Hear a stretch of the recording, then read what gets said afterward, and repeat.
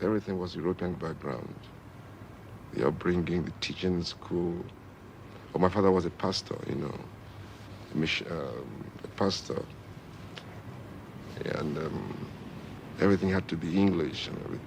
We were not even allowed to speak our country's language in schools, and they called the language they called our own languages vernacular. So English was the real language you had to speak in school. So everything was English. With what we were taught in schools, nobody was thinking of whether to be African or not. We just accepted that we were English, and anybody that went to England for studies was a master. So everybody wanted to go to England, come back home to be master. So I never thought about it, being African as such. So it didn't mean anything to me until much later in my life. It was in England I started to feel the awareness of having to be an African, because for the first time I came to England, I started to feel, oh wow, so these white people don't like us too much. This is my experience from having to rent rooms. I had so much.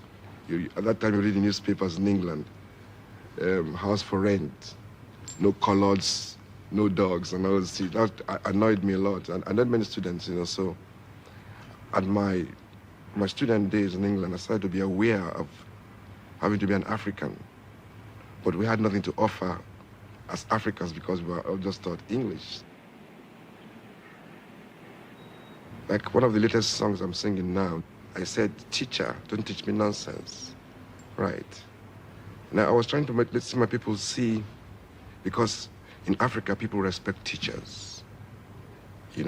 Teachers, because they teach English and they teach their pupils.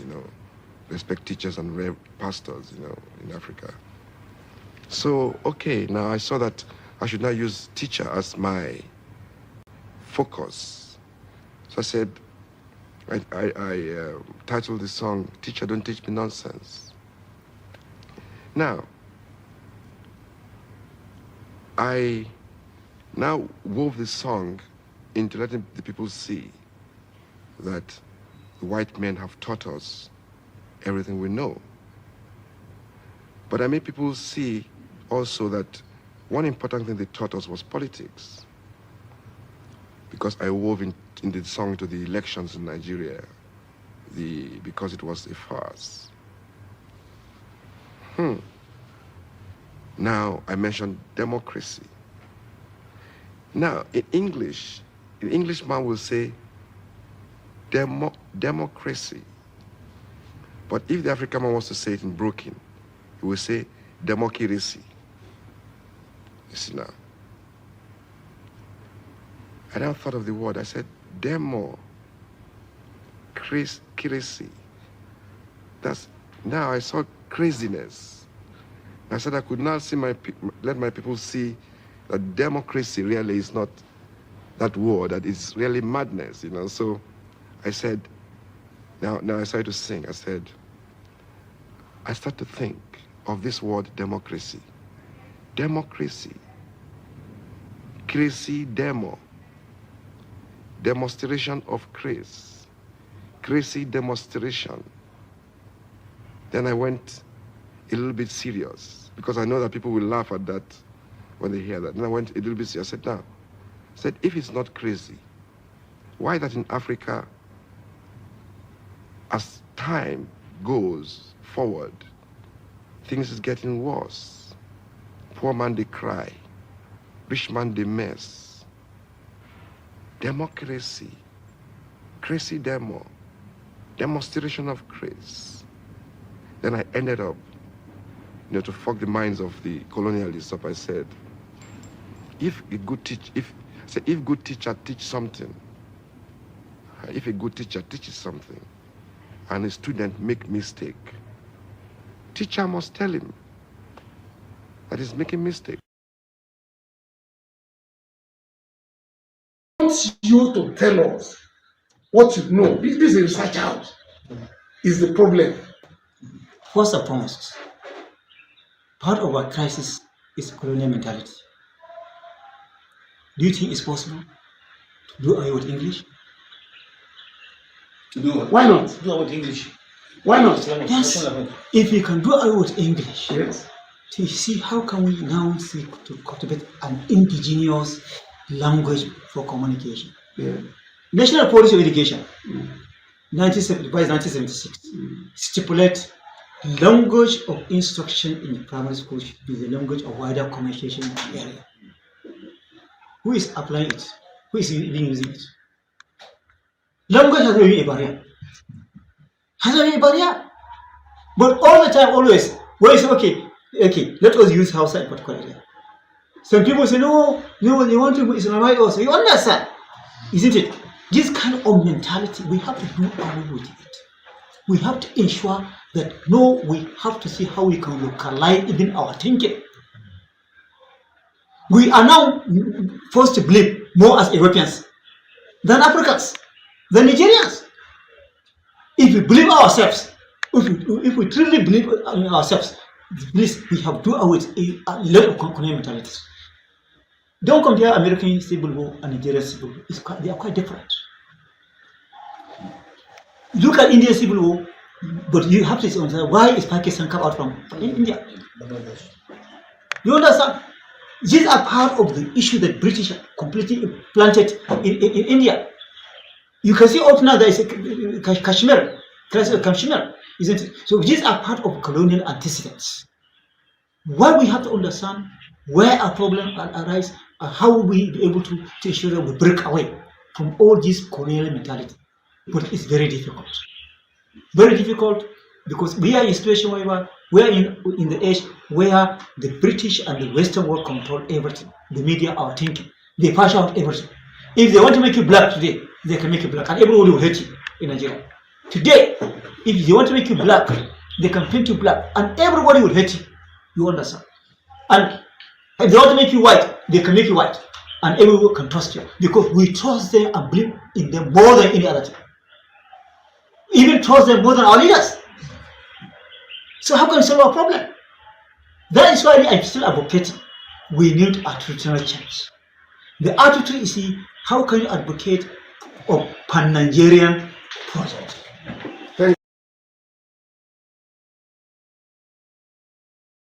No, we didn't see him until the time we actually shot him. He ran away from his house when we fired the first few shots of anti-tank gun into the building. The whole roof was blown up and the place was set alight. Then we went to the rear of the house and started searching from room to room until we found him amongst the women and children, hiding himself. So we sort of took away the women and children and took him. Major Chukwuma Kaduna Nzogu's decision to grant a press interview boasting about the night raid on the Saduana's house was a catastrophic mistake that would haunt him forever. This interview, published in the defunct Kaduna-based New Nigerian newspaper on January 18, 1966, was a stark admission of his role in the brutal killing of Ahmadu Bello, a revered figure in northern Nigeria. To the northerners, Ahmadu Bello was more than a premier. He was a symbol of their identity, a unifying force and a champion of their interests. He was the Saduana of Sokoto, a title that commanded respect and admiration. His assassination was a devastating blow, and Nzogu's boastful interview was seen as a mockery, a blazing display of disregard for northern sensibilities. Nzogu's interview not only inflamed passion, but also solidified the Igbo coup hypothesis, reinforcing the narrative that the January 15, 1966 coup was an Igbo-led conspiracy to dominate Nigeria. This perception would have far-reaching consequences, contributing to the tensions that eventually led to a civil war. To understand what led to the first military coup, we need to take a look at the political climate of Nigeria at the time. Nigeria had gained independence from British colonial rule in 1960, but the transition to self-rule was marked by ethnic and regional tensions. The first military coup, which took place on January 15, 1966, was led by a group of young army officers, mostly from the Igbo ethnic group. The coup was sparked by a combination of factors, including the perceived corruption and incompetence of the civilian government, as well as a growing ethnic and regional tensions. The coup plotters, who were led by Major Chukwuma Kaduna Nzogu, saw themselves as revolutionaries who were determined to overthrow the corrupt and oppressive government and establish a new order based on justice and equity. However, the coup was poorly planned and executed, and it ultimately led to the wave of violence and instability that swept across the country.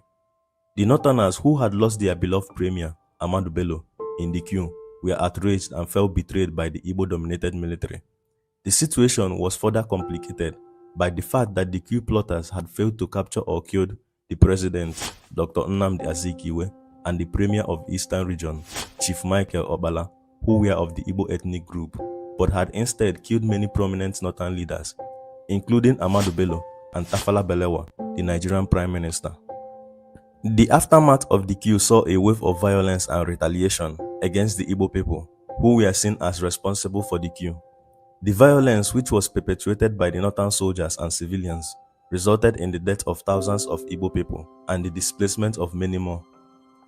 The tensions and violence that followed the coup ultimately led to the outbreak of Nigerian Civil War, also known as the Biafran War, in 1967.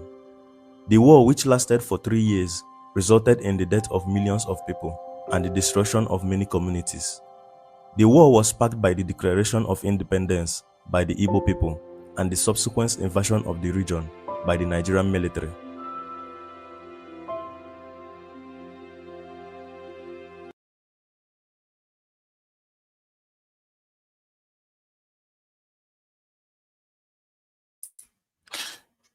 Good evening. Greetings, everyone. I know you're all from different parts of the world, so I will say greetings to you all. I hope you're all having a good time during this festive season. There was a bit of a sad news today regarding the accident that Anthony Joshua was involved in, and there were fatalities, and it was very serious. And we would like to extend our condolences to the families of the one that have passed on, and hope he makes a quick recovery. It was a tragic event, and it was a car accident where their own car, ran into a trailer, behind the trailer that was parked. So yeah, it was a tragic event, and it wasn't. Hope everything, wish the family well, and hope he recovers. All right, so let's head back to the topic of discussion today. It's about Nigerians having colonial mentality. I played the video of Fela Anikulapo Kuti because he was the first person to popularize the term, and it's a term that kind of describes the way Nigerians think about themselves, and especially about leadership and what standards they should set and what they look up to and what they aspire to. So that is something that seems to imply that we aspire to our colonizers. We aspire to be like the colonizers in too many ways that are not good for us. In terms of language, according to what Fela was saying, even the governance style that we follow, even if it's not suitable for us, we go headlong. And I'm going to play some videos. It's not only Nigerians, there are other countries that go through the same problems. We see that in Burkina Faso when Sankara was assassinated, Kwame Nkrumah, so many that Lumumba was taken out of office. And this was done by fellow Africans, ensuring that we never see any development. And this same spirit that drives these Africans is still there today. And they don't recognize it themselves, that they are the instrument of their own bondage. I'll repeat that statement. Many Africans don't understand that they are the instrument of their own bondage. In their eyes, they think they are fighting for their tribes, their religions, and whatever else they are fighting for. Often is just to destroy their own fellow countrymen. And this is what we seem to be spectacularly good at doing since the colonizers arrived. And There is also the reverse that most people don't take into account, that there is an element of colonial mentality on the other side. Even if they don't make it plain, they don't come and talk about it, they seem to expect us to be subservient. They seem to expect that from us. And that is something that, one doesn't pick up on as much. It's not only on one side, and it's a symbiotic relationship. You see how the president travels to France repeatedly and for healthcare. This is something that a people without colonial mentality would never do. You don't travel to other nations for treatment, especially the nations that are far more powerful than you, that have been known to colonize you. You don't go there for treatment, and you have money to treat yourself in your country, but you don't do that. The Nigerian government borrows billions upon billions of dollars every year. Many of them, as a matter of fact, they spend, I think by now, they probably have spent almost $8 billion subsidizing the dollar. Just 1 billion of that will build a world-class hospital. But our leaders jump overseas. Our Senate president, I think the last time they said he was in one of the, I think maybe France or UK for treatment again. Colonial mentality. This is the problem. We can't even change our name. We can't even rename our country. We can't make our language an official language in Nigeria. We can't teach our children in our own native languages. We can't write textbooks in our native languages. Our national anthem was changed from the one written by Nigerians to that written by a British white lady. This is, and the president that did this is this president that we are looking at, the current president, Tinubu, that did it. And he did it within a week without consulting Nigerians at all. So it begs the question, maybe that is the most important question we should be asking ourselves. Are we truly free of colonial mentality? Are we still kind of subjects of our colonizers? Because if we are not, if our people like to think they are not, but in reality, the way they think betrays it. You can see that in the way they are very happy for foreigners to come and attack us. One side is jubilating, the other side is looking at it with suspicion. You can see that in the way we welcome our leaders, seeing it. Okay, I wouldn't say that we welcome it, but we don't have much of a problem when our leaders travel overseas. Their children goes to school overseas, and they build houses overseas, and they're all there. They're all there. They come to your houses every day. They are next door to you all, and nothing happens to them. Nobody queries them. Nobody challenges them, because you know what? If you challenge them, they have the only power that has been granted to them by the outsiders to do whatever they like with you. Hence, they can just do whatever they like. That's why our people are so scared. So I'm going to play some videos, a kind of shedding light on some of these deep-seated problems within our societies. And because if you cannot break out of it, we know the consequences. Nigeria cannot aspire to greatness. And if Nigeria cannot aspire to greatness, chances are that the black man is in trouble too. Because if Nigeria cannot make it, I don't know what chance any other nation has in Africa. So I'm glad, thank you all for joining. I think more people are joining the live stream. I appreciate it. And remember to like, share, and subscribe. And also remember to click the notification button. I think it tends to come with subscription these days, but when you see the bell, click it so that whenever we are online, you'll be alerted. Also, it's very important for people to be able to see it, and the YouTube algorithm to promote the video so people can see more of this. All right, so I'm going to play some of the videos now, and I'm going to try to play them from historical point of view. I can't cover all of them because there are so many of Africans doing severe harm to our own prospects, really. And when we're doing it, we thought it was a great thing at the time. Like an example is like the way Nigerians treat Nnamdi Azikiwe. They treat him as if he's some kind of pariah that doesn't deserve much of an attention. But while if he had his way, Nigeria would be better off today. The same thing with Kwame Nkrumah. If he had his way, Africa would be better off today. If Lumumba had his way, oh my God, the ROC would be way better today. But this is what we do. And all these people, we destroy them. We use our hand to enable foreigners to destroy them. All right, let me play some of the videos now. Let me see. I'll start from Nkrumah. My heart is heavy as I witness the damage which this. No, I will start from his overthrow. My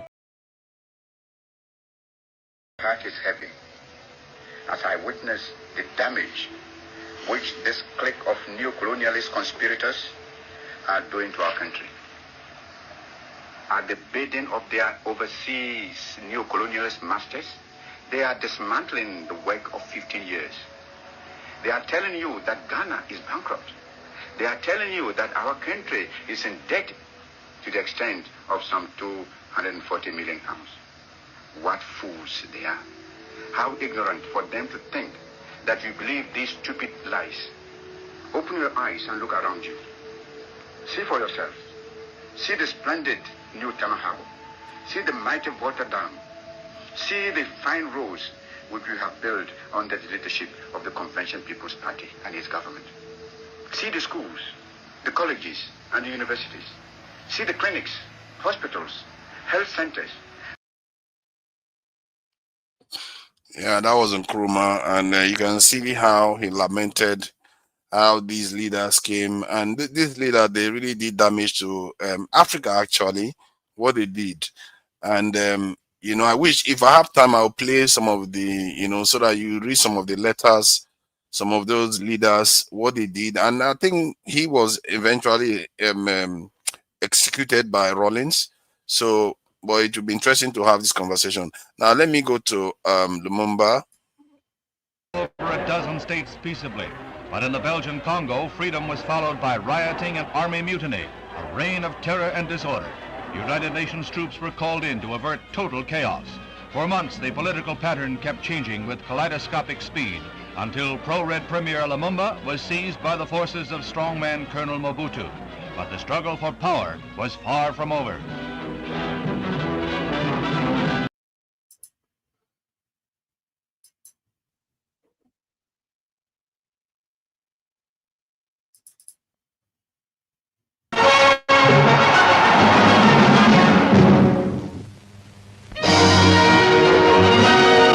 They caught him on his way to Stanleyville and flew him back. Patrice Lumumba securely wrote.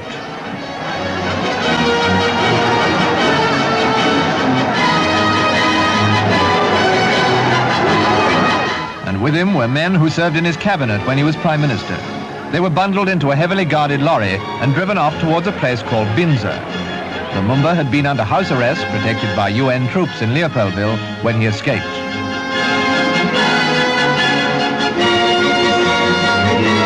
His recapture was quite a triumph for Colonel Mobutu, who now saw his enemy arise. Lumumba's bonds are tightened. They were taking no chances. And his wife and child watch his humiliation. The whole affair, of course, serves to underline once again the conditions prevailing in the Congo. It's not enough to arrest a man. He must apparently be beaten up as well. Then put him on trial later, no doubt.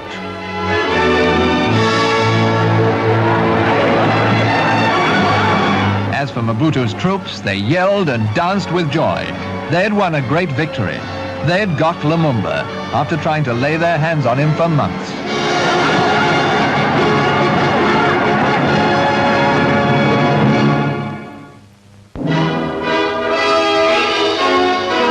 The leader of... Yeah, that was Lumumba there. You know how sad it was. Look at how they were treating him in front of his children, and Mobutu was laughing. He was laughing. And now look at this nation, what they've done. Look upon your work. Look upon your work. This is what our people are good at doing, destroying each other. You couldn't find other ways of doing it. All right, let me play another one that occurred in Nigeria. Nigeria's one always happens in such a way you can't clearly see the lines like other nations. Other nations you can see clearly that there was an intervention to ensure that country remains under control. But in the case of Nigeria, it's very very iffy. Some people say it was during the intervention for Murtala Mohammed. That's when it was clearer, but I'm not so sure because Murtala Mohammed may have made catastrophic mistake by reducing the size of the Nigerian military. He basically half the Nigerian military size within a few years of him being in office. I think it was within a year or so. Why he did that, I don't know. And for somebody that wanted to build a great nation, why would you have the size of your military? And in the end, it's funny enough, he died without enough security around him. But let me play this. But that's not about Murtala, by the way. This one is about the way our Nigerian military undermined the country. Colonial Security Force, led by Major Hamza Al-Mustafa, his chief security officer. The August 27, 1985 Buhari overthrow had other short and long-term consequences. In cooperation with a vocal minority in the civil service, the Nigerian army sold its soul to the highest bidder. An upcoming group of coup d'etat experts was introduced by the main coup strategists, the IBB boys, To the a highest collection of bidder. personalities whose relationship with the boss ranged from intimate to opportunistic, were the center of this strange organization. They were granted access to all material and official doors as members of this private club. They were bootlickers who had a complicated conception of their constitutional and state obligations. Their principle was self-interest, and their dogma was loyalty to an individual. Indeed, the origins of 1980s coup merchants can be traced back to 1966. The major field grade officers that removed Gowon in July 1975 were mostly subalterns in July 1966. The February 1976 shootout, also known as the Dimka coup, was the result of infighting among the initial July 1966 coup cabal. The brigadiers of 1983 were the field grade officers of July 1975. The infighting among the brigadiers in 1983 also led to August 1985. In other words, throughout the course of a 20-year period, the same set of officers and men provided the foundation for multiple coup and coup attempts, and knowingly or not, constructed a pipeline to continue the pattern. Details of what happened on coup day soon became the topic of discussion in officers' messes and mammy markets across the country. Many of the August stormtroopers couldn't help but brag about their gallantry. Legends abound about how this or that road junction was seized, or how the police were overrun, or how citizens gazed in awe at tanks on the move. Bravado stories of specific policemen being arrested, abused, and or ridiculed were particularly upsetting. Clearly, these officers, particularly Major General Muhammadu Buhari, Brigadier Saliu Ibrahim, and Majors Mustafa Jokolo and Adesina, were luckier than the unfortunate policemen at Ikeja who were killed, as well as many of their military forefathers who were murdered brutally in previous coup in Nigeria. And most could not have failed to notice that the idea of detaining, stripping, beating, or killing senior officers or robbing their property was not new, as the January and July rebellions of 1966 had brutally revealed. Those with even longer memories will recall three separate investigations into stealing by Nigerian officers and soldiers during UN peacekeeping missions in the Congo from 1960 to 1964. Looting was also frequent throughout the Civil War. Following the coup in December 1983, President Shehu Shagari's personal possessions and life records were looted. Many of these priceless records and possessions have never been found to this day. However, the culture of publicly bragging about it and toasting to such a significant assault on the military's ethos and value system was sure to damage the institution. It was followed by thinly disguised rewards for participants in the form of juicy political and military appointments. These are a few examples. Major General Ibrahim Babangida became president and commander-in-chief, and 2 years later, a full general. He stepped aside under tense circumstances in August 1993. Brigadier Sonny Abacha was promoted Major General and became Chief of Army Staff, later Chairman.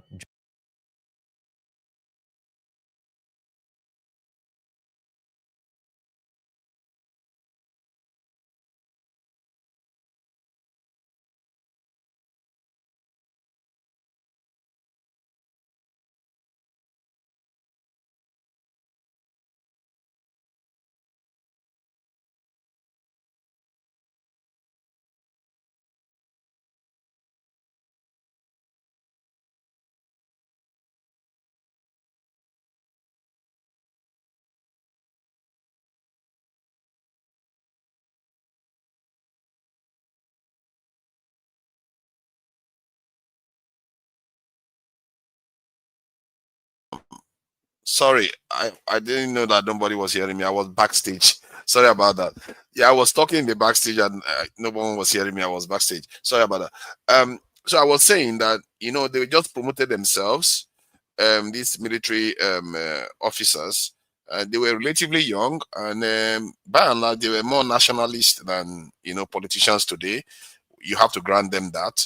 And Abacha himself was one of those leaders that didn't exactly play to the rules of the West as much. He wanted to break that streak, but he seems to fail. He seems to have failed in the endeavor because the way he came in was not the right way to have come into office. For one, he put somebody in jail that won the election and started ruling the country with the iron fist. And if he was so keen on ruling, why did he not rule when Buhari took over or when Babangida was around? And he didn't do a very good job, I have to say.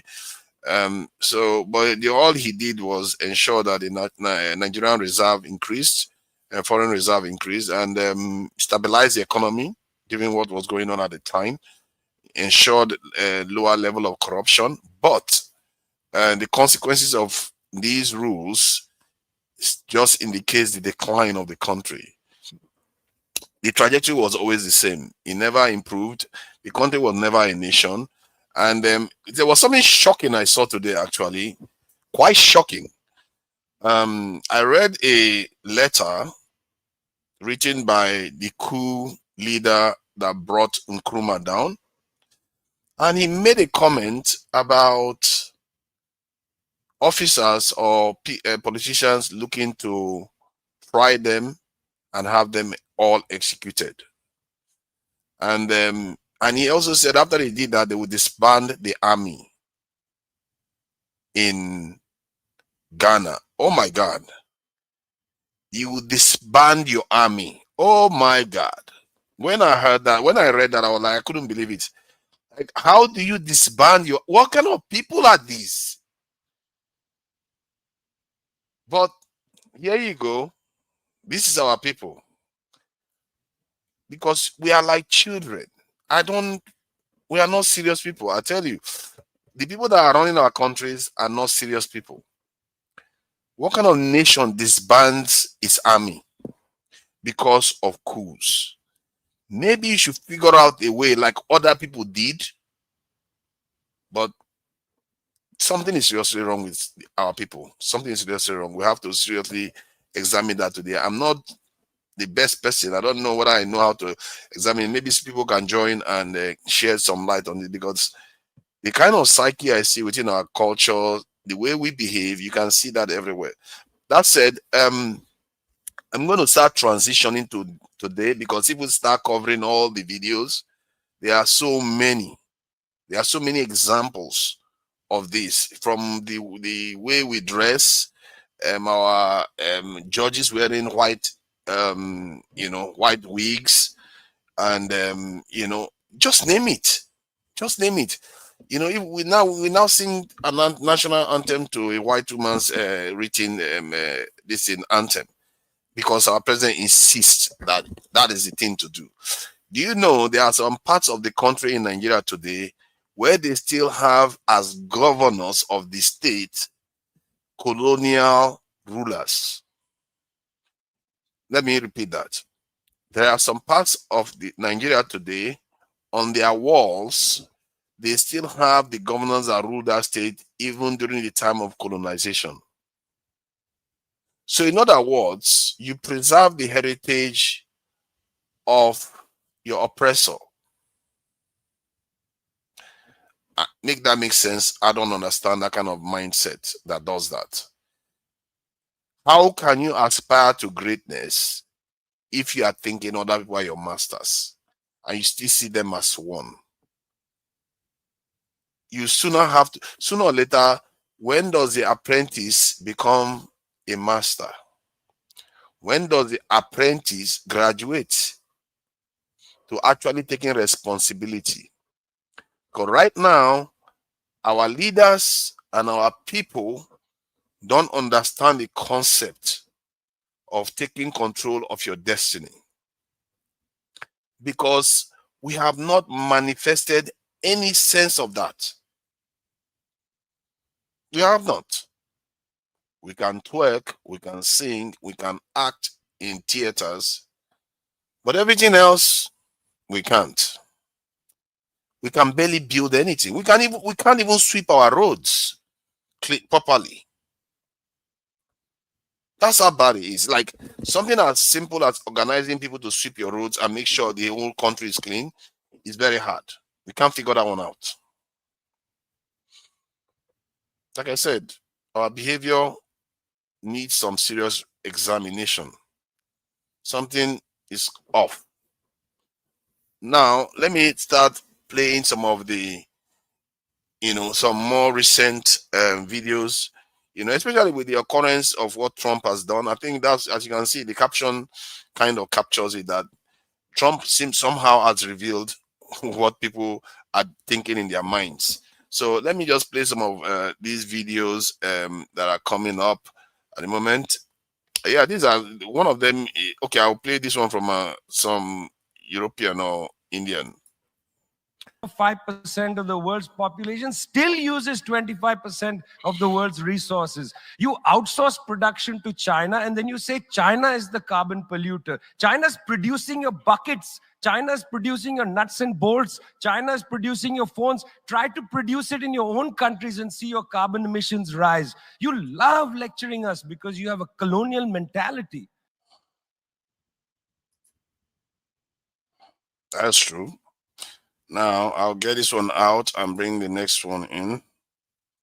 Let's get that on. But the real bigger issue as I face the challenge of rebuilding our Africa is the realization that quite often many of us are still deeply colonized. Our actions are colonized. Our thinking, our decision-making processes, when we sit across that boardroom table as a CEO, with degrees from Harvard and all the big schools around the world, we're still making decisions for Africa with a colonized mind. We're still leading our Africa with a colonized mind. But the real bigger issue as I face the challenge of not Vietnam. Tell him. Nigeria is not Afghanistan. Exactly. Nigeria is not Iraq. Nigeria is not Iran. Nigeria is not Venezuela. No. If you attempt to encourage and make aggression and send your armed forces to Nigeria to wage war, it's an unscrupulousness. But be aware that our mosquitoes, they are waiting for your soldiers to bite them and infect them with malaria fever to die instantly.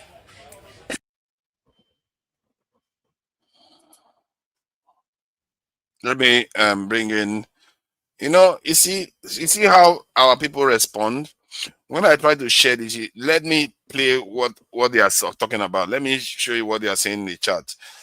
You never give on goodness. Okay, let me see. Yeah, look at that. Let me see. I'm trying to find the comments. Basically, they're attacking me for saying what I'm saying now. That's our people, not the message. Attack me for it. All right, let me go and play this other one. Let's do that now. Nigerians celebrating Trump's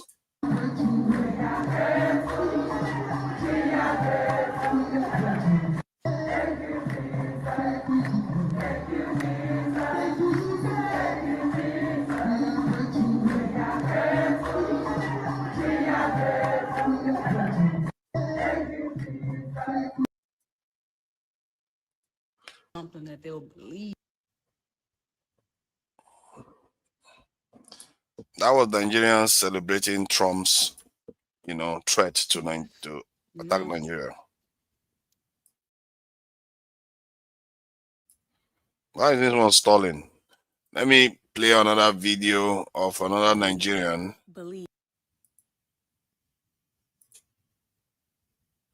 Let's see. Just hold on for a second. I don't know why this video is stalling.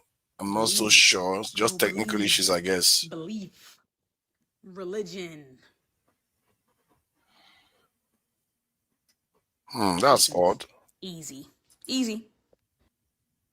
Hold on, I'll take this video out and replay it again. It's just technical issues occurring, My apologies for that. Let me see if I can find now let me bring on one other one, so that you guys can watch how Nigerians were responding to Trump's threat when he threatened Nigeria at first. Is this: we stand to defend, we stand to protect, we stand ready to deploy and destroy the enemies of the United States of America. So once America sees you as an enemy, we are coming to defend it, and we are coming to destroy it. That is certain. In his words, he said it's going to be quick, it's going to be fast, and it's going to be smooth. So Donald Trump is not sending the military to destroy Nigeria. We don't destroy countries. We don't destroy countries. We sustain peace. We maintain orderliness. Whenever there seems not to be peace, when there is no order, you are being given time, enough time to bring in peace, to bring in orderliness. And when you fail to do that, I think it is just common sanity for people to come in to bring those things in place. So that's just one thing I need people to know. Yes, Nigeria is a sovereign state, right? But when you as a sovereign nation fails in your responsibility to keep peace and sustain orderliness, definitely people are going to step in. So I want to ask a question.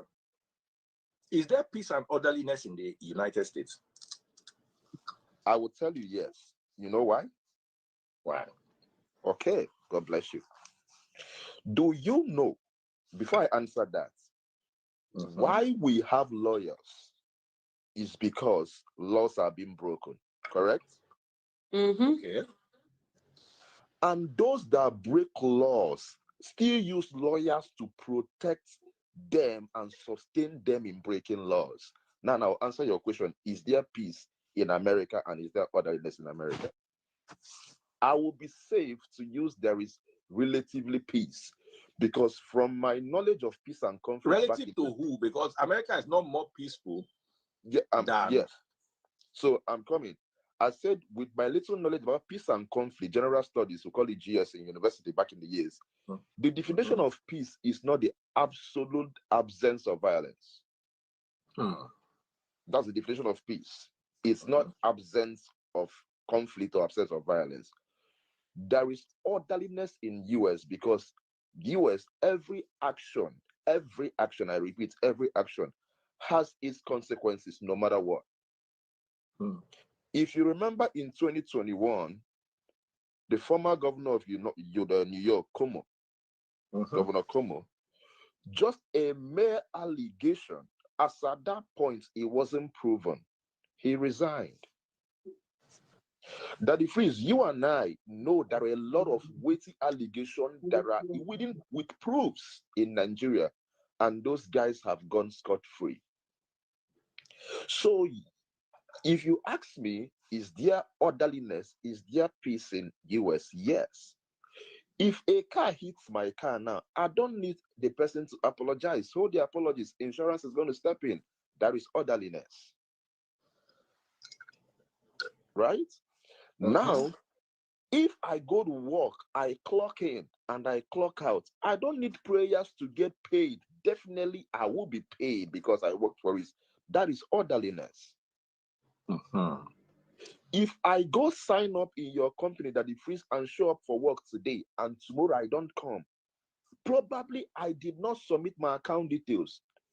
You know what's going to happen? They're going to send me that check in my house without me calling them. That is orderliness. Nigeria is about bringing in tax laws 1st of January 2026. And my question to Nigeria and Nigerians, if citizens are paying tax, are you still going to give them tax refund? I don't think Nigeria is going to do that. Are they going to give them tax refunds? Because it is not only in paying tax. Citizens will pay tax, but also know when citizens pay tax, they should be refunded some percentage. So, my dear Daddy Freeze, America is very peaceful. America is in order because anything you do here has consequences, regardless of who you are. I cannot say I'm in the military and the police will not pull me over. If I run a red light, I'm going to be pulled over. I'm going to be given ticket regardless of who I am. But in Nigeria, once I wear my army clothes, I am free to break the law anytime, any day. Nothing will happen. I will even insult a policeman because the policeman is a civilian, right? They will be even, I can be driving in Nigeria and drinking alcohol, and the policeman will see me on the road and wave me. But I can't do that in US. So I think Nigeria needs US to come and put things in place. And again, I might even take it further to tell you that I think it's my personal opinion. I'm not speaking on behalf of anybody. I think Nigeria wasn't even due for independence, and they had it. Because I can't see a country that operates like Nigeria, I'm sorry to say. Nothing is working, nothing has ever worked. So we have a lot to do as a country. So under the freeze, I will want you to maybe someday talk about these taxes.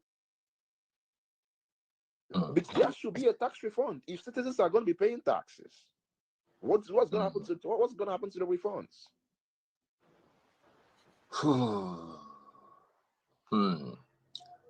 We've got, As a Nigerian serving in the US military, saying that we should not have had independence. And there are many like that believe what he believes. They don't think we deserve independence. We might as well become. And the truth is that if you are, I wish there was a way to do a poll here. If I did a poll now to find out Nigerians that would like to see us recolonized, that number, you'll be surprised what you see. I'm not so sure what it's going to be, but you'll be surprised what you see. If the question was put to Nigerians, should we be recolonized? The people that haven't grown up yet, that number, you will be shocked what you find. I can almost bet more than 30% will say yes. More than 30% as it stands today will say yes, they want Nigeria to be colonized. That is no more than 50%. But let me go on with let's see whether this video is going to play again. I don't know what is happening with this video here. It's supposed to play fine. I don't know what is playing at. Let me see whether it plays here. Be something that they'll believe. No. Believe. Girl, believe. Belief. Religion. Christians.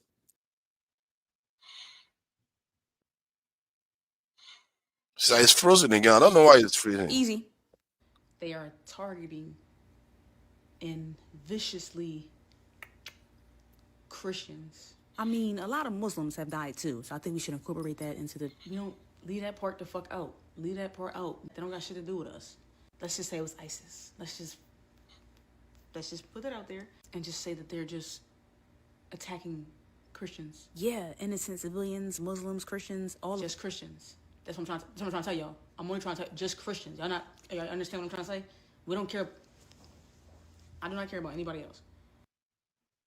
Because we're Christian, we have to unalive people.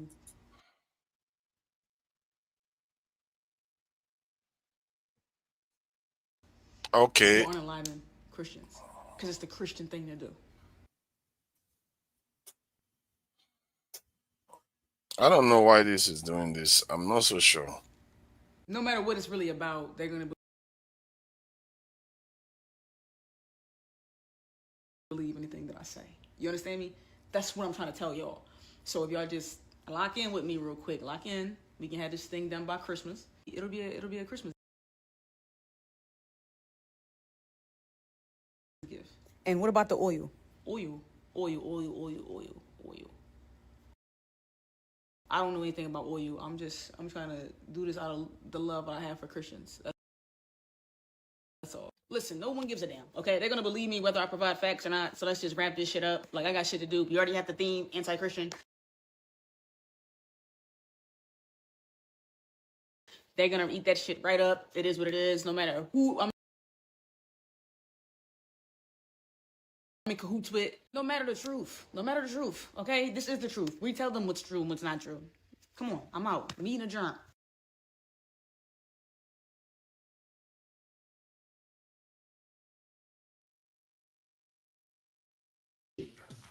With Africa has never been neutral. It has never been accidental, and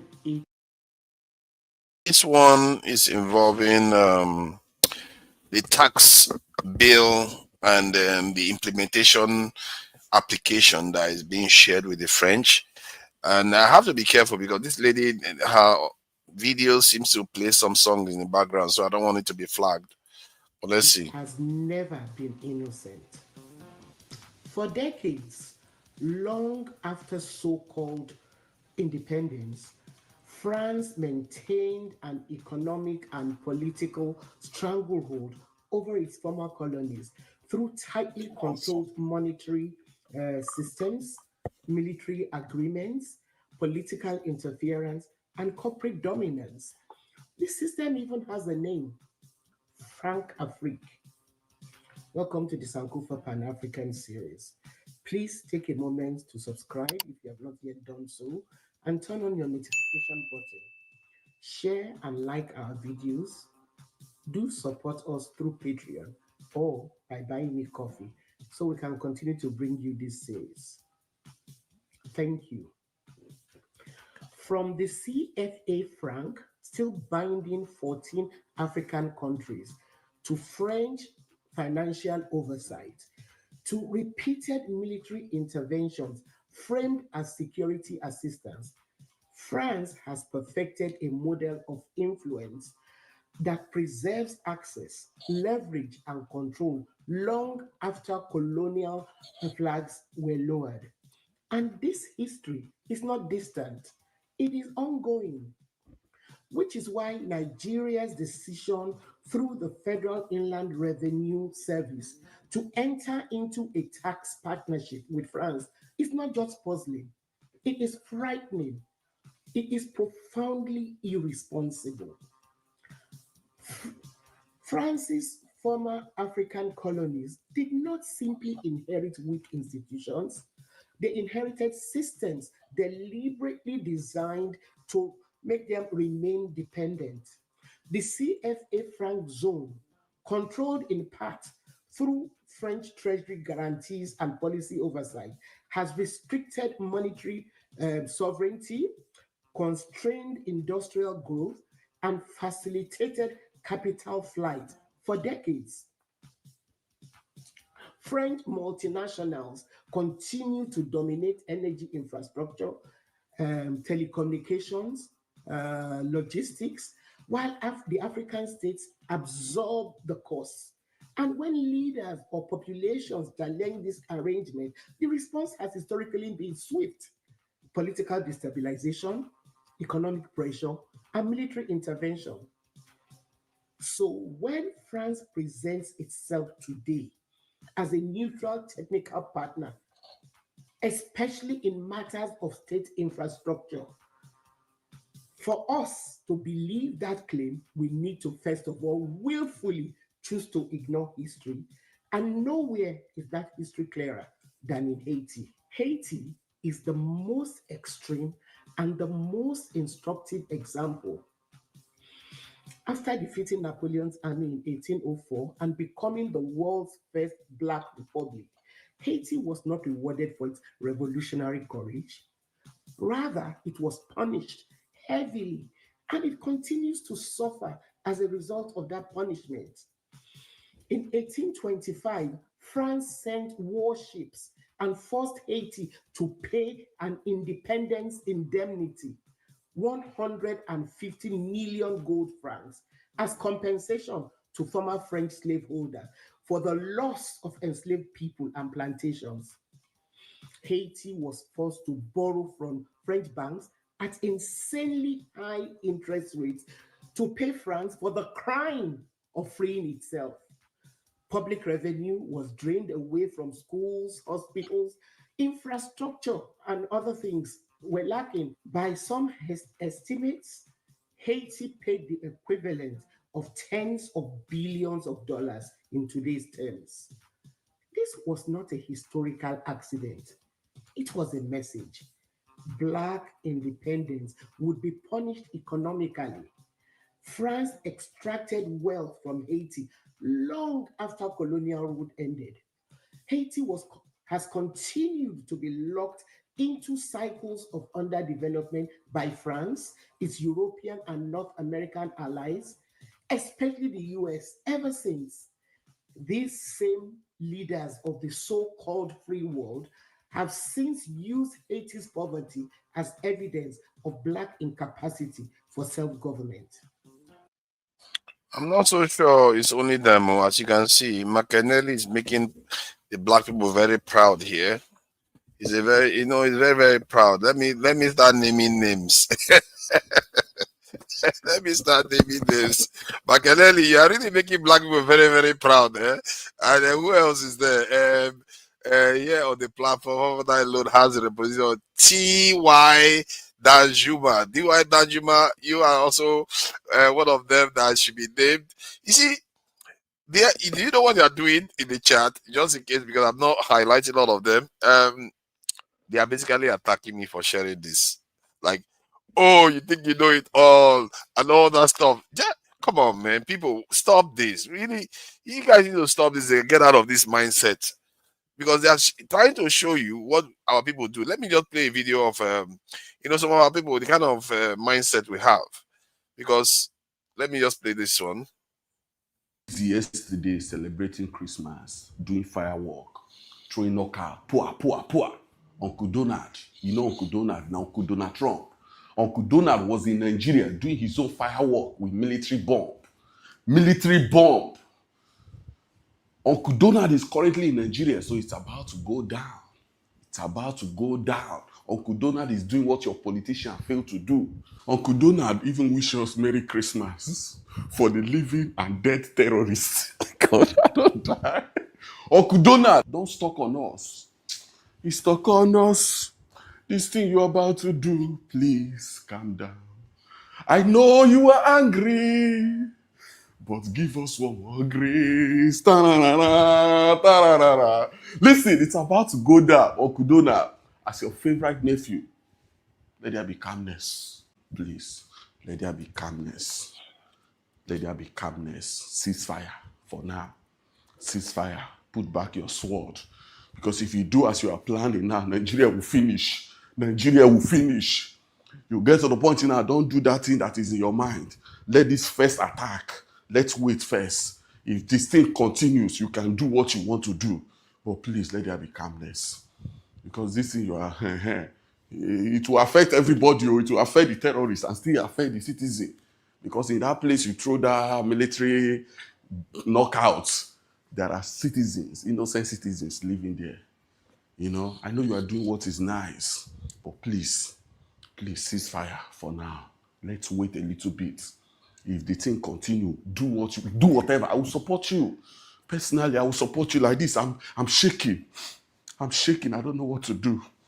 Uncle Donna, please let there be calmness. Calmness in your spirit. Please, I know you're angry. I know you love us. But please. Buto, calm down. Degina, Buto, Jeje, Erara. Shoyebe, Eshe. Thank you, sir. Thank you, sir. Thank you, sir. Your Majesty, sir.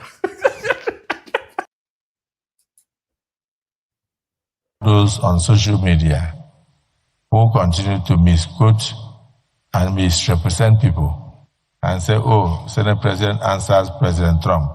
Who am I to answer President Trump? That is the reason why I've directed my lawyers to petition that blogger. It is the presidency that will answer President Trump. And all Nigerians are doing their best in that direction.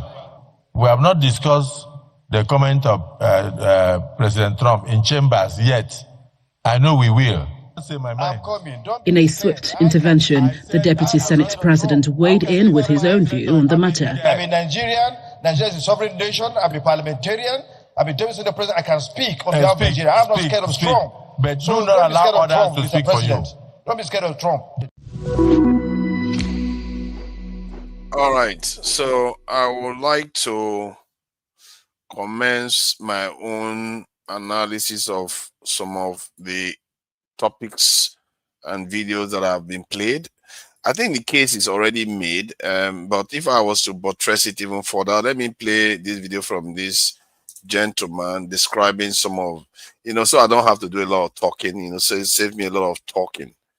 And I can see some people are asking me questions about that already. Let's see if I can get this out of the way and then get that one on. Do we have sense at all in Africa? Fellow Nigerians, this is a call to reimagining, for us to reimagine and reevaluate our ways. This is a call for us to confront and question our convictions about how we approach things, like the accustomed ways of running corporate administrative bodies, like our accepted protocols and bureaucracy around politics and governmental and MDAs, like the way we operate businesses in this area, even the mechanisms for climate control, religious practices, and overall societal ideals. This is not to throw shades at anyone, so please don't get me wrong, because it's a collective responsibility on every one of us as a way to advance the society we live in. Now, the irony is that the systems and structures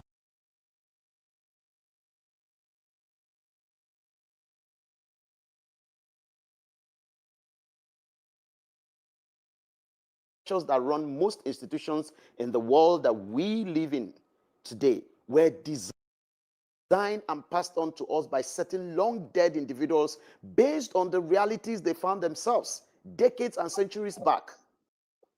But my shock is, how come the world we live in is changing so rapidly, yet we've insisted on applying the rules of a world that once was? If a one-off second chance at reasoning were given to the dead once again, I believe that whilst on one hand, most of the people who died might feel proud to realize that even some of their serendipity-driven actions and spontaneous inventions and ideals are still upheld this high, decades, generations, and centuries after. I also believe that, on the other hand, they would also be shocked that humanity hasn't advanced in thinking and reasoning beyond what they will undoubtedly consider as in today's world as their antiquated crafting of those times inspired the technological and information revolution and advancements that we are privy to, which obviously eluded them. Do I start from Cornelius Vanderbilt, who was involved in transportation and built interconnection of cities using the railway systems? The question is, how far have we advanced the rail system in Nigeria and Africa? What about John D. Rockefeller, who built an oil empire and found a way to build pipelines to transport his oil from city to city rather than depend on Vanderbilt's railroads business? A competitive move anyway. But how is it that we are still stuck with pipelines as a means of transporting oil from southern Nigeria to the north? How we fail me to make reference to Andrew Carnegie or to talk about JP Morgan, who developed a model for running financial institutions, which our banks today have not even advanced much beyond.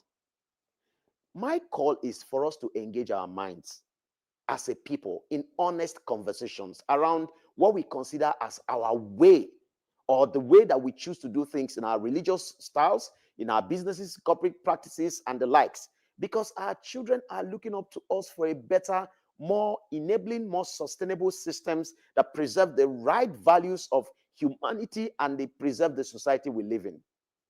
So my humble challenge to us is to ask ourselves certain questions. Number one, who created the ideology driving your organizational policies? Who exactly wrote the original script of the HR policy that your company is currently running on, which is killing creativity?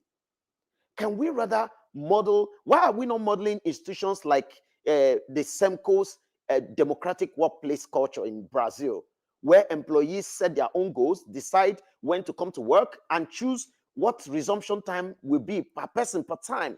What about Zappos culture in the US or the Southwest Airlines, where fun is a central or core part of employees' work? In this kind of environment, you play too much, they say you're not serious.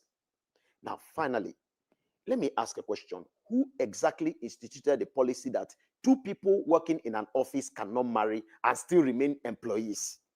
I hear that there are things like, okay, they say it's to avoid distractions at work on one hand, and also to avoid the two people colluding to defraud the organization, especially where it's a financial institution that we're talking about. But let's dispassionately dissect this a little more. The Holy Scriptures have made it clear that your heart. Okay. Let's not go into Holy Scripture. Clearly, that is also an issue.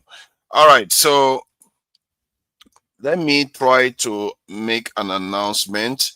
The live stream is going to end on Dr. Damage's, Iroko Post TV, Njenje Media, and it's going to only remain on Two Niger channel.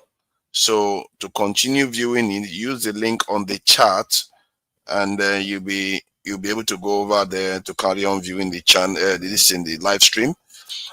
We are going to be talking about, examples of what the colonial mentality is and how it's actually, displays itself with the recent events with Donald Trump and the attacks that's happening, how different parts of the country is responding to it.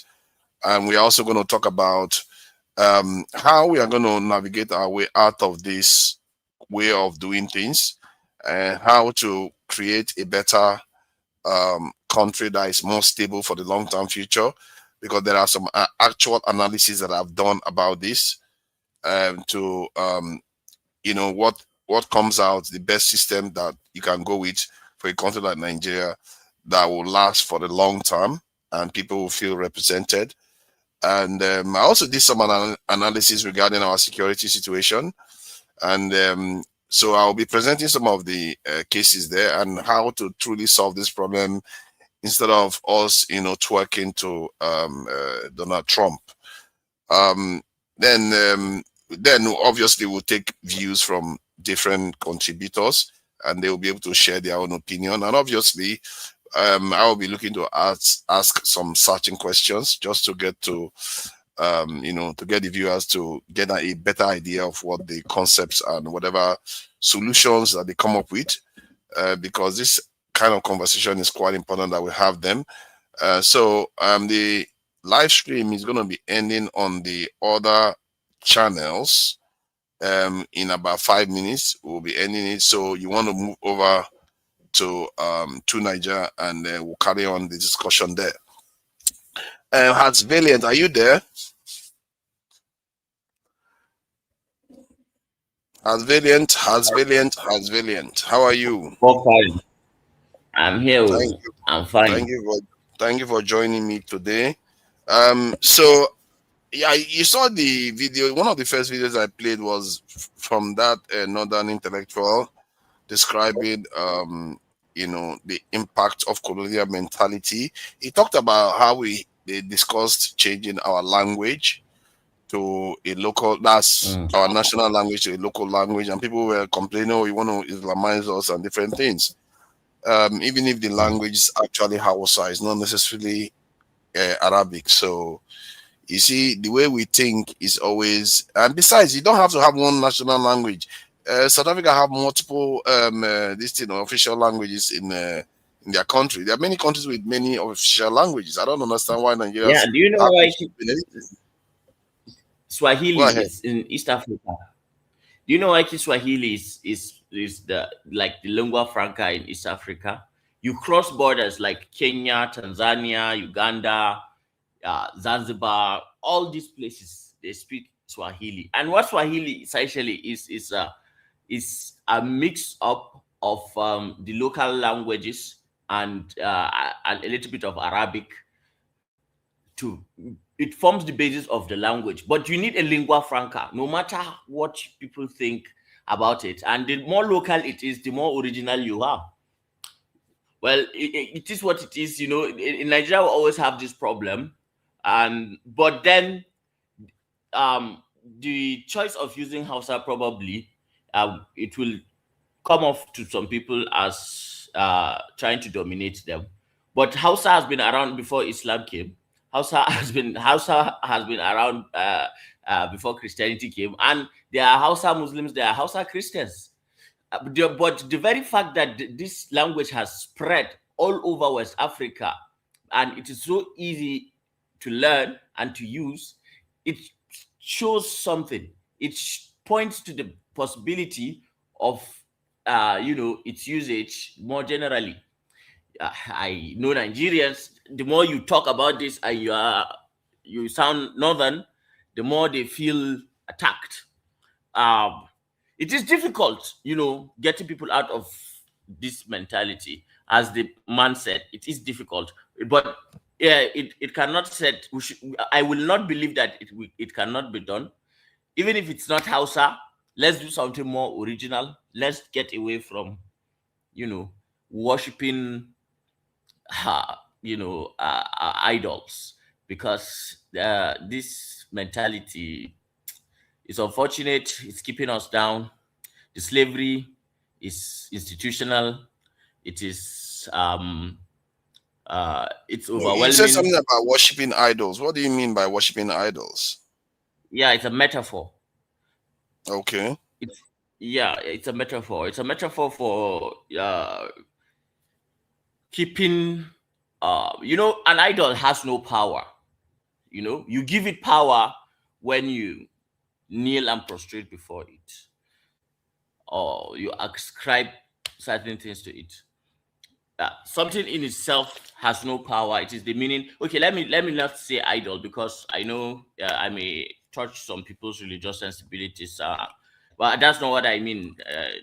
What I meant is that, for example, in sociological terms, Emily Durkheim. Can you put your camera on, please?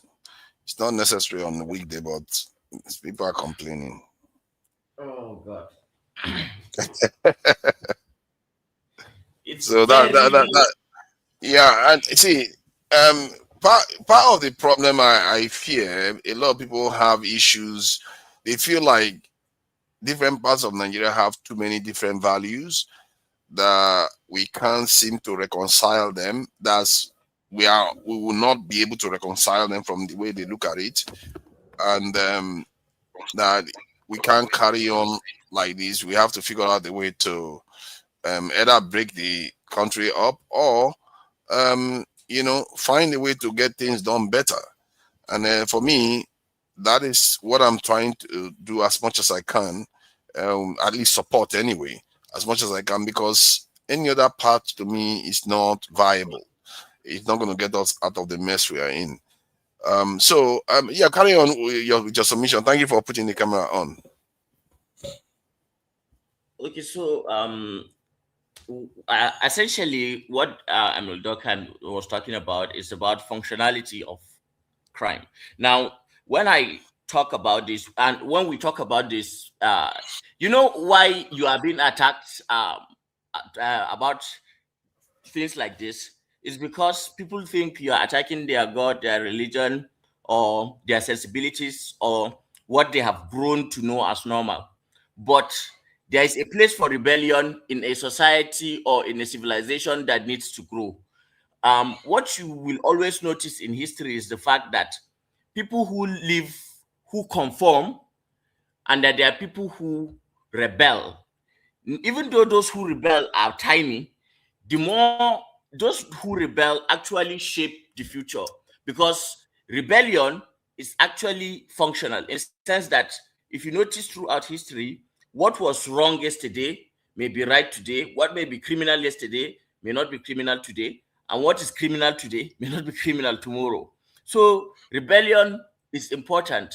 It is important in the sense that it pushes society forward, it brings new ideas, and that those ideas, the more they are consistent with the truths and philosophies of the people, the more likely that those people are to progress.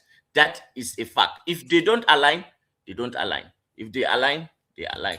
I don't want to be too long-winded.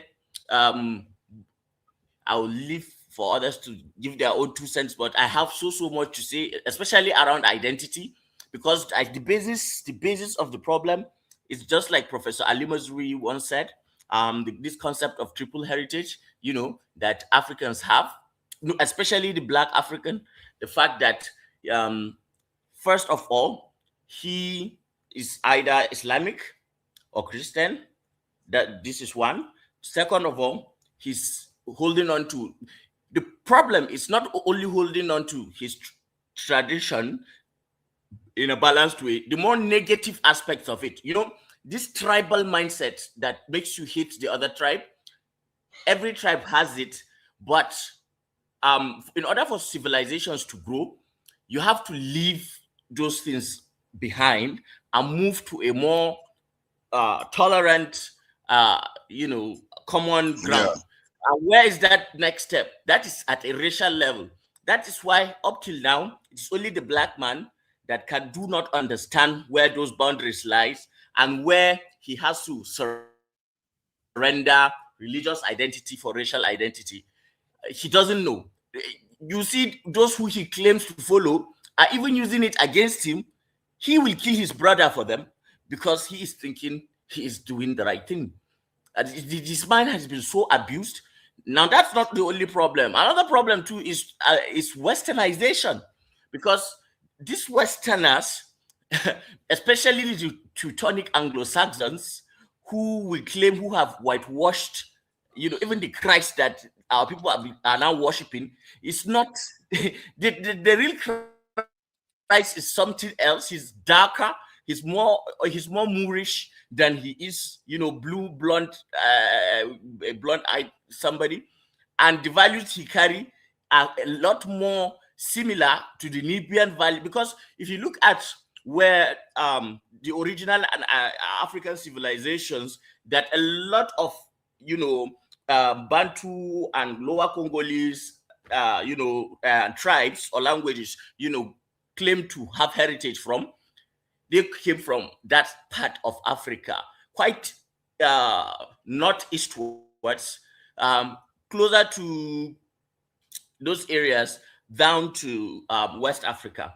The Kanuri trace their lineage to that place.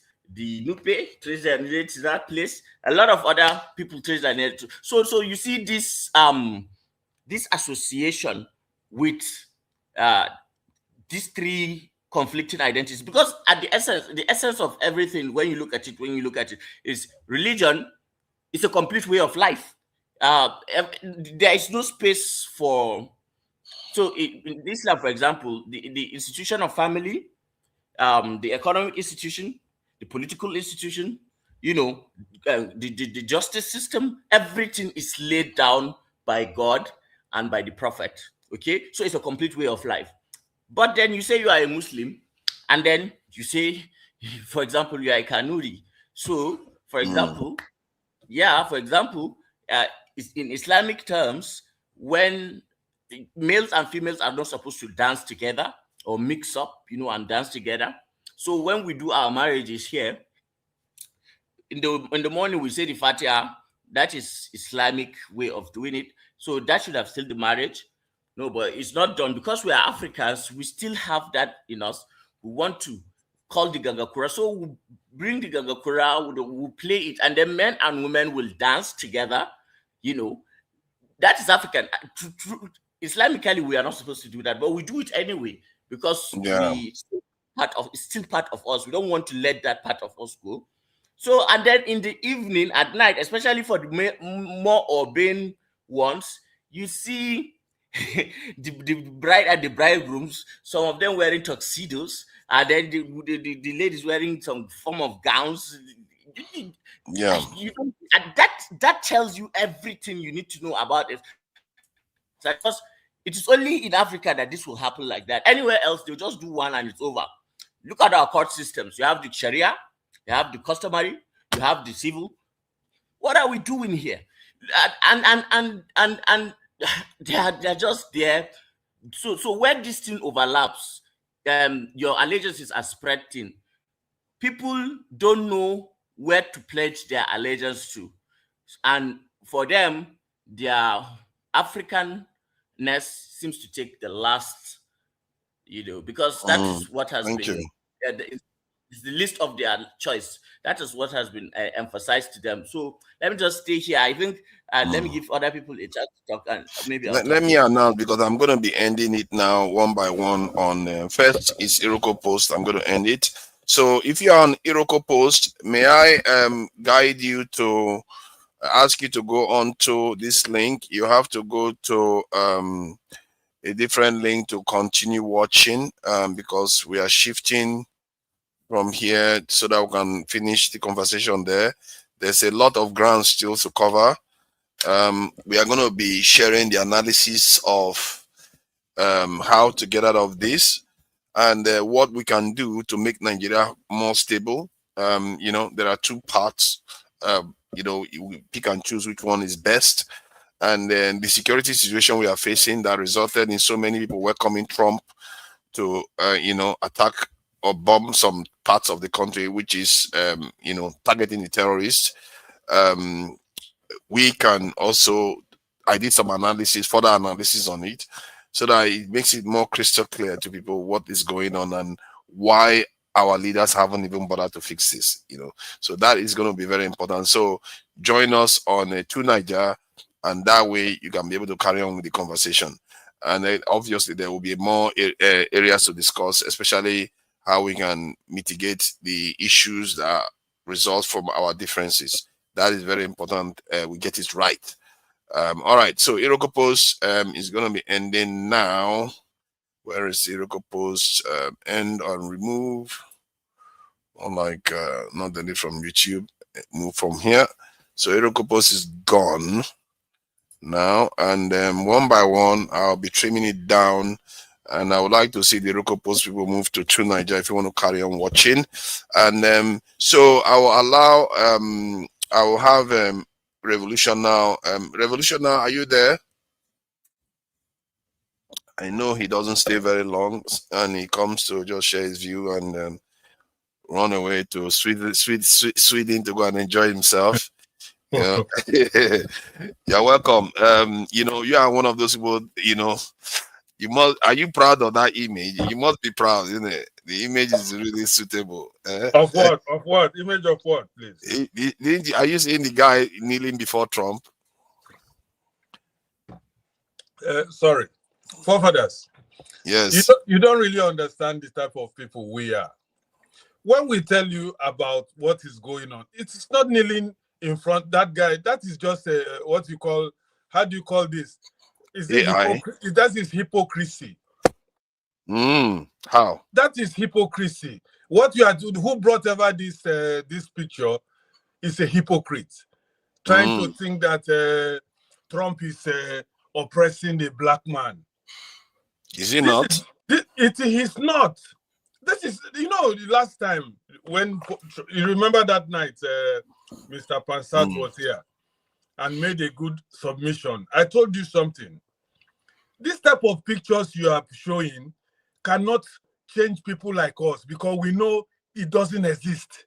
If he ever existed, Trump should be the Oba of Benin and that guy kneeling down. Yes, that is what is happening in Africa. The blacks punish the blacks. You understand me? On behalf of whom? Excuse me, that picture you are seeing can be Tinubu. Have you seen Tinubu? The latest picture he was but leaving. where has Tinubu just gone? Where has Tinubu just gone? I don't know where he was gone. He went. Of course, he went to a NATO nation. Excuse me. What I'm trying to say, I'm trying to make a statement about this picture you are showing now, to claim that maybe Trump is trying to belittle a black man. I want to just tell you, Tinubu was leaving today, and women were kneeling down, telling him goodbye. A black man who didn't win an election, a terrible man.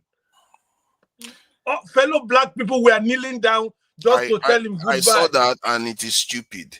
But let me ask you, though. Let me ask you. Yes. Where does his true power come from? Who? Tinubu. Where does his power come from? Is that not where he's going? He got his power from the culture of Africa. Africans celebrate the worst of us. As far as they manage to kill somebody to get money or do something terrible to get money, African culture will tell you to respect them. That is where his power comes from, forefather, if you want me to explain it to you. So if you try to remove Trump now, if you try to remove Tinubu from office now and put a good leader, do you think Trump will be happy with that leader? Of course. Trump came because, excuse me, give me a minute to explain something to you, forefathers, before you ask me another question. Trump came in, first of all, he told us that we are a disgraced nation because he can't imagine a nation blessed with everything and we cannot even feed ourselves. You okay? Before, if you remember very well, when I was still a young guy, we fed ourselves. We have oil plantation. That time I was living in Lagos. So when I was going to school in the Delta at that time, when I got there, my uncle will take us through. You see plantation of oil palm. You walk kilometers. Those things are no more there anymore. Africans bought up those land, destroyed that place, and built houses on it. Okay? So if Trump knows, and even my wife, a white woman, when she was young, they read about how rich a country in Africa is. What's the name of that country? Nigeria. So when they see Nigerians today as refugees begging, they can't comprehend that. They can't believe it. Okay? So if we want to be honest to ourselves, because I'm not angry about this type of picture you put here to show that Trump is an imperialist. I started watching you when you were showing what Congos did to. It's okay. Just hold on for a second. Let me end this thing because this is time based. I need to be able to end it so we can carry on the other one. So, Injenge Media viewers, if you are currently on Injenge Media, please go over to True Niger, and the link is there. I think I should share the True Niger channel so you'll be able to get the live feed there and join the this in the live stream so that you can watch the submission. And also I will try to highlight it here for you. So this is the link there. You can look at the extension and just type it in front of your YouTube link and you'll be able to get to watch the live stream and carry on watching it. just fine, because I'm going to disconnect in Ginger Media now so that we can carry on the discussion. Then finally, I will disconnect Dr. Damages. All right. Thank you, the Ginger channel. Catch you guys next time. Bye. But I'm on Tune Nigeria now. I tuned in directly. Yeah, and that's fine. You are fine. You are fine. It's not going to I'm affect your you. fan, but sometimes I argue with you because you guys are you educated guys. Sometimes you want to send us nuts. You think that those of us who grew up in the streets should be educated with lies. You understand me? Because this your picture, you have to pull it down. You don't Pull like it it? down. It is not true. It's hypocrisy. Pull it down and put something. What is happening in Africa? Trump, the Oba of Benin should be standing where Trump is. The Winners Chapel, what he called himself, of General Overseer, you should put him where Trump is standing. These are the people oppressing black people. They call them daddy. They call them mommy. They call them this. And you cannot stand up and greet them. You have to kneel down. You have to even lie down to talk to criminals. But many of these people, they derive their power from them. From where? From the West, specifically. They derive their power from them. Excuse me, forefathers, please. They derive their power from the so-called African tradition. That is where the West, you cannot see. Let me tell you something. Where here I live, I don't know how they do it in UK, but I've been in UK many times. Of course, I don't like those type of places because you see black people behaving like white men, and they even want to be more white than the white themselves. I've seen them many times. So what I'm trying to tell you is, in the white culture, which most of you blame for African downfall, a small child will greet you in the morning, hello, a kid, and he goes this way. He don't have to kneel down for his mother or for his father. But African today, you saw Obasanjo, one of these films, he told I don't know whether I remember one controversial thing that happened one time. He told all of them, hey, did get up and greet me. And then when he went to the Oba, he knelt down to greet an Oba. You see these things. These are the African culture. That is why Africa is down, especially Nigeria. We cannot get up if we don't dismantle this traditional whatever we have in that country. They have to go. But to be fair to the traditionalists, they have very little power now. The politicians control everything now. Then you are not living in reality, forefathers. If you are living in reality, even the forefathers control the politicians in a way. I mean, when you talk of traditional leaders, you talk of those that matters, not the ones that buy their own with money. Talk about the ones. But what has Oba Benin done that makes you think that he's okay? Let me just give you the latest news now. I don't know whether you might have come across it. There's one guy from Edo citizen who went to somewhere in Europe and greeted his fellow brothers and sisters, Edo Etokpei. I don't know what Etokpei means in the Benin language, but I think it's like long live the king, because that's how they greet their king. I don't know, but I'm not sure. I start to be corrected on this. Now, he came back to Nigeria after that conference. Do you know that guy was bundled, almost the nanny nakeded him for greeting his Edo brothers, Edo Etokpei. What is the reason? That is only used for our Oba. Why should you go and use it for the other people? That's an example. And when they asked the Oba, he said he don't know anything about it. Yes, he may not know anything about it, but he may do. But I support the idea that he should not have been, attacked at all. It's almost similar to what happened to Deborah, isn't it? Where somebody just says something, you attack them. You don't do that. But to be fair to the Oba, he never. In short, this is one of the first incidents that I've ever heard of in Edo State, and there is an element of frustration from the Edo or the Benin Kingdom, given the treatment they received from Nigeria. Did you hear about a larger issue that wanted to creep its way into Edo recently?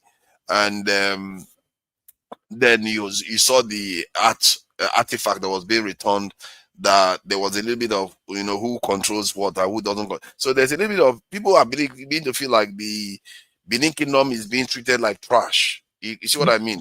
And and it wasn't a wise time for him to start using that term, changing it up, because even I'm not like from Edo, but I know that term is Obatokpeye. You don't change it up as an Edo citizen just like that, because their tradition is very, very strong. You see, they said like Edo man, they don't point at even the palace. You can't point at the palace. That's how strong the control of the palace was. You can't physically point at the palace, that because it's forbidden to do that. And So don't for you forget now, about when the monarchy dies, a head is used, or how many heads is used to bury them. A live head, though. Don't forget about that. Yeah. Too. No, yeah, that was the tradition that they used to practice. Where to be Have fair, they ended it? It's not only the Oba. This I think is ended. Come on, it's gonna be ended now. It's not only the Oba. There's also the ones in the southwest. I don't know how many people do it in the southeast, but I know that definitely they do that in the southwest before now. But most of all these things are behind us now. Are you sure? Are you sure? Yeah. Did you find out? Or you are just speculating? I guess you can say I'm speculating, but I think it is, even when the British were here, it was outlawed. So anyway, Fofa, let me end so that the brothers, and I think there's another brother there, so that I don't. Let me just end and then keep watching. Take your time. Let me tell you something, forefathers. You see this picture you painted. I joined you when you came in because I had a notification. So I was just walking. I just came back. I joined you. I saw what you've been talking about and whatever you have been. Okay, we agree. I listen. I'm a good listener. But let me tell you, and then you put up this picture of a black man kneeling in front of Donald Trump. You don't need to criticize. You don't need to defame a good man. Trump might have his own style, but the world we are living today needs a policeman who is honest.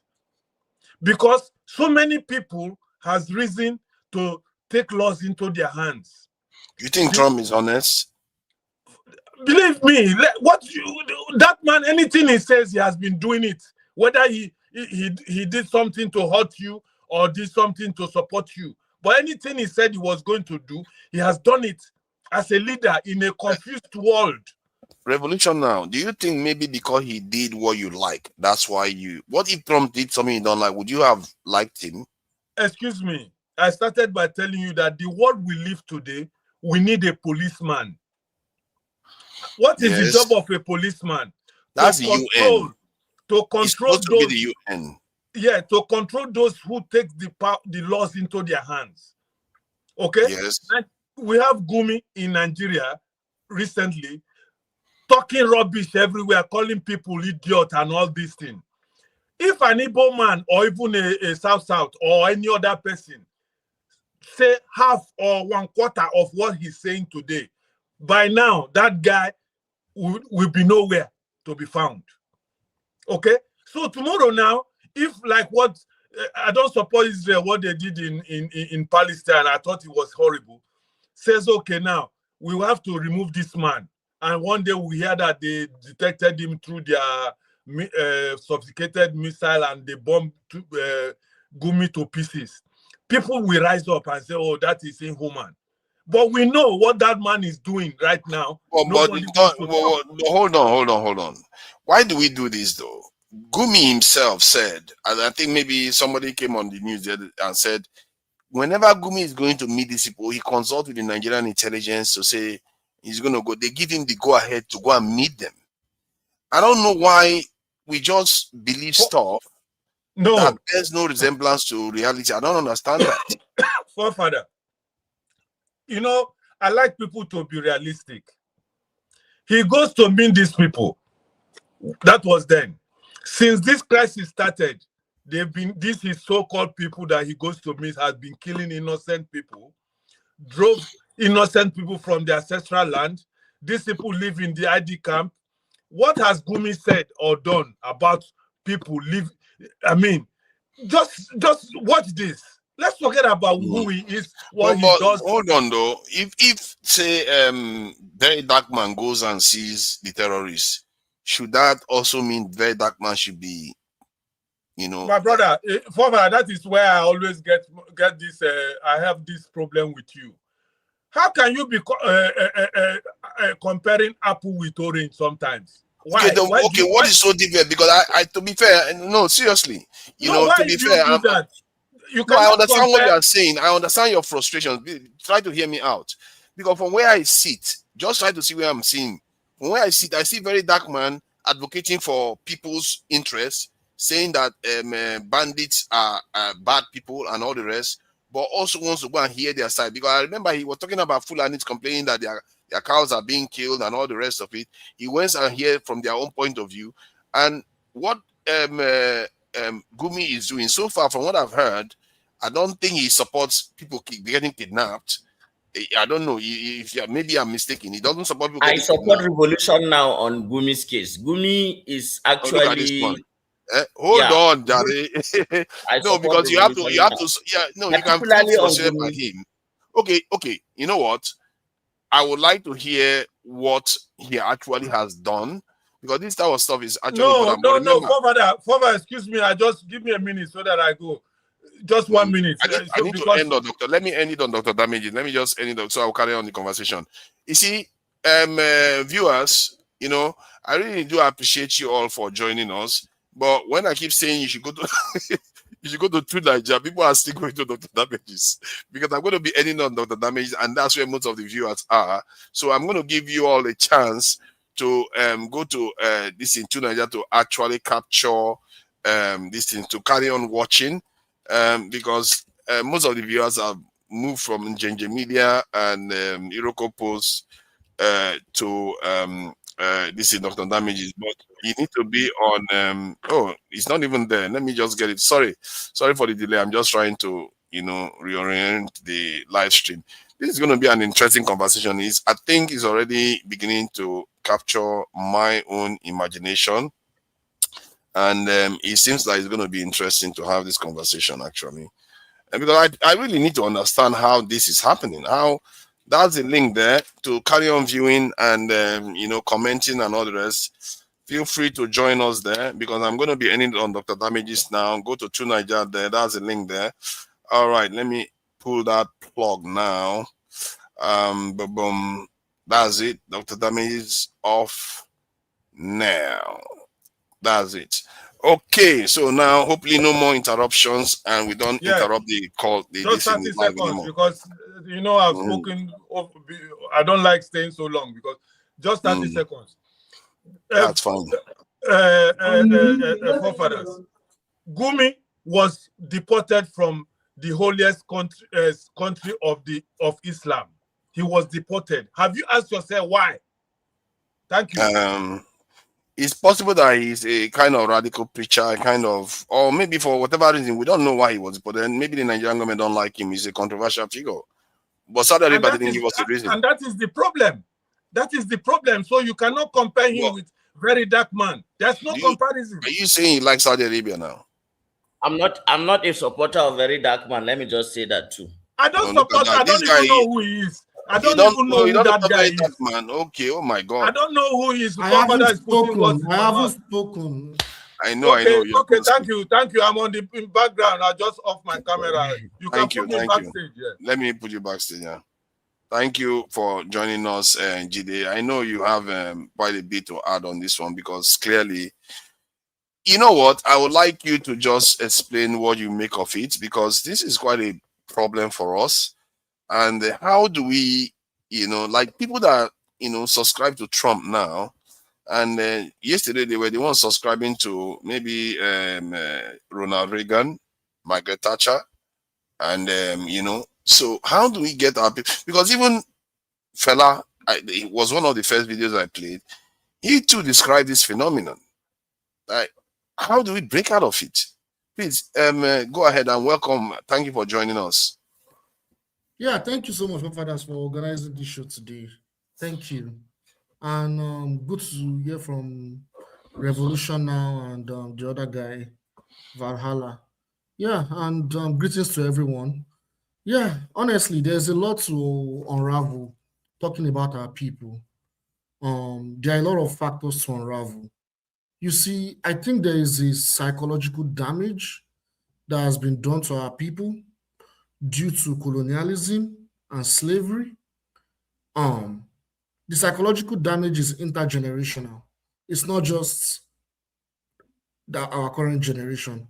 It's an intergenerational problem, and it's a problem that for it to go away, it's going to take a lot of sacrifice. But having said that, what are those damage? You know, we can talk about our way of life, the way we see the world, how we behave, our values, particularly for those of us in southern Nigeria. Because I can give northern Nigerians some slack a little bit, but I can't give them an entire, I can't give them an entire level of slack because they are also colonized by Arab imperialism through Islam. They are heavily radicalized through Islam. So I cannot give them an entire slack.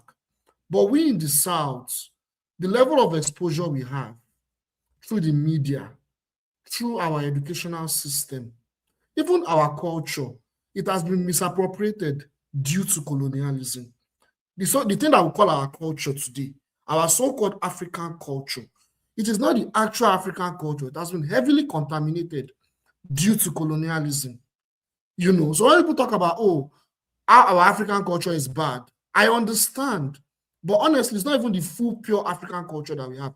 The Yoruba culture, even I don't know, I can't make a case for the Igbo. I'll give an example where an African culture has been used in a revolutionary way, even against to liberate ourselves. In 80, if you look at the Asian Revolution, it was African voodoo that was implemented to organize the people of 80 against the French. That revolution, it was African spirituality. So the fact that they've disconnected us from our ancestry, the colonizers, you know, they disconnected us from our ancestry. They demonize our ancestors. When a group of people have been demonized of their ancestry and they've been cut off of their ancestry and they've been convinced and compelled that their ancestors are evil, what does that mean to those people? They will never believe in themselves. They can never believe in themselves. They will believe in the ancestors of whom they see as superior. Because that is the problem.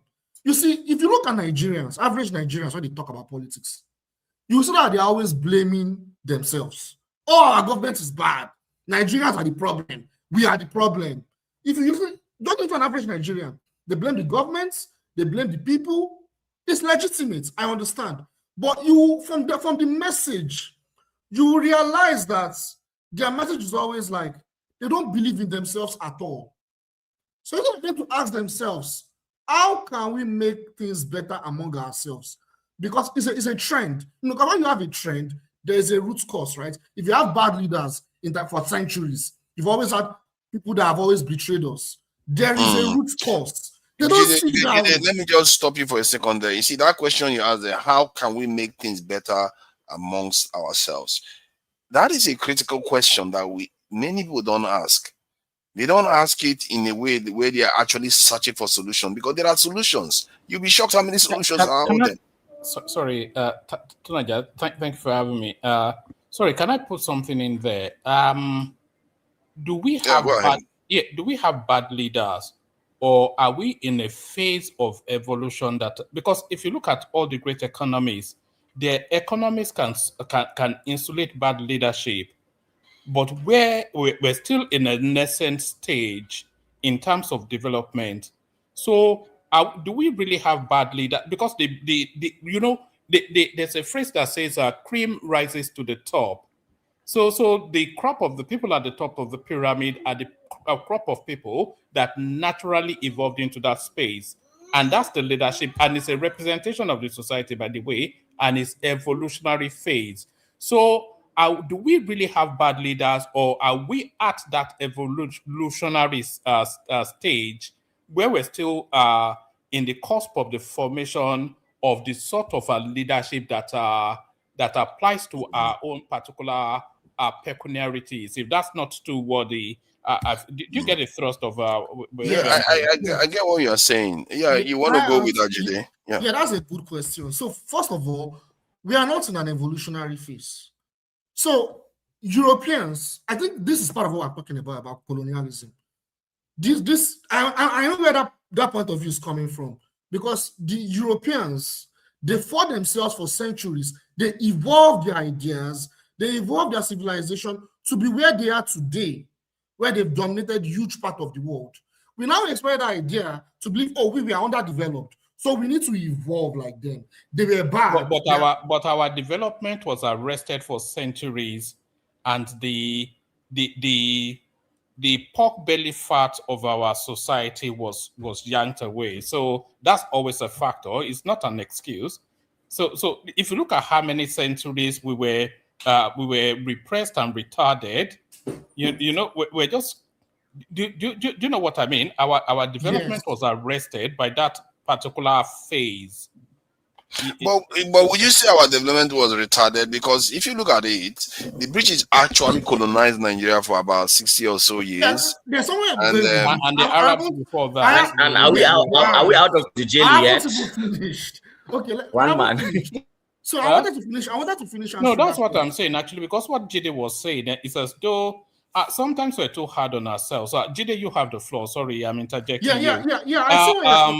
Sometimes I suspect that we're too hard on ourselves, and I suspect that it's the westernized Nigerian that is harder on the Nigerian face, because they've seen a system that works and they see why it works, and they're asking them why that is not mirrored in their own society. But the way that system works is a result of centuries of unbroken trial and error to evolve that system, and we're still Nigeria 70 years. So are we too hard on ourselves is really the question.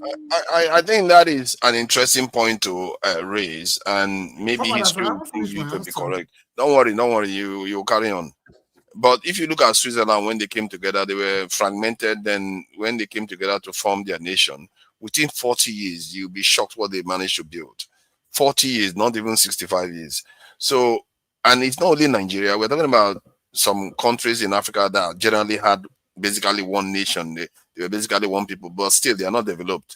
So it's like there's something within the continent that is ensuring that we can't seem to elevate ourselves, at least to compete with the rest of the world. We can't even compete with North Africa.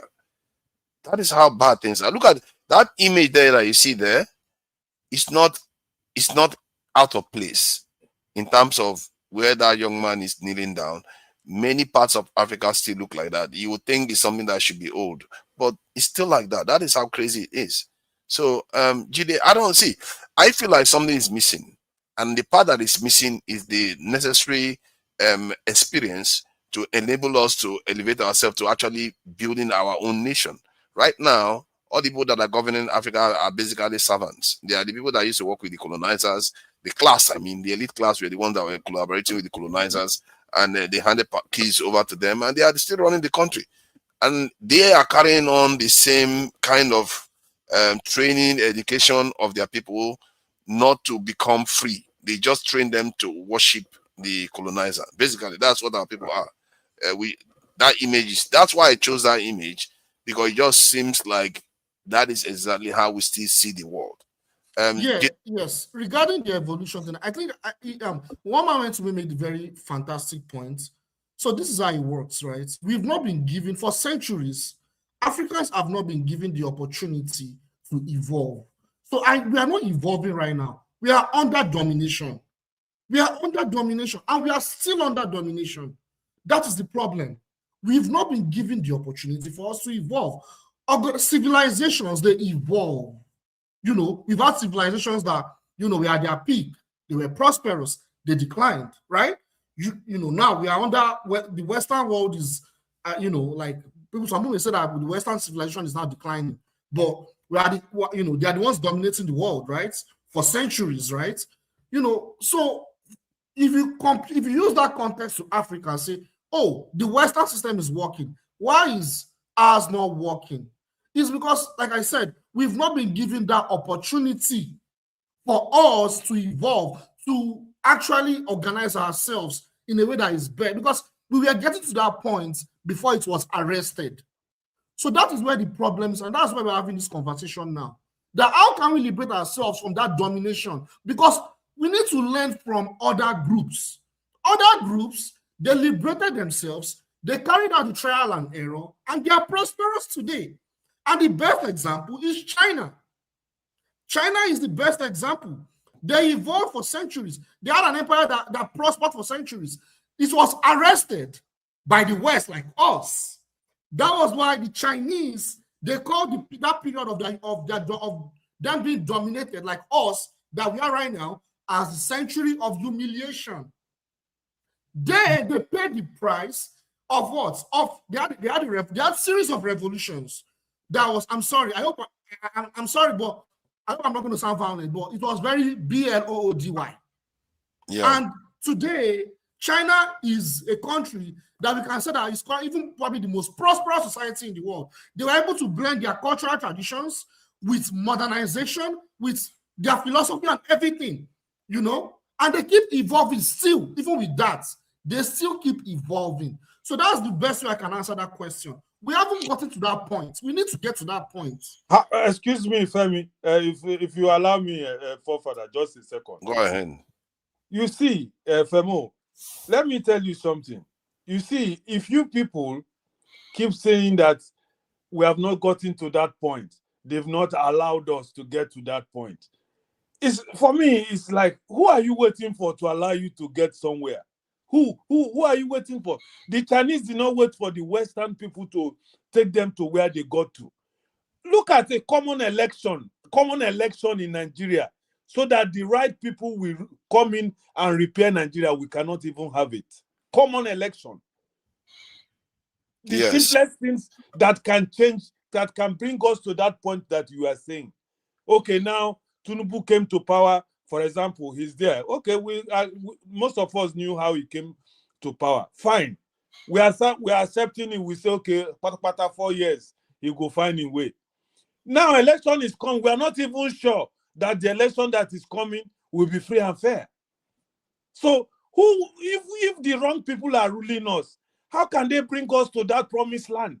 Because these guys, Tinubu and Co, we all know they are just there for just so a Milocon level. So I think revolution is asking about the solution. What is the solution, right? The solution is revolution. There's no other thing. If we are not ready to die... Sorry, my brother. Tunaja, are you running it conversationally or turn by turn? I think conversationally would be best, but... Yeah, I think we are doing conversationally for now, actually, except things become a bit rowdy, then we'll... No, I just... sorry, my brother. I just wanted to... Yeah, Revolution, I wanted to hold you to that spot that you're in. And good day to everybody, by the way. I didn't even say that when I came in. So, and especially to the people listening. You see, Nigeria is a very complex country. I think we all know that. We have about 4 major ethnic groups. And then within that 4 major ethnic groups, we have an abundance near 300 other ethnic groups. So those groups, they were ethnic nations just barely 80 years ago. So they've been foisted together to form a country with different ideological leanings and different worldviews. So I think maybe we're too hard on that country sometimes. What do you expect? That the country should be running like Britain, or I'm not quite sure what the expectation is. You see, for me, where Nigeria is where it should be. I actually think Nigeria is ahead of, in terms of Nigeria is a toddler if you're thinking about countries. So if you, in terms of the evolution of that space, I think Nigeria is roughly where it should be, or a little bit more advanced. Excuse me, can I brother, please? Okay. Please, do you know that before now, Nigeria used to be a very great country? Before now, Nigeria used to be... When was that? in let's the say independent phase. You can't count the no. independent Let's just phase. say So about 30 you have years to ago discount or the 40 first years ago. 20 years of that country. You have to No, discount excuse it. me. I'm talking about, okay, let me use myself when I was growing up. I'm in my 50s right now. When I was in my primary school days, Nigeria used to be a very great country. What happened? Because you are saying that we are too hard on Nigeria. What happened, my brother? When you What say great, happened? compared to what? Compared to what? Eh? Compared to what? That's what he's When you say asking. great, compared to what? Compared to what obtains now is what he's saying. What obtains everything? Okay, for example, let me give you 2 examples. When I was in the primary school in Lagos, those days, I went to this primary school in Adilabu there called, what's the name? I forget. I will remember.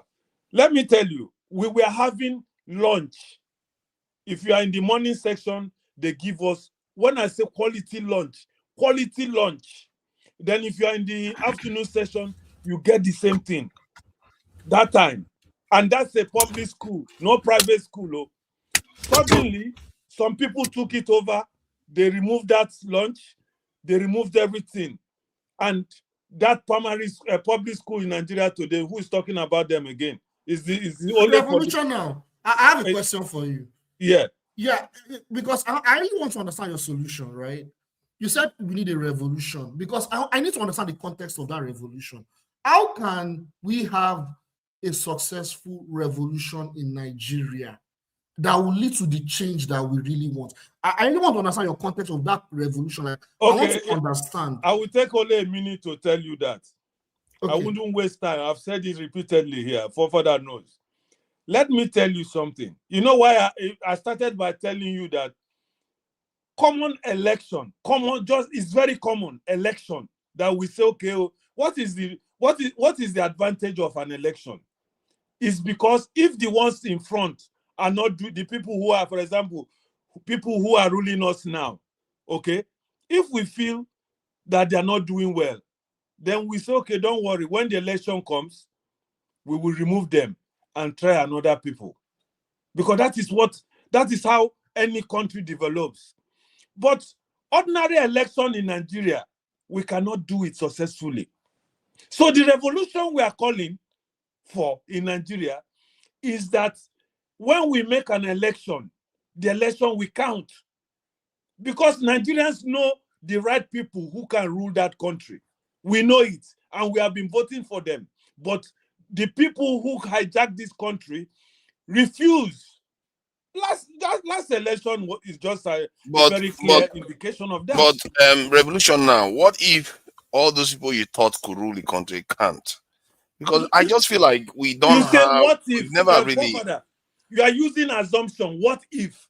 But they've not been there so that you will know whether they will run it well or not. Okay, the reason why I said it is because some people believe the way you believe and they voted for Buhari, and Buhari still didn't succeed for them. This is my problem with you now. Sometimes we go school.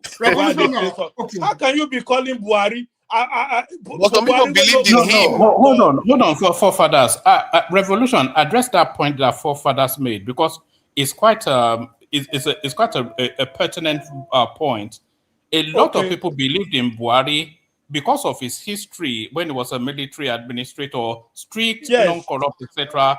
Look at what happened. Let me answer that question. You know, Nigeria has a sickness. You know what that sickness is called? Nasode-de-Douan syndrome. That was what brought Buhari to power. And I'm happy it disgraced the whole Nigerians cried, including Aisha Yusuf, including Sowore. They regretted it because we thought that because he's a general, Nigerian syndrome came in. He's going to do this, he's going to do that. Meanwhile, we have educated political scientists, good people. Nigerian, my brother, let us face facts. Every Nigerian knows a good man. But would they give that good man the opportunity to get in there? No. You what is a good man? A good what is man. A good man? Okay, I will give you an example of good people. Let me give you, and please, I'm not trying to be when I'm talking, everybody knows my mind in this platform. I know I speak Yoruba the way I speak Igbo. I move with every goddamn human being as far as you are a human being. For example, Peter Obi, for example. Let me just, if you give me a second before somebody start to say maybe because I Igbo. No. Somebody like Peter Obi was given a mandate in that Nigeria because of why? They saw what he did in Anambra, just like what Oti is doing now in Abia State. Tomorrow now, when they say, okay, Oti, he did well in Abia, let him come, maybe he decides to run now. We know that when he steps there, revolution.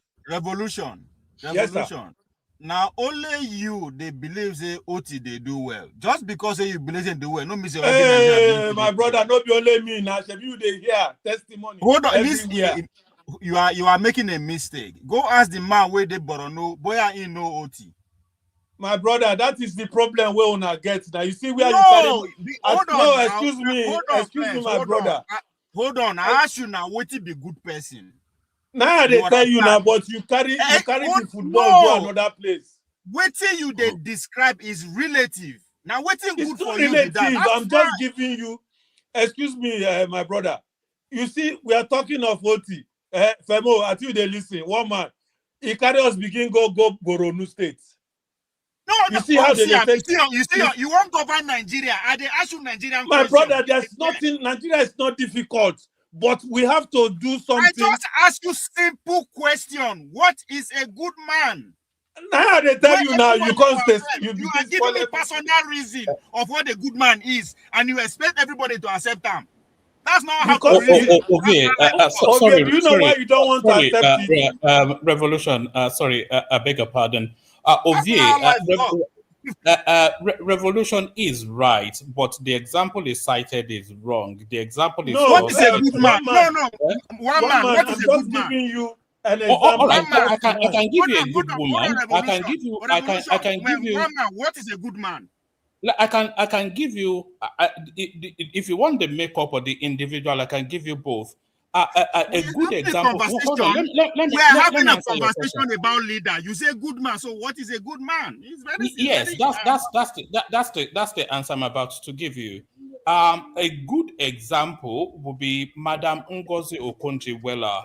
She's a good administrator. She understands the Nigerian landscape. She knows about governance, and she knows the international space. So if you have all of those combinations, another good one is the guy that is in charge of African development. Hold on. Why not Peter Obi? Why not Peter Obi? Can you hold on? Why not Peter Obi? Peter Obi doesn't have a record. Peter Obi doesn't have a record to go on. I am glad that we are using living Nigerian as an example. Okay? We are using people where they are alive as an example. Nigeria there for problem. No society they elect leader based on say the person good. It doesn't happen. Good is relative. What you see as good may not be good to the next person. That's why because you don't want good now. You don't want good. Hold on. Oh, see, man, our problem be that. Now you be the problem of you. You know one good. Can you allow me talk? You are bringing somebody to a public space that everybody has interest. And the way to sell and to never say he good. Okay, Ovie, bring one person out. I bring my own. One man bring your own. Bring your own. Now they tell you so. We nobody Ovie, let me ask you a question, Ovie. Based on good, nobody they do that. Bring your own now. Bring somebody. I just tell you that there's nothing like good person for office. It doesn't happen. Nothing like that. Oh, but then they plenty. I think that's what you're understanding. I think let me just add something quickly. I think that sometimes a good person might not be a good leader at a certain point in time. And also, I think for public office, I think the only morality for any leader would be the greater Follow good. the rules and regulations. That's the morality. And they have That to is offer what the is bigger good. first. That is what is the good. The greater Ovala good never should be offered the guide, herself not necessarily the rules. Because if you follow to the be rules all president. the time, you could undermine the greater good. Because if something is going to lead to catastrophe for the nation, you have to learn to bend the rules. What is greater good? What is greater good? So, sometimes, most of the time, actually, following the rules is for the greater good. No matter The who's rules are caused. made for greater good. Now the majority of the people bring the True, rules. but sometimes It's not sometimes you have somebody. to break the rules for the greater good too. But So your no, your if you want guide to your break, guide hold has to on, be for the hold greater on. good. Let's put it in context. If you want to break the rule, you still have to go through the process of consulting people. People also have to agree. My brother Ovie, There's you a are not reason a we good have laws, politician. because people are different. Women being are Ovie, different. That's why we Ovie, have I dey sorry laws. for you. You are a Confucianist. You live in Switzerland. How many years then they when they get to where they should go and check the history where Ovie we na are 100 years. Confucianist, man. These are Confucian people. People where they don't want You can't say anything good to person happen. good. Make I vote for you say because say you good. Why you good? Why you good? Is it because say you do something? No, I think Confucianist, to be fair, Ovie, I think he basically meant good leader. That's what he calls good people. He meant good leader. But then again, though, revolution now, you say Trump is a good man. Trump is an ex-convict and all. It doesn't matter whether it's an somebody was ex-convict. telling us, hold on. He's Somebody a was good telling man. us the danger of language. Why we know they speak our language? Understand? English is now a weapon to us. We all know the word good means, but we are talking about public governance. You understand? Public Ovie, you are government confusing yourself. within that same society. Hold on, I you don't like expect to live challenge with a people, clean- but Ovie, you are expect to live not. with a You are confusing revolution. yourself, my brother. Revolution. You are If you confusing. don't understand, you keep quiet so that I people understand you, understand. but you are not making any sense to people like us. I'm not supposed to make sense to you. Why If I make shouldn't sense you to make you, sense I to fail. me? Why? If You are I talking. make sense to you, I fail. Why should you fail? You are That not is my your target. problem. Exactly. If they give See, we have to make agree. I We tell you have something. in economics, Ovie, that's what they call equilibrium. There should be a point where everybody have to meet. Where is that point in this conversation? Yeah, but Ovie, I think he has a point though. He's saying he's trying to say that you have to try to appeal to him, but you are just make a very no, profound no, statement. no. Where is Sorry. that equivalent in our conversation? Sorry, guys. Ovie is completely right, 100%. Where is the equilibrium in our conversation? Sorry, You know what? Ovie. Let me change the view so Let me that you quickly guys say can this. see. A good person, when you say a good person, is relative. So, for example, Revolution now, the only thing he knows the governor in the southeast. So he keep canvassing for them. He canvassing for his people, basically. My brother, you see. Sorry. Even the Peter Obi we are calling, when I pull up the list of governors from 1999, Peter Obi is not top 10. Quote me anywhere. For yourself, your own opinion. Listen. In the southeast, the greatest governor that has come out from the southeast is former governor of Ebonyi State, the Minister of Work.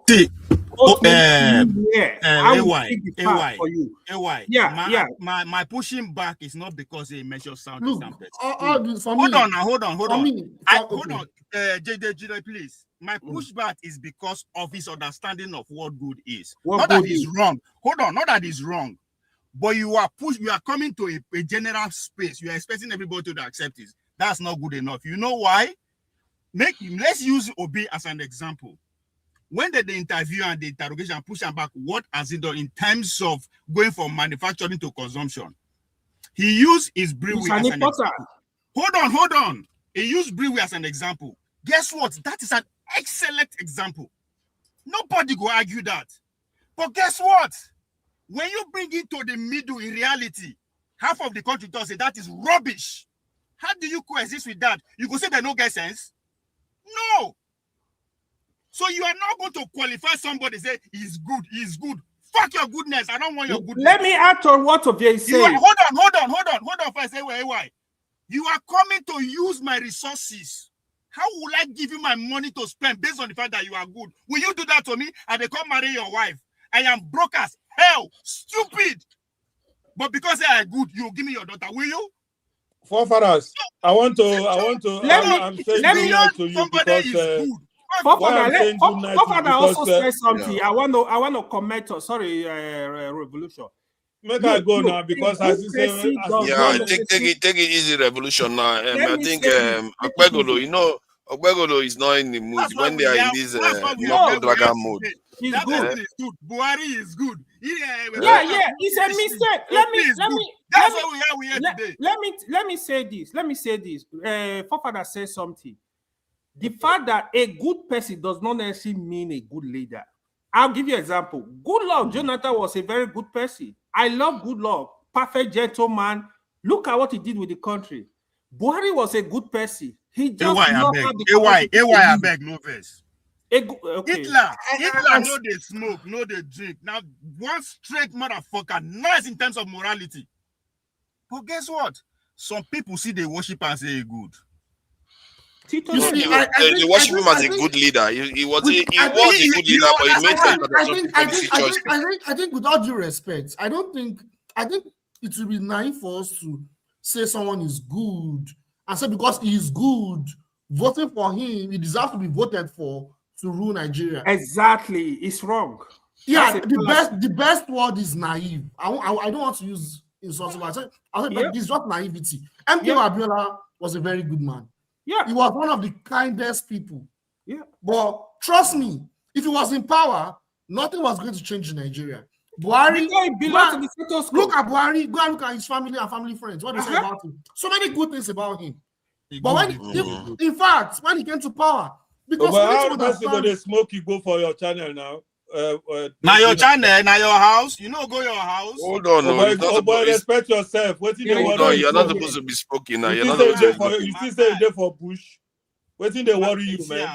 Again, no, easy. If you are smoking, respect yourself. No, they do all those kind of nonsense. Don't let you they smoke. Hold on. Don't let you they smoke. You go. Hold on. Don't let you they smoke. You go. This is Nigeria. It's okay. Now, Revolution 1. Now, let me just deal with this. Ovie, you can go off camera. No, I agree. Take him off. Right? Forefather, respect your. He wants to. Now we are dealing with it. Let me deal with it, please. I don't stop her now. But I want big example here, right? Talking about good person. So we won't choose leader now. We go choose person we know this move because they're good. But he's dumb as hell. He doesn't even understand what governance is. What kind of Ogbegolo attitude be this one now? This is our. We're just looking for fight. He don't get too high. He's too high. That's the problem. He's high. He's not normal. All of us are Nigerians here.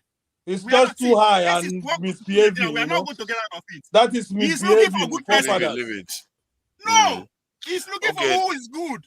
Okay, let's get back. Let's get back to topic. Act that is not good. Ability. Hold on now. Hold on. You are holding on to that issue. No, just a second. Ability for you to tolerate somebody who is not good and live in your society, you cannot do it, and you want to govern. How do you do that? Yeah, let me play this video because this video may be instructive to what we are talking at this moment, because leadership is not clear cut, like you don't have to necessarily be like, there was this conversation about I think in Nnamdi Azikiwe he had some talk with what's his name, Kwame Nkrumah, and I think let me just play it anyway so you can hear what he said there. I think they were clipping it, but I think the gist, you get the gist.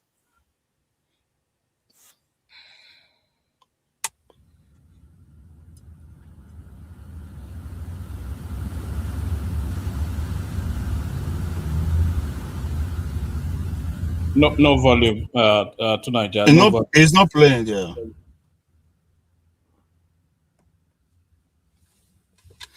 Started his nationalist movement in Ghana. He invited me to come over and witness one of their turnouts. I went there and then I advised myself, look, what you're trying to do now might lead to bloodshed. He said, yes. He said, unless you fight and kill, you will not succeed. So I said, no. I said, well, did Gandhi kill anybody? Did Nehru kill anybody? He said, what, if you don't do that? He said, if you don't do that, they'll kill you. I said, where is Gandhi? I made it clear to Nkrumah that we should not use force. Even though they may laugh at us, they say, well, He said, but the British use force. I said, yes. I said, but I have been using my argument with the British.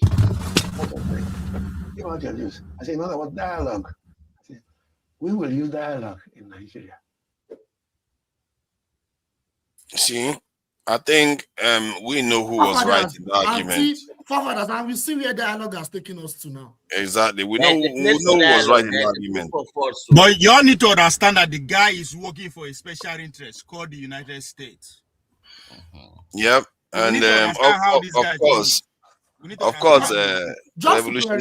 Just fine with that. Let me just clarify to what Kwanon Nkrumah was talking about. He was talking about the fact that in an open society, they could prop up personnel, individuals, groups to sabotage his ideology of developing and industrializing Ghana in a Pan-African way. And the only way he can respond to that is by being repressive. Because in that kind of system, if you're not repressive, they will infiltrate. That was why, God bless you, forefathers, for showing you this guy, Lumumba. Lumumba was a good man. He was a good man. He was democratic. He was democratic. Look at how his life ended. If Lumumba was like Stalin, do you think his life would have ended like that? No. If he had purged out that Mao or Mao Zedong. Yeah, if he was like Mao Zedong, he would have purged out that bastard that ruled that country for decades, and he destroyed that country in Congo. So people don't understand all these things, but because you are dealing with a different kind of people and human being. Your job is to know how do you make them coexist, and at times you have to use force. Nobody cares about you. But you see, the way Nnamdi Azikiwe came across, he almost came across as if he's naive. You know, the kind of mentality that Mandela has, that, oh, you're going to have a rainbow nation where the elite will somehow share power, wealth with the other people. It never happens. It never happened in history. Elites don't give up wealth except there's a revolution. They don't ever give up anything. It's a way of life. Those white people will remain there until somebody puts them down. Yeah, they will never concede anything. So, but my point is that that colonial mentality that Fela was talking about, that's what Nnamdi Azikiwe was betraying there. Even if he's a Pan-Africanist, but he thinks he can talk his way out of it. And that's the thing I feel like a lot of us make the mistake of. And Revolution now may have a point by saying, this stuff is going to involve bloodshed. You're not going to escape it. Either we impose it on ourselves or they will impose it on us. And then, like the Chinese, it was imposed on them, wasn't it? It was imposed on the Chinese by the Japanese, and their eye opened by force. To be fair to us. Sorry, Tunaja, can I come in? Okay. Yes, please. Okay. Yes, because we hear this language a lot, the language of revolution. Even one of our guys here has it as his name, But I've often wondered, so what are you revolting for against, and where are you revolting to? So that's the question. No, hold on. Let me land it first, because you hear all these descriptions of, we want a revolution, they want a paradigm lift, as though after that revolution they will get into some sort of the same set of people we saw it with the Arab Springs, did we not? It's very rare that you see any revolution that evolves into a better space. What usually evolves is trial and error, steady steps, and an agreed agenda. So that's is the boring stuff that works. So it's very sexy to go chanting revolution, but I've never really seen it work in any real. You just hear it, and by the way, it's people riding against the status quo. What's that? No, one man revolution in Nigeria is not going to look for what brings back the monarchy to get support. They just keep saying revolution, the next morning Nigeria will come to Nigeria that is so divided. Even somebody like revolution that call revolution. I think the French Revolution, the Russian one, the Chinese one seems to have worked as a revolution. Revolution too. I will tell Iran revolution. Iran revolution. A bloody revolution. Hold on. Iran was better under the Shah. Let me tell you why Nigeria will not work. The Iran was better under the Shah. Because and that Bolshevik revolution in Russia was a disaster. The Russian was it's the evolution of time that makes it look now. Let me tell you why Iran was certainly better under the Shahs, that's for sure. Let me tell you why revolution will not work in Nigeria. Revolution will not work in Nigeria if you are calling for a bloody revolution. Here is it. Nigeria, we are too divided. When you say revolution, Yoruba man will go after an Igbo man, an Igbo man will go after an Hausa man. This is the revolution they are waiting for because all of them, they are looking for power. The only revolution I think that can work is the one Showore is calling revolutionize everything, the electoral system, the security system, that is what we are talking about. These are the kind of revolution. But anybody that is let me tell you the revolution that works. It's the revolution of the mindset. Of the mind. That's the only one. That's the foundation. That's the foundation. That's the foundation. Yes. But somebody has to lead it. Establish it. How do you Excuse me. You give me a second, guys. Please give me 1 second to just explain this. You see, the revolution we are talking about, I thank God you mentioned Showore there. This revolution has to be led by somebody like a class teacher. We go there. They change the system that everybody will now fall in line. If not, it's not fighting. If we like kill ourselves, that will not go stop. There will be a revolution that a teacher will come out, chosen by the people. The people will choose it. And that person now, through good behavior, when I mentioned before about good man, I don't mean say good man, what I meant doesn't mean that you they go church or you they pray. You go there, live by example. And then because of the revolutionary change, everybody go say, okay, this man where they lead this thing, they steal money, they do this, they do this. Then everybody now will fall in. Not be say you can't bring revolution after you go they steal, you go they do corruption. Yeah, I can't agree with that. This is why one man to how to what you are saying. I think if you people who are chanting revolution,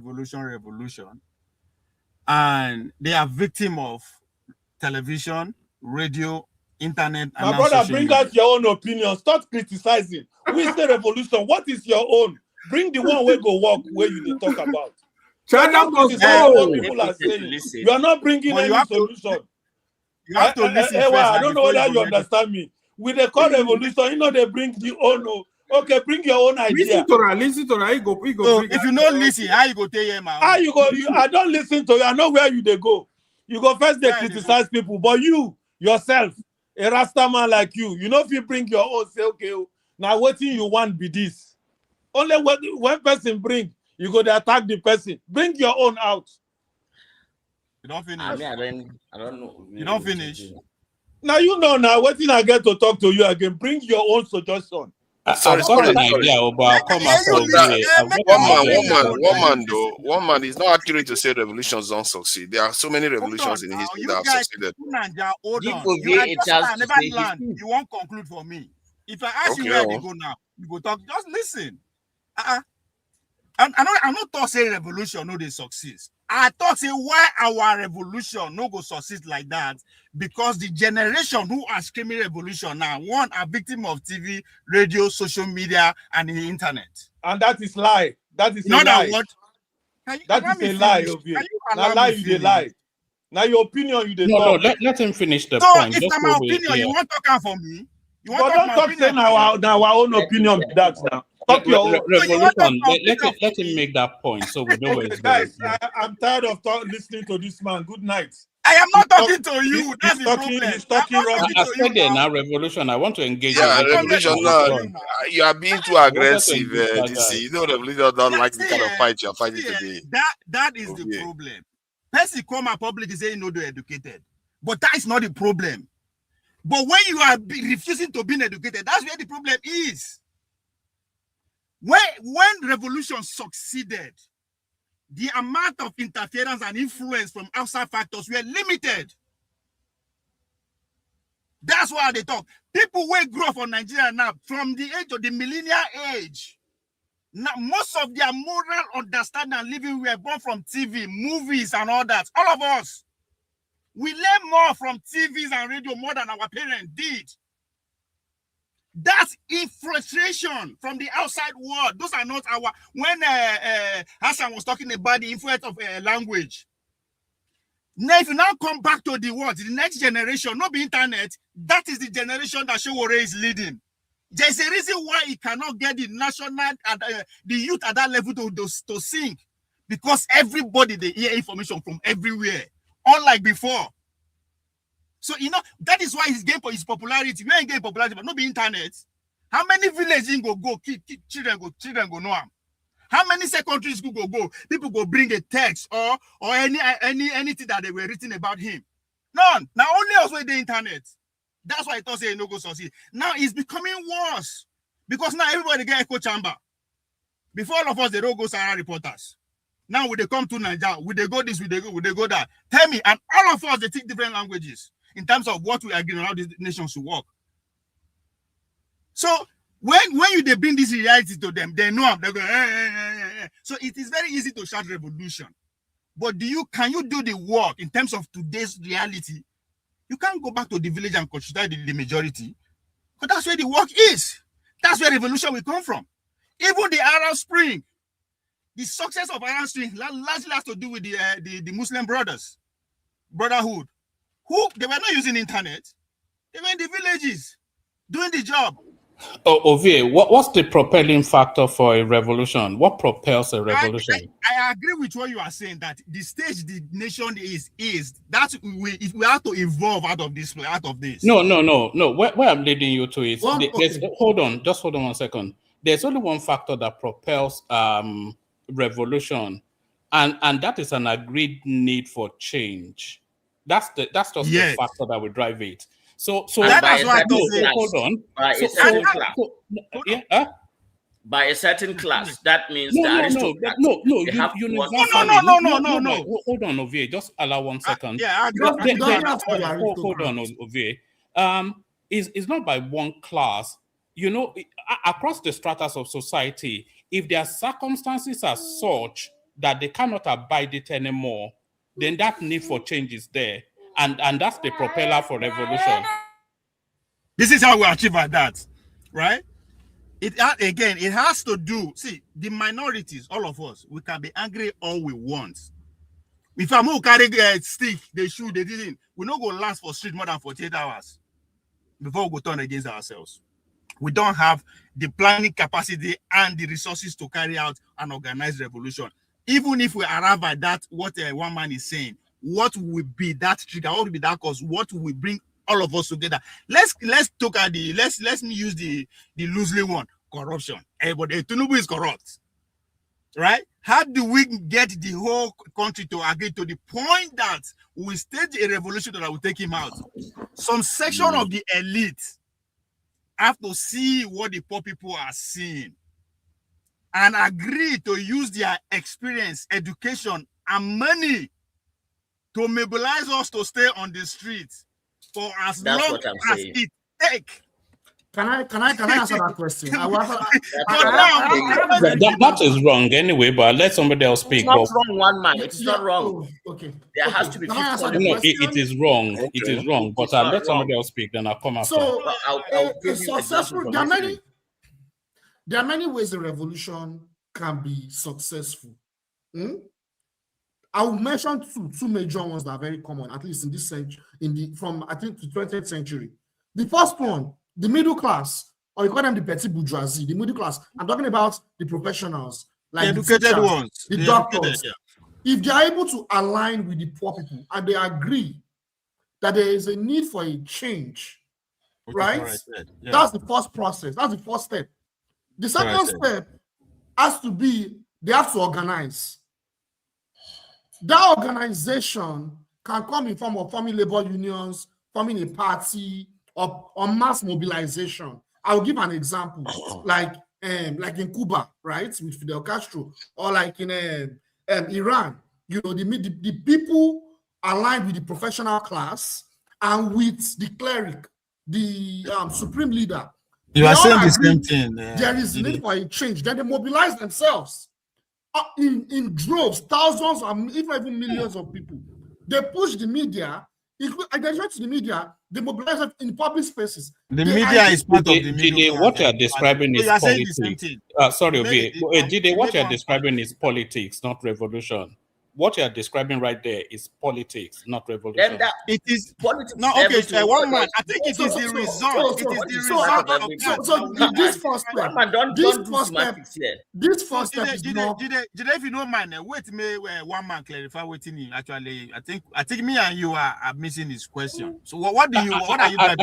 I think there has to be an element of spontaneity when you are talking about revolution. But when you are talking about organized structures, political movements, leveraging media, all of these are all political movements. One man.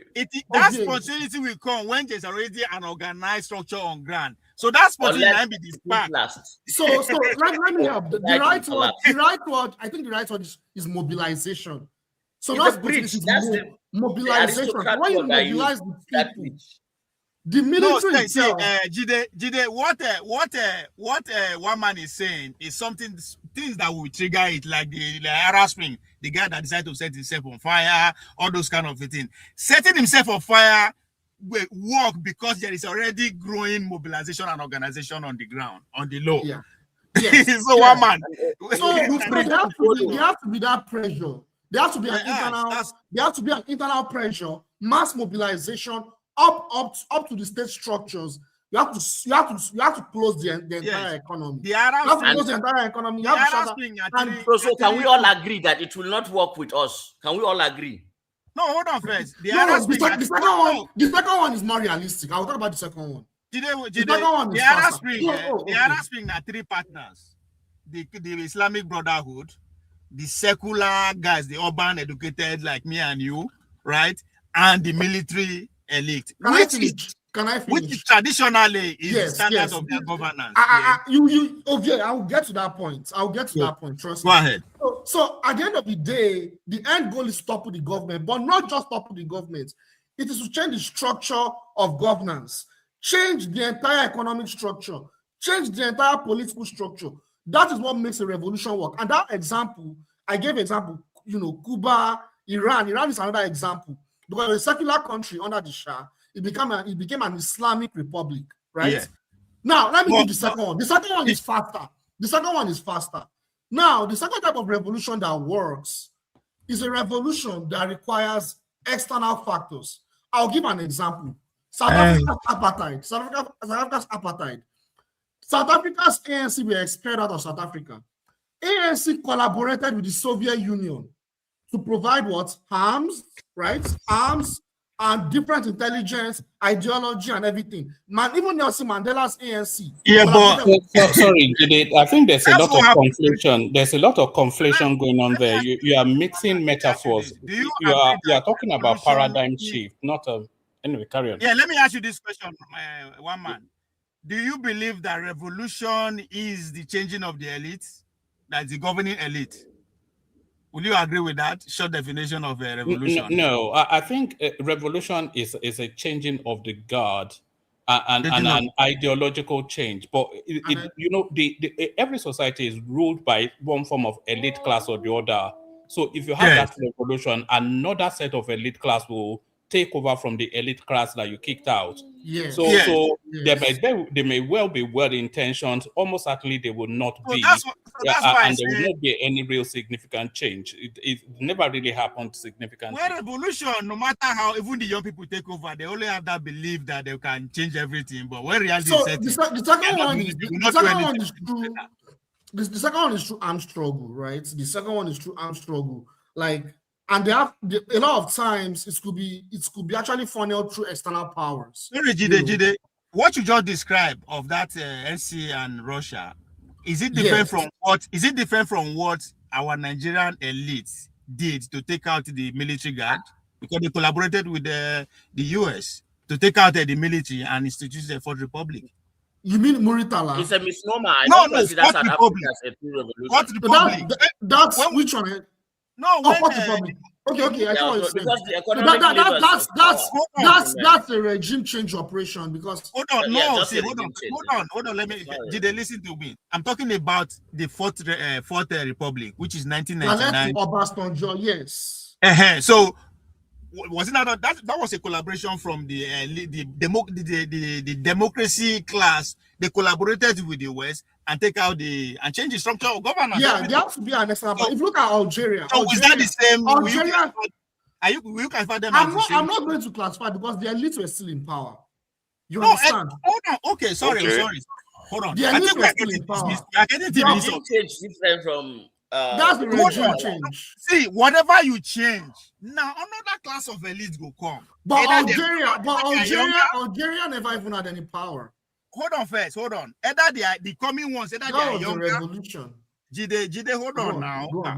Because with the mixed, when you say this elite, if we take out the elite in the name of revolution, the next one will go come. The only difference and the past one is that either they are younger, they are more radical. But give them time. Give them time. But hold on. I think we saw that with Mugabe now. What you are describing there, we saw it with Mugabe. Let me add to this. Let me. Went to Mo was right. There has to be an ideology. One man went to Mo was right. There has to be an ideology. Yeah. A revolution has to be ideologically driven. If it's not ideologically driven, it cannot be successful. Oh, you want to change this? Hold on. Jide, hold on for a second. See, if you have a revolution, yes, they will replace not necessarily everybody, to be fair, because some of the elites, many of them are in between ideologies. They tend to so it's just some of that on the edge that may need to go. And when they are replaced, it depends. Let me finish. You are saying something. Before you continue, I think the French Revolution, they don't spare anybody. They were quite ruthless. They were quite ruthless. They wanted to tear down the monarchy system to pieces. So yeah, they were quite brutal. That was brutal. Those guys were not having it. But generally, yes, they will go on to become like others. You know, all elites start acquiring power, get comfortable, corruption creeps in. That is what elites do. However, what the important thing is what they've done to their nation, what they've done for their nation, what did they transition the nation to? Like the French Revolution, I think by the time they were done, they brought the downfall of monarchies in Europe. Yes, in fact, they changed acts. They brought it down, and then the Lenin one transformed the workers' right quite a lot. The Lenin Revolution. Still on that French Revolution, another thing we don't talk about much is that even the organizer for the revolution, they don't spare them all. Yes, now that didn't just turn to madness. Everybody was just because you lead the revolution doesn't mean that. It might swallow you too. You might be too soft for it. And it tends to be the most how do I put it, the most strident ones that they tend to win out in the end. When the hard mentality takes over and group thing takes over, then the extreme ones tend to win out. That is where you need a strong man to come in. And if you're not careful, that strong man come in, he may also just take over everything again. I agree 100% with that one. The example is Iran. You see, when that revolution happened, you had the communists, the socialists, the liberals, the Islamists. Then when they took power, they purged out the communists, the liberals. They finished all of them. So that's a very good point, yes. But talking about the Arab Spring, actually that Arab Spring that people talk about, it was actually a colored revolution. It is, It was actually a colored revolution that was orchestrated by intelligence agencies. People don't know about it. Yeah. They use Facebook the most. Yes. You know, NGOs, all those NGOs that are in Nigeria today, they were there too in 2011. Yeah, thank you. They were there. They funneled money into a lot of liberal groups, non-governmental organizations, and civil societies. To what? Jide, will you agree with this guy on comment section? 1966 was a revolution. Will you agree? 1966 was a revolution. Can I come in for a moment? In terms of revolution, Nigeria doesn't need a revolution. I think this language of revolution, there's still the residues of elections won and lost. This is how I see it. Give us reason. Give us reason why we need a revolution. Give reasons. because because what are you revolting? I can't say the offshoot. I can't say the other side of that revolution, because I don't see the enough within that space to tell me that there were people of good intentions, or people with a plan, or people that can, it just, I just can't see it. I hear more. Anytime I hear this language of revolution, I hear residues of elections won and lost. What I do think can work for Nigeria is a paradigm shift in the way we think. If we have an agreed mindset to make that country work, then it will work. So that's just how I see it. So if we have an agreement, they said the Nigerian. How do we have an agreement? It wraps around the narrative of nationality, because in Nigeria, we all claim to be Nigerian, but we are Nigerian from almost like an ethnic prism. Everybody is Igbo first, everybody is Yoruba first, etc., etc. So we're still lost in that funk, But if we have an agreement, one man, another thing to that, I agree that with nationality we drive us to that direction, but the nation that we have now is being built upon secular system of governance, and one can say is shaky, like from the beginning. There's a pressure coming from every angle from other civilization who believe that their own system will be better than that secular. Do you see that or not? Expand on that. What do you mean? We are running a secular government right now, right? Yes. Are you talking about the Islamization? Even Trump is leading the Christian ideology with his ex-cabinet right now. So. I don't believe that. I don't believe. No, like in terms of capitalism, you'll never believe because he's into the bias. No, but but you just admit that of an Islamic state. He admitted that, but now he doesn't want to believe. Because that is very frontal. We cannot see that now. You never see it. Hold on, Hassan. One man, do you believe that there's anything like that at all in Nigerian space? Anything Islamic like ideology? What? Islamic state, Islamic ideology? I think we all know that there is. Even that means it can only grow from here. So if it grow to the point of being big enough to take over the country and change the system of government, is that not a revolution that's it might not happen in our lifetime? No, that's not a revolution. That's an agenda. Because everyone is listening, right? I didn't laugh at this. To put this in context, because everyone is listening. The kind of Islamic jihad that we are seeing in Nigeria is completely different from what you had in Iran.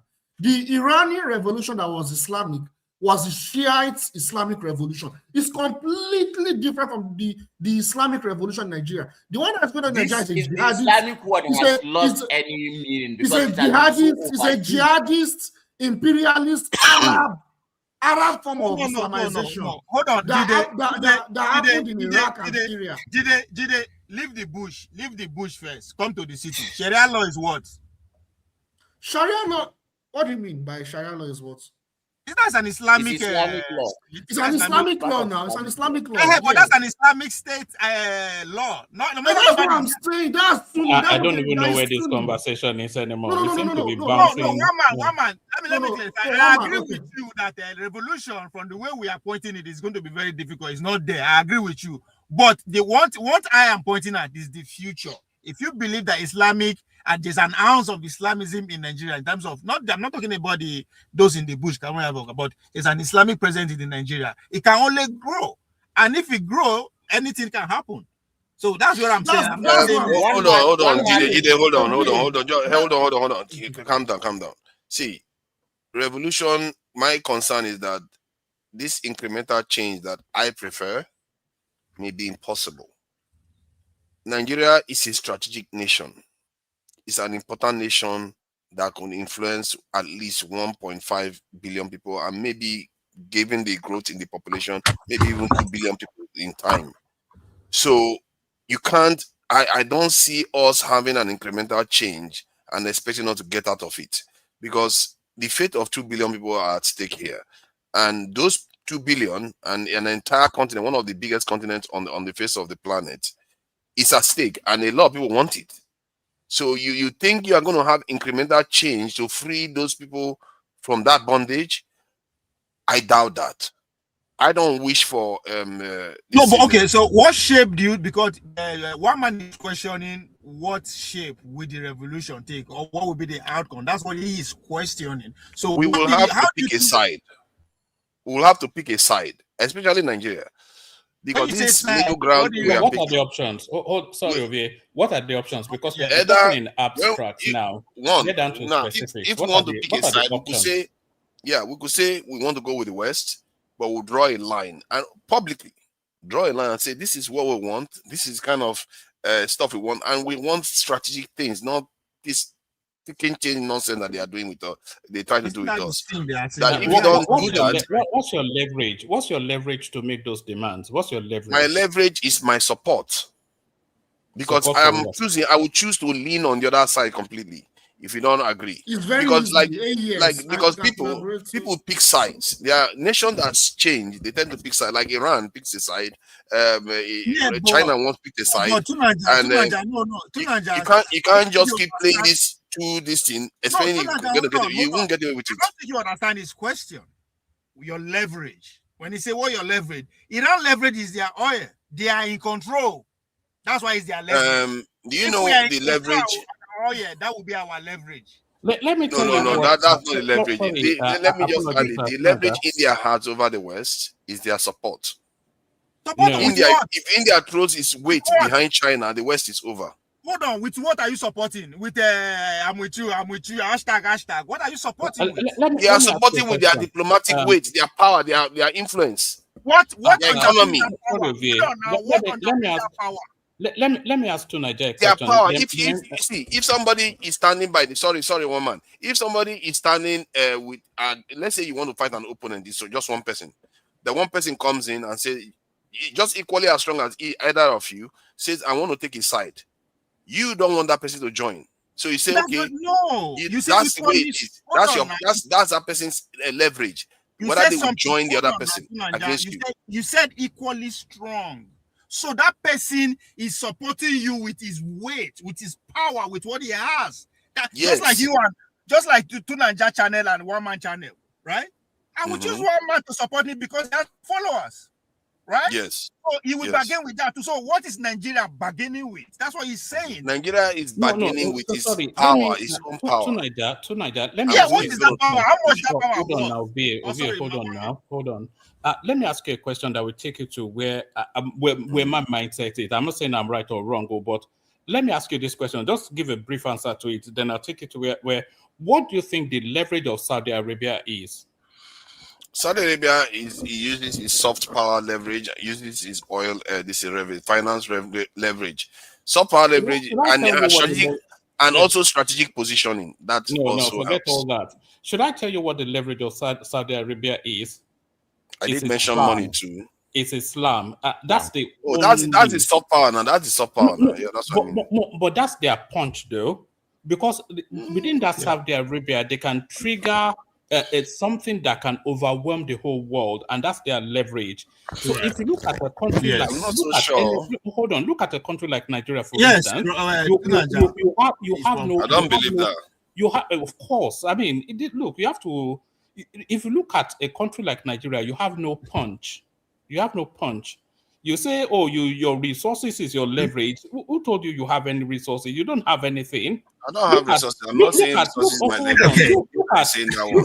Look at how Trump, from the middle of the Atlantic, threw a bump into Sokoto. So if they want to take your resources off you totally, they will take it. And there is nothing you can do about it. My case is not resources. You have no potency. No, if we are in control of our resources, we will use it to now build that soft power influence around the world that we now use as soft power. But we don't have that reach. And we don't have that reach. Why are we making an argument that I didn't make? I didn't make any argument about resources. My own argument is, if you want us to be aligned fully with you, where you can even consider having military base with us and all the rest, this is what we will require. But if you are not, then I'll go the other direction. Tunanja, That you is say my military point. You have base. to build internal Yes. capacity first. You have a Oh, military all base, right. and you think Sorry, you Tunaja, let will me attain bail. that regional power that Sorry, you want. wait. I just want to Yes. say my goodbyes. Tunaja, let me bail. I'll be listening in the background and make sure you stream more. All this esoteric. So I've always encouraged you to do it. So do it more. Just all I'll these your be doing academic that. ideas that has no meaning. So you can come here and talk. All right. Thank you, Tunaja. Thank you. The psychedelic, there's no cause psychedelic ideas are No, the ones but that can win Tunanja, out. I'm concerned. I'm concerned about what you just said, though. What did I say? Do you think if any superpower have military base in Nigeria, we will attain that regional hegemony that we're aspiring to be? We could still. How? Please. Japan Jide, attends. where are you on this one? Jide, where are you on this one? Sorry. No. Don't bring people in. Don't do that. No. I'm not saying you should talk. See, you are confusing the conversation a lot. See, this is very, very straightforward stuff.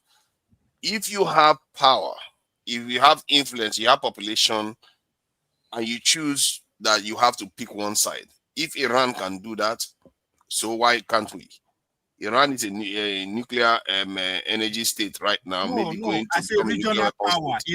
Iran is not a regional power. We are Oh, aspiring to exactly. be We can be one. So that's my point. So we even have more leverage with the US military base in our home. How? not necessarily.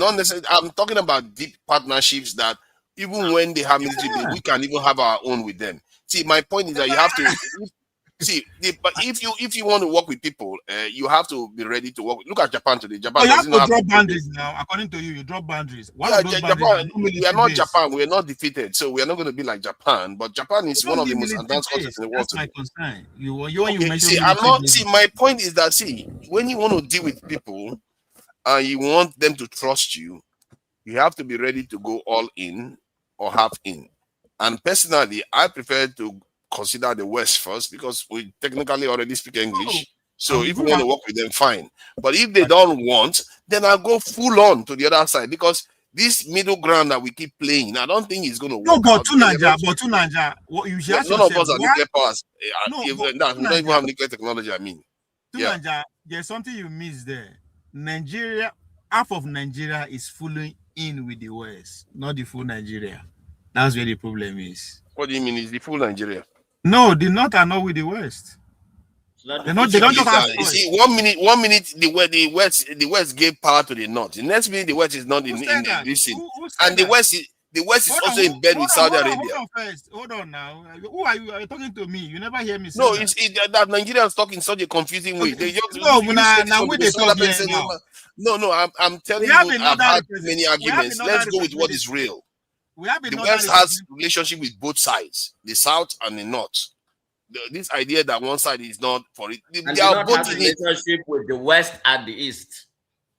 Yes, they are all in it. All of them are in it. Hold on now, like you see, everything is not cut and dry. It's not black and white. You understand? You said something that I like: boundaries, right? The boundaries that the southern Nigeria want to set for the West is not as bold or as visible as the boundary that the North want to set for the West for them to deal with them. I don't need to actually propagate over this. Ask your man with there. This is Hassan. He's a northern Nigeria, he's a young Muslim educator. Everything you can qualify he is the future. He will tell you what I just said. He is with West, but at what length? Not the same length which would you as a southern want to go.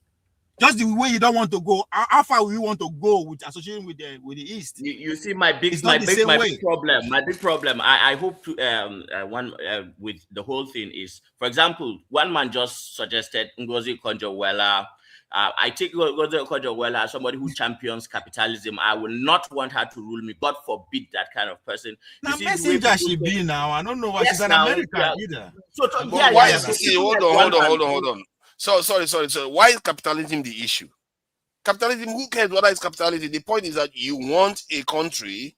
You are limiting yourself. There are now a lot of things that comes out of capitalism. Sorry. Let me tell you. Let me just say this. You are limiting yourself partly because of your religious leanings, not because of socialism. But you have to go with what works. Who cares what system? Saudi Arabia is capitalist.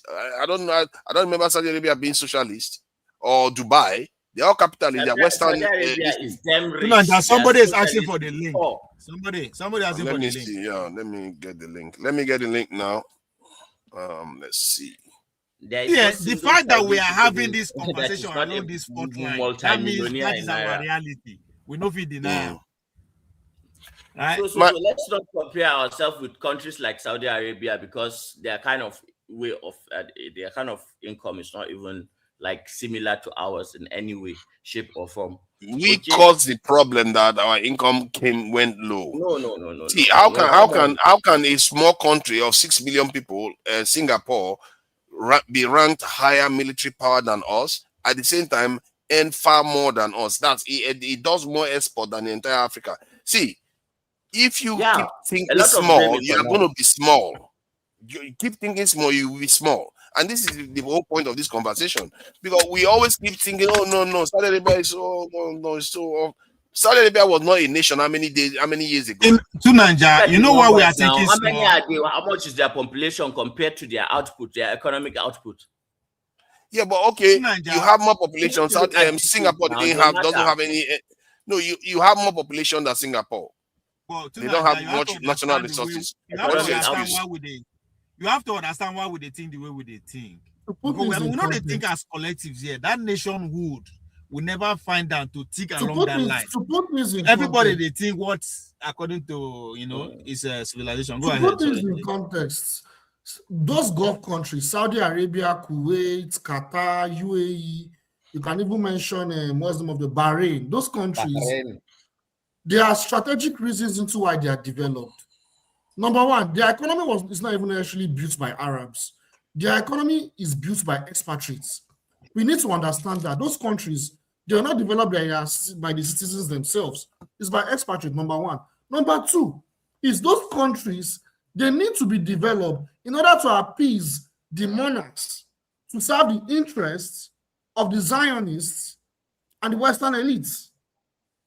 Because if they are not developed, because everything is connected to the Palestinian struggle too.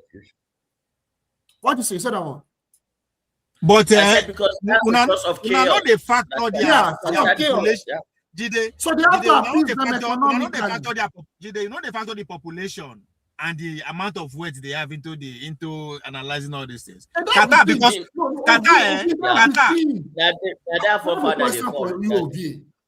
is there capital flights? How many capital flights they happen from Saudi Arabia to America? Now look at the level of capital flights that you have from Nigeria to UK to America. May I tell you, Qatar, where I don't even get what I'm saying. Like they have wealth. Their wealth is in their country. They have sovereign wealth in their country. To be fair, Saudi Arabia invests a lot in. No, Saudi Arabia invests a lot outside too. But it's investment. It's the national investment, not just leverage. Money away. Let me tell you about Qatar. You understand? Hold on. Let me tell you about Qatar where I live in. Qatar now one state, the whole country, now just Doha. the real citizen of Qatar, they are not up to, they are barely 1 million. The weight where they get, it rival any nation in this world. So even if they are useless, Qatar will still be developed. Even if they are useless. That was why I said now expatriates develop their economy. Now they have the money, they can afford the money. Exactly. They have the money. For Qatar, an average employee will be saying from America, you know how much you go to earn? You earn a lot of money. See, America, do you know what? America could have used Iran to just oppress all those people and take over. Maybe that's what they were planning with the Shah before. Take over all those countries and they would not have had much power, much of a say. But they decided, for whatever reason, they too fought for their own rights and they negotiated their way. And look at where they are right now. You know another thing again, Tunanja. Their geographical location is very important to the energy flow of the world. And okay, go. So just like when Niger Delta now, of course, Niger is not a good example, right? Their leverage, if you do anything, we'll go bomb our air pipe, right? That's the threat. That's the threat of Iran. If you set it out on fire, you raise the skill of jeopardizing the oil flow of the whole world. Yes. Just based on where they stand. So that fear today, they are leveraging on that. Yeah, in addition to what Ovie said, another thing that we don't put into consideration when we talk about development, we talk about negotiations, leverage, and stuff. We don't talk about global markets. Global market is very important for any country to develop. Those Gulf countries, Singapore, South Korea, there's a global market for them to trade. Yeah, they are. We are not restricted. Yes. Their products are being consumed in the West, in Australia, in Canada, all those countries. If we manufacture anything for Nigeria now, the West go prioritize everything with the manufacture.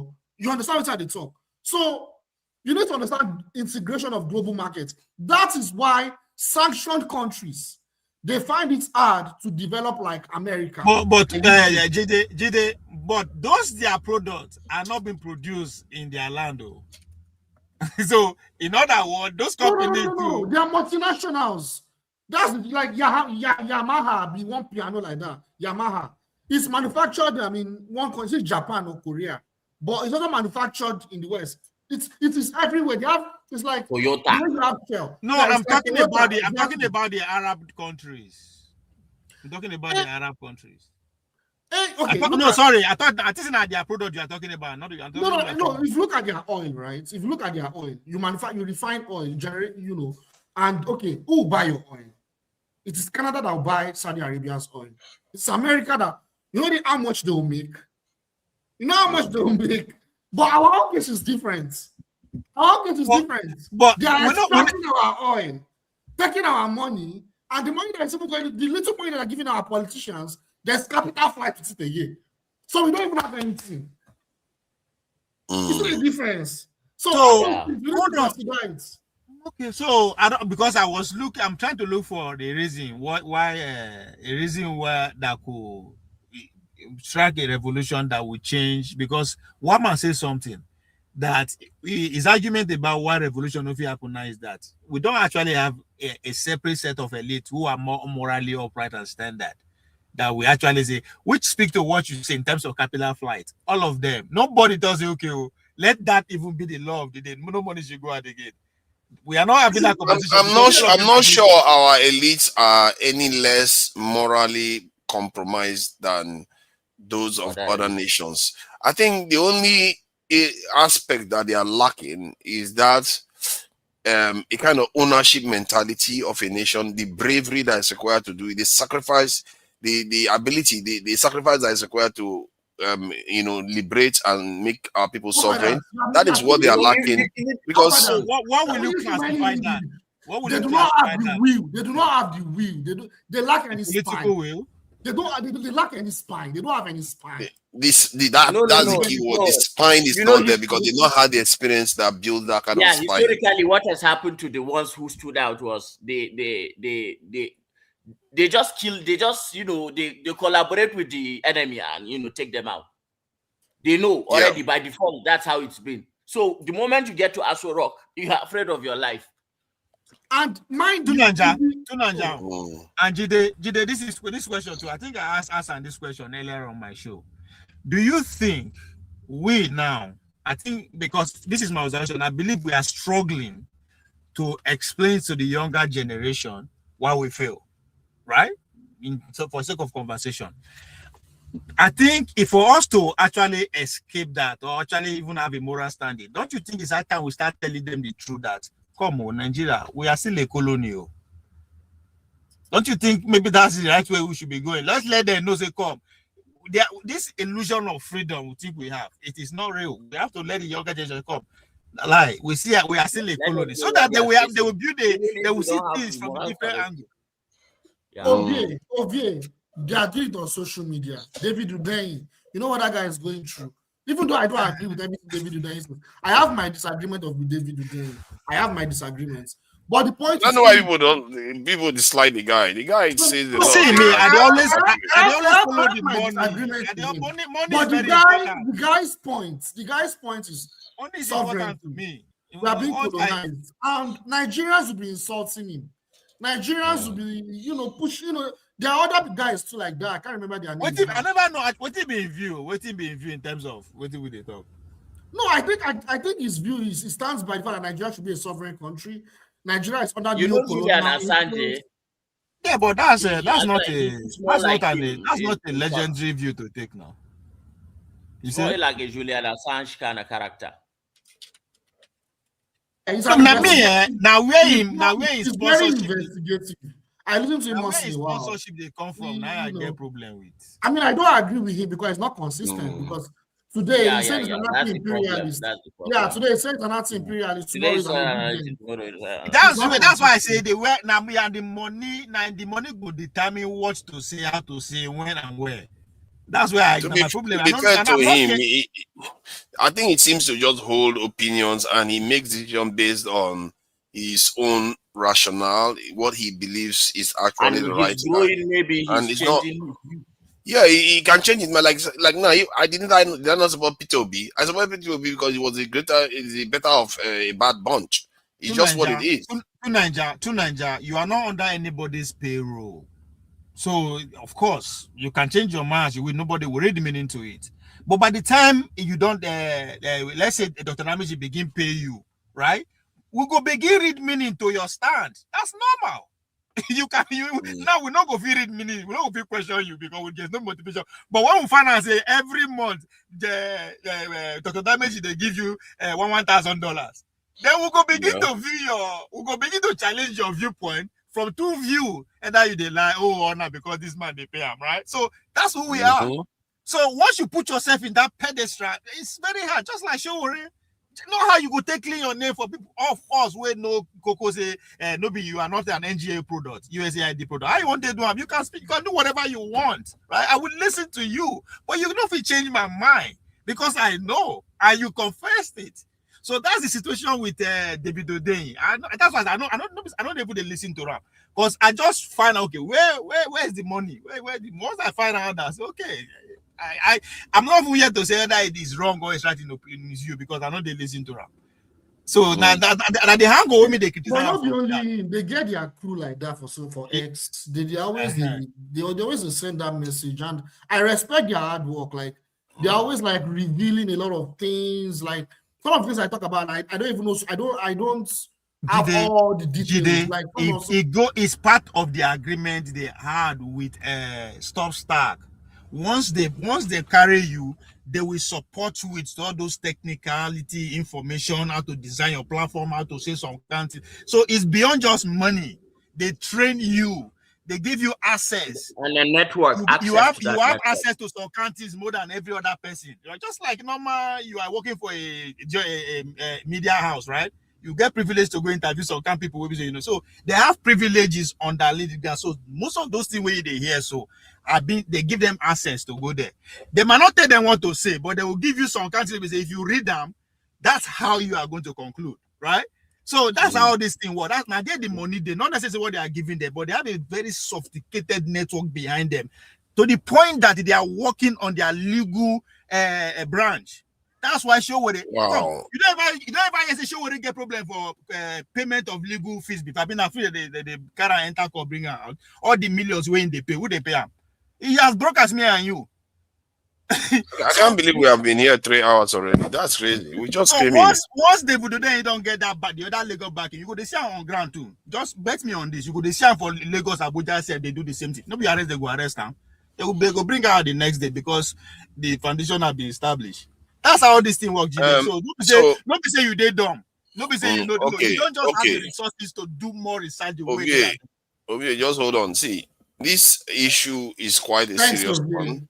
From my point of view, this issue is very, very serious. And soon I will be talking about how we can navigate our way out of it. I know we have touched about it. Some people say revolution and all the rest.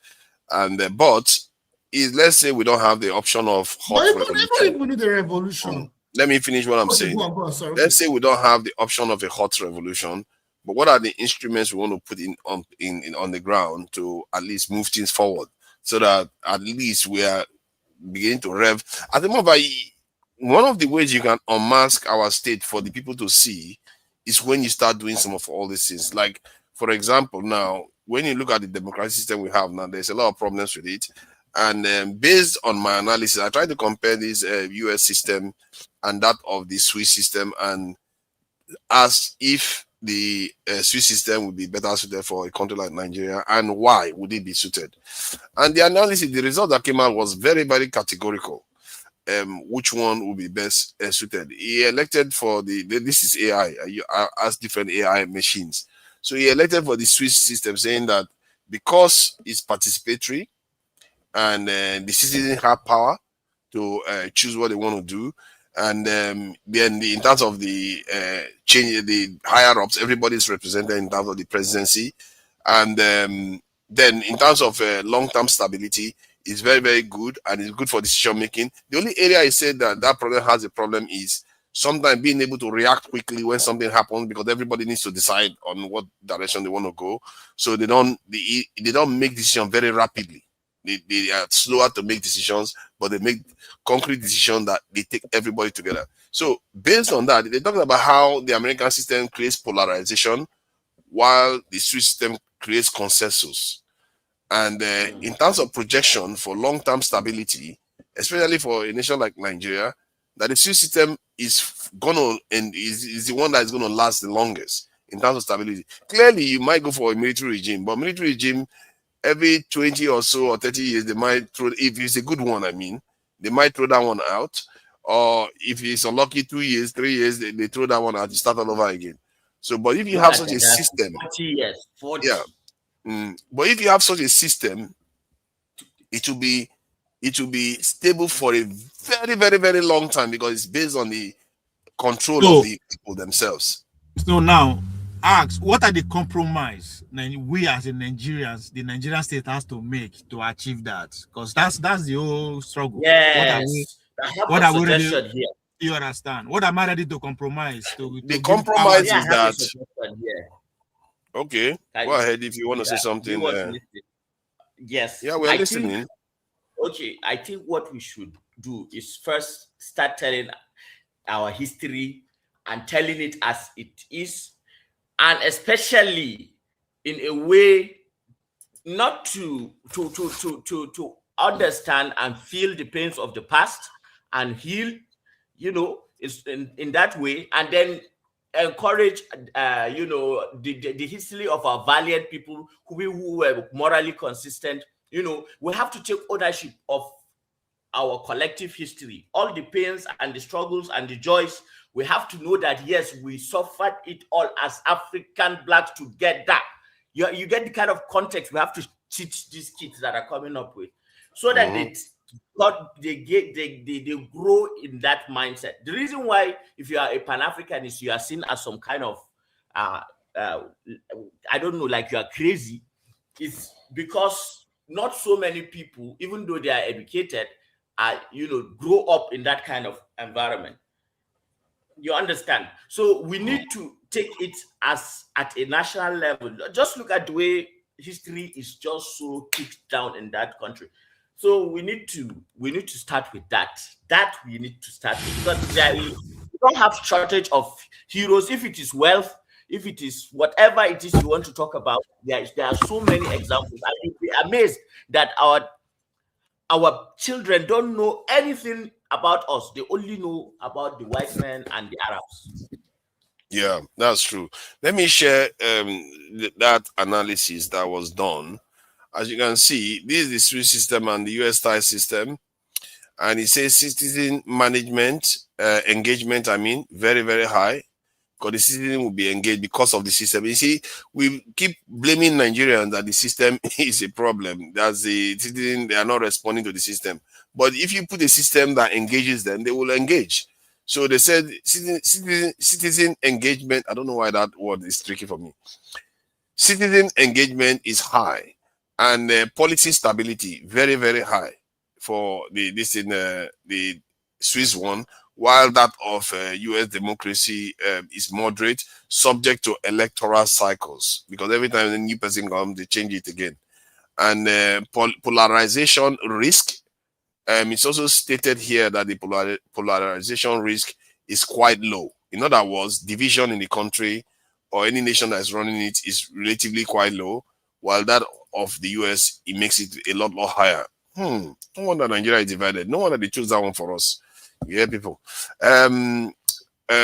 Swiss system in terms of responsiveness to urgent crisis, moderate, while US democracy, moderate to high. So the US democracy is more responsive to this thing, urgent crisis. It's more responsive. That's the only area I see that it does better. So it says overall long-term stability. The Swiss system stability is very, very high, according to what it says there. While that of democracy, US democratic system is moderately stable. So in terms of long-term stability. So the conclusion is that the Swiss model is generally more stable over time. Yeah, I will be ending it soon, but I just need to go through this. Yeah, the Swiss model is generally. Are you heading off now? Or all right? Yeah, sleepy guy. Let me bring OVA back in.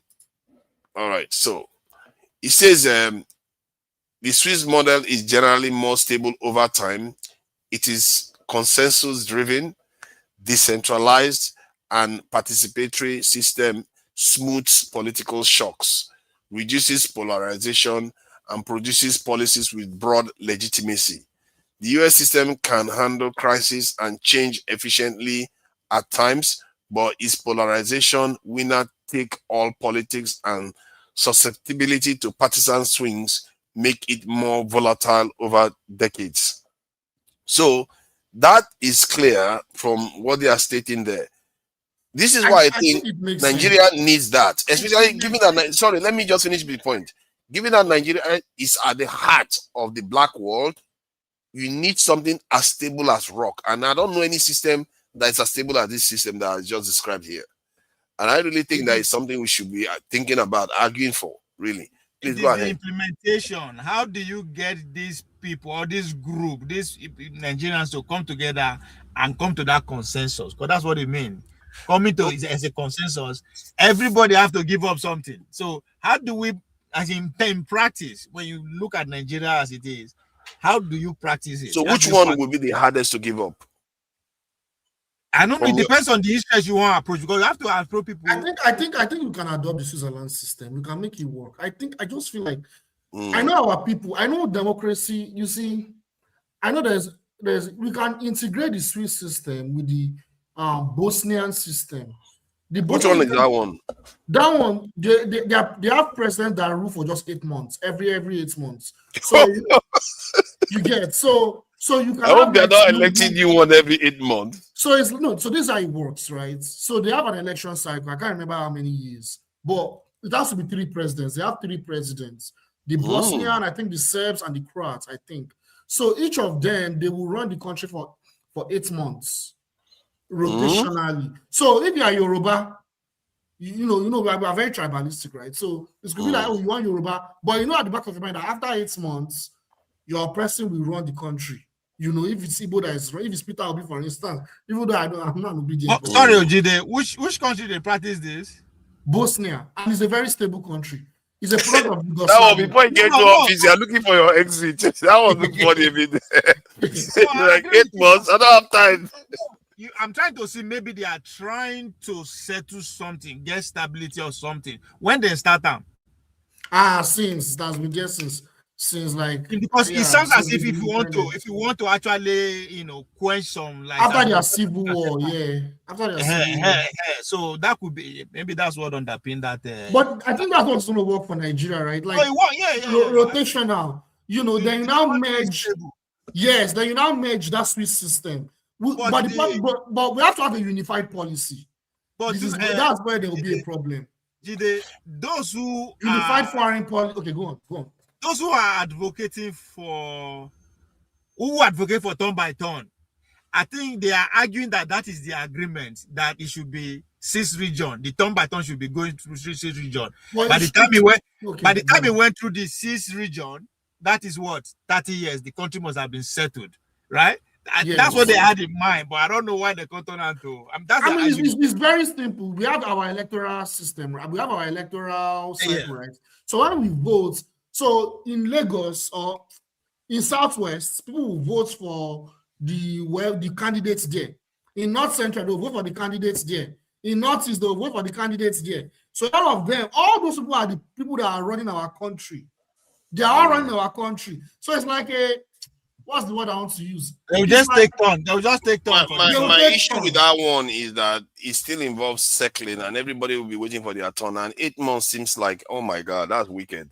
Like No, the it's guy to hasn't. stabilize the country now until we Yeah, get hold on. It reminds me of this. Let me play this. You know, when this guy was saying 8 months, I was like, that means this guy must be But finding it funny. when we have served 2 terms, we have not done much. And 2 terms was like 2 weeks. So we want to go more. So you want another term, and you must find an excuse. The first term I served, oh no, it was not a real term. But you were there for 5 years. Oh no, it was Parliament which chose me. I should have been chosen by the people, so that one does not count. You see that? Now imagine 8 months. That's crazy, man. No, foreigners. So that 8 months, the person will still come back again. It may be 4 years. Okay, they keep rotating. Yeah, they'll keep rotating for like maybe that's 5 years or interesting. 6 years. Yeah. It will work. So that guy that comes into office, when he changes something, then the other guy comes, they can reverse it. And that's what I'm saying, that they will have a unified policy. They would have like a unified economic policy, foreign policy, everything is unified. You understand? Hold on. They elect 3 presidents at the same time. Yes, you got. So it's a kind of presidential council now, but there's only one person just running stuff at the same. But what are the other 2 doing while one is running it? You guys should look at it like this. Yes, now those 2, they are part of the council, but they're not the ones implementing it. It's a kind of presidential council. The success of that is due to the fact that they are a small country. We would increase. Don't you, by the time we get to 400 million, do you think that will still work? So if one of us are running Nigeria now, if I want to make any decision across the country, like that tax nonsense, I cannot do it without the fact that apart from even there's a consensus among the population, 4 of us will still need to reach an agreement. Yeah, we have to tie each other's hand, especially in the context of Nigeria now. The North, their hand needs to be tied to an extent so they don't go crazy with their own agenda. So it is very hard. This is my solution. This is my solution against this is what I prescribe. My state is big enough to be in charge of their destiny, but we are going to pledge allegiance to the Nigerian state. Why would not we do it like that? Every state is big enough to run their affairs, but with allegiance to the state in terms of currency, international trade, and all those. But they're already doing it now. Why do we say that? They're already doing it now. To Nigeria. Why do we always say that the states are not running themselves? They are very, very little powers that they don't have, you know. To Nigeria. They have so much power. Why do we say the states don't have power? You are looking at that power very narrowly. You are not see, to Nigeria, if I they work for your company, it doesn't matter how much they pay me, right? You still be my oga. Allow me to go they work for outside, but I go see they call. No, they pay me, make me go they work, go they make my money. That's when free. That's when we know say you. Yeah, but states can make their own money. I don't understand why we say the states right now they can make their own money if they want to. Nobody's stopping them. To Nigeria, if I'm from River State, I get oil. Why I'll go to look for another job? It doesn't make sense. I don't understand. Just saying. We say states they fit generate their own income now. Now they tell you now. Yes. If I'm from River State, right? I have oil. That will cater for everything I need. Why would I go and be looking for any other work first? But they are getting the oil resources now. They are getting money from the oil resources. That's not so supposed to be. To Nigeria, now your platform for this, but I can't give you money. Money where you go collect for here today, me go collect them. I can't give you from inside. Tonight, I'm just testing my mic. Can you guys hear me properly? Yeah. We can hear you loud and clear. Can you hear me? Yep, loud and clear. Loud and clear. Go ahead. Welcome. You wanted to say something, or just listen? Yeah, okay. Okay, so as we were saying, thank you very much. You are delayed. Go ahead. I'm listening at the same time. I'm just, to be honest, it's not really my topic because, you're gone. Yeah, as you're saying, I heard someone saying about having a rotational system in governance, based on region or based on region or tribes. And I think that's a very bad way of leading the country, because if you leave it to rotational system, everybody is going to sit down and wait for their own turn. Yeah, so therefore governance will be put behind, because then really truly you're actually giving people, a politician the opportunity to remain in power without having any scrutiny. Because if I know I'm going to wait for my turn, I'm not going to work so hard for it, because I know it's going to come to me. But if I know it's something based on merits, a governance, someone to lead the governance, they have to be there based on merits, not based on tribe or religion or region. I totally disagree with that model. What I think you're facing, you guys, because the question is, are Nigerians actually, are they have colonial mindset? My answer to that is, I'm not Nigerian, but based on what I see and what I observe, yes, and I think they actually are the biggest victim of colonial mindset in the region of West Africa as we speak. Looking at the things that they advocate, the things that they accept, to be done to them in their country by foreign powers, and also the things that they actually seeking or craving for. And I see a nation that craving for some part of the region that crave for the Western style system, but they do not know how the Western style system actually got there. They're not willing to follow those models. They want to go, the easy way to get there. And that's a very bad way of looking at things and how to build a nation. You cannot build a nation based on a bad foundation, because it's going to crumble, right? If you build a brick with just sand, the brick is going to fall apart. So that's not how it works. I think a country like you need someone who actually is there based on their performance. It's not based on their region or tribe or religion. It's based on their performance. But you have a big problem, and I think that's one of the reasons why you still haven't grown that yet compared to other countries in the neighboring West Africa in terms of providing electricity, clean tap water, and so on. Because these are not the things at the forefront of politics. What is at the forefront of politics in Nigeria is who is my tribe, who is if that president belongs to my region or religion. That is the most important thing. How they actually assess their leaders. And however, even if that leader comes from their angle, they actually doing bad, they will actually have people that will support them doing the bad things to others just because they belong to the same group. And by having that system in place, you're not going to build a nation leader. So now you're left with patriotism. Yeah. And now how you expect a nation to be patriotic when you haven't given them the reason to be patriotic? And I think you are one of the most unpatriotic nations in the continent, and have watched and listened to shows, and I've discussed that with you, to Niger. We have agreed and disagreed, about these things in different platforms, and it's all come down to patriotism.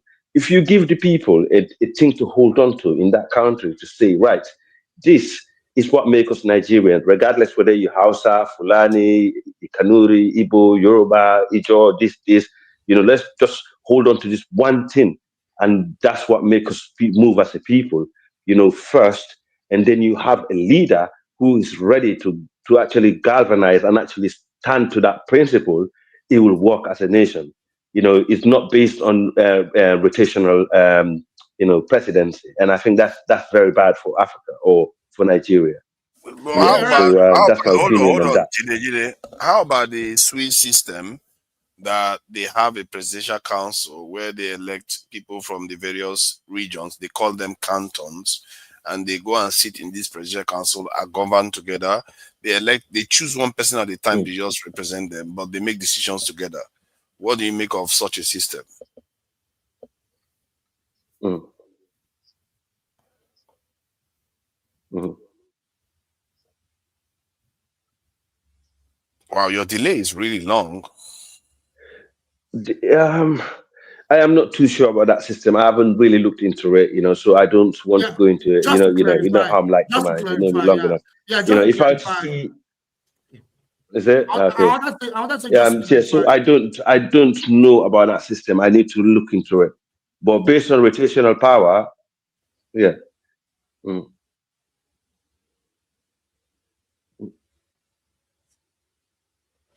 I think you need to go out and come back in again. Your delay is so long that we're talking about 5-10 seconds delay. That's what we're talking about. He's hearing what I said over 10 seconds ago now.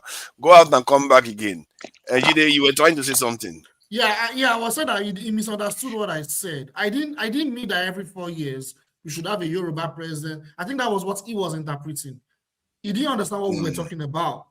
I was saying that I think he doesn't even like the Bosnian one too. When you say one at a time come out, he doesn't like that. Yeah, because he believed that since the goal is to stable a country or to initiate a development, we need a stable leadership. You know, I think people making decisions together, forcing. I think Nigerians think about it. It's not only just because we want the best mind, or because 6 people making decisions is the best mind. To be fair, but if you also force them together, it's almost like a will. But you are making it. You guys have to decide for us together. Tunanja, you were making a point last week based on strongman, which I believe influenced that decision influenced the stage we are as a country, which is what man was trying to say that we are involved in. Because I think every stage, right, require a different leadership style or even total structure. At every stage of human, just like human being, as they develop as a kid, as a teenager, as a grown man, till you will die. That's how nation state, I believe, works. So at once we need to understand where we are, what we want, what today Nigeria want. We want for structures, right? That is the basis of industrialization. We want light, we want. So how do we arrive there? What kind of governance or government or a leader that can be achieved at a very fast time? Because we they credit China for achieving such development at a very fast rate without factoring their governing system that tailors with it. If they rotate the way everybody they rotate, do you think would have achieved what they have? I don't know. I'm just asking a question. So because we need to actually factor on that's why I say that we want to employ. We need how do we practicalize it in our own place because we're stubborn. Why do you ask the Yoruba people to wait all day? So I'm not saying it's not possible, right? But we should. But the one I'm talking about, there's nobody waiting. Everybody's at the center at the same time.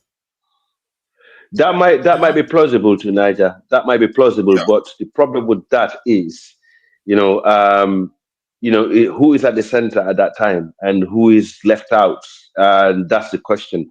And Jide, I understand where you're coming from. Yeah, sorry, guys. That means we have to compromise our religion. We need to in Africa. This religious thing in Africa, religion. We need to put religion as a private issue in Africa. We need to put that. I'm a Muslim. That's a good idea. We're Muslim. Yeah, we're Muslim. We're Muslims, right? We're Muslim. I mean, I'm a Muslim. You're about a Christian. The other one. As a Muslim, I don't want to inflict my religion on other people. My religion is private. In the far West Africa, where I come from, as a Fulani guy, we don't impose our religion on others. We take religion as a private issue. That need to be the forefront. Let me ask this.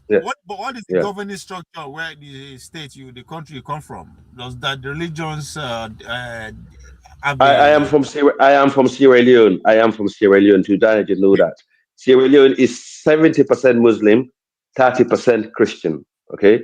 And since we gained independence, we only have one Muslim president. Majority of the people that run Sierra Leone are Christians. Okay, so if we was going to say, it's Christianity that destroy religion that destroy a country, we the 70% Muslim in Sierra Leone will say, oh, the Christians, you have been in control of this country since independence. You have destroyed it.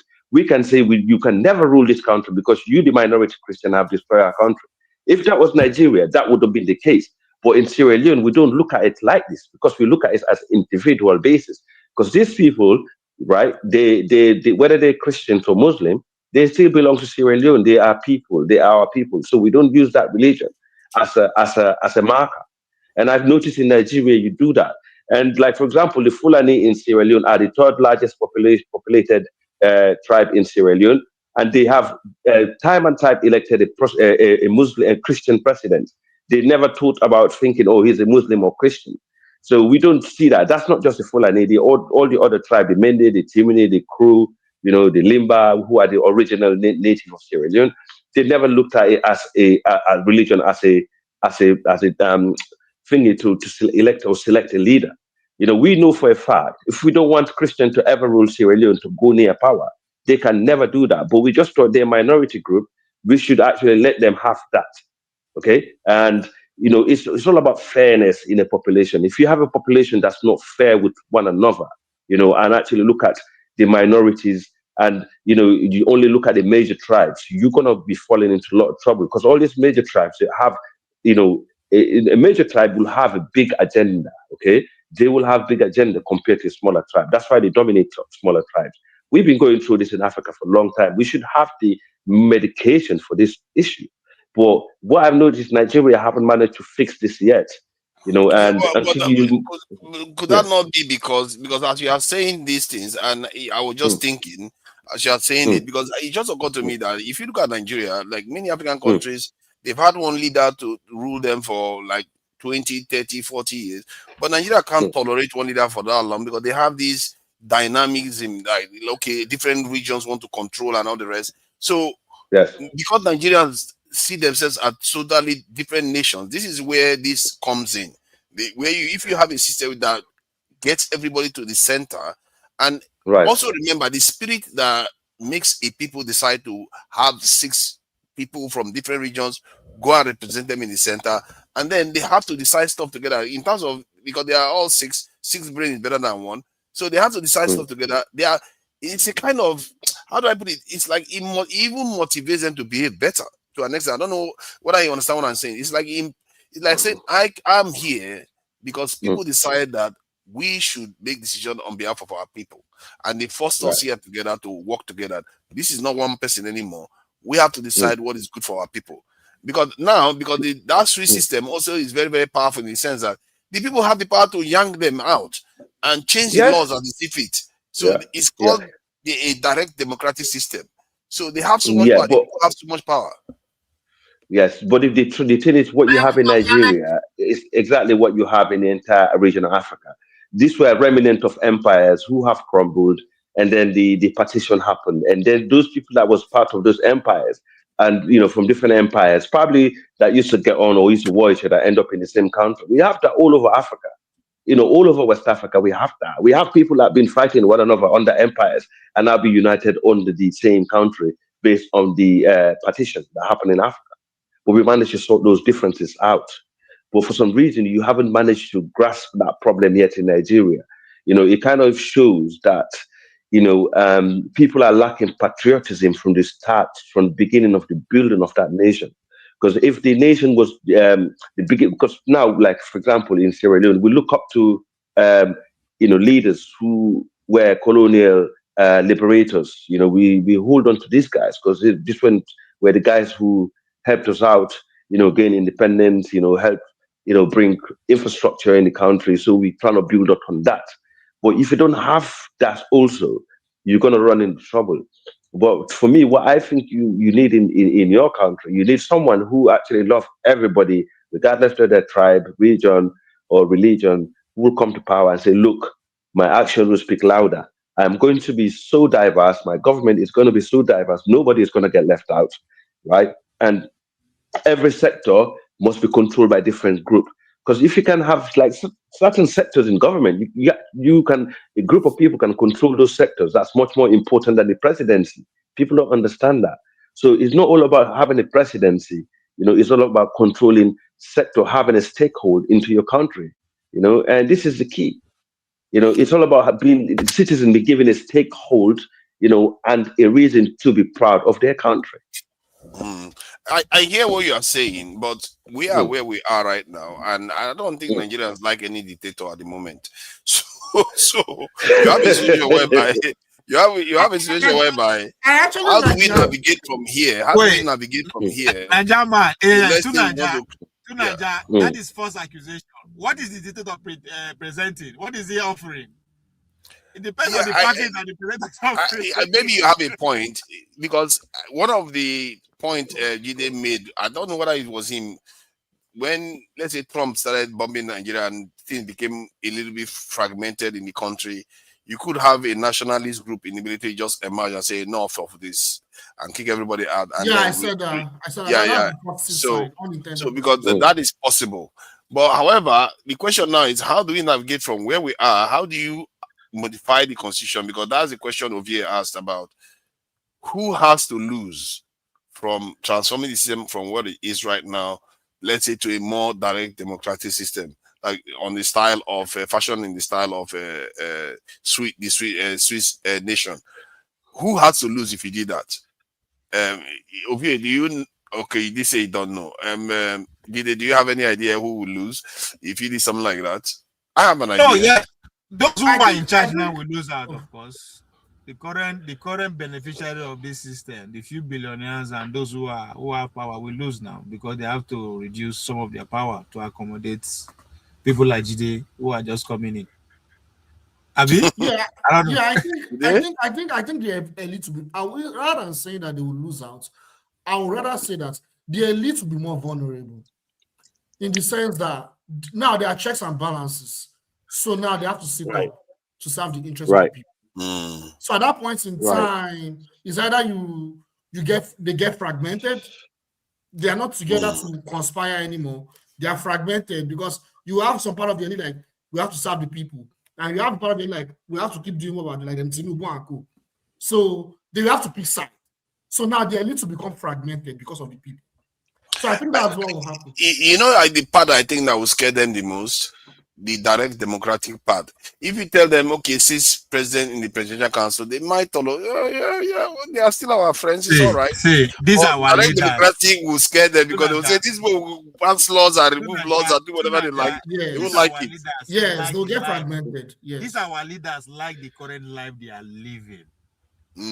Anything that will bring threat to that, that's where our destiny lies. And that will force them to contain it, or we ask them to go away. We just have to go after their lifestyle. That's all. But that's all they have to sacrifice. They're not special. Ovie and Jide, do you think if this is presented to the Nigerian people, this model is presented to the Nigerian people, do you think it's something that they will support and push for? Well, if it is presented, it depends on the kind of Nigerians that it's being presented to. Yes. Because and who is doing the presentation too, it matters. So if I'm presenting, so the thing is, who are the people that will implement policies? Number one.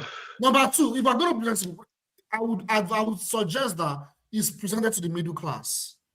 But the middle class of Nigerians, are they even properly informed to make policies? That's the problem. Are they properly informed? Because our people are just not, they are ill-informed. Like all the things Africa is saying, they are very valuable. Our people, even our middle class, they don't have that mindset. But right. So hold on. Right. I think this fits Nigerians quite well, though. Because Nigerians are quite individualistic based on what Western people have shown them.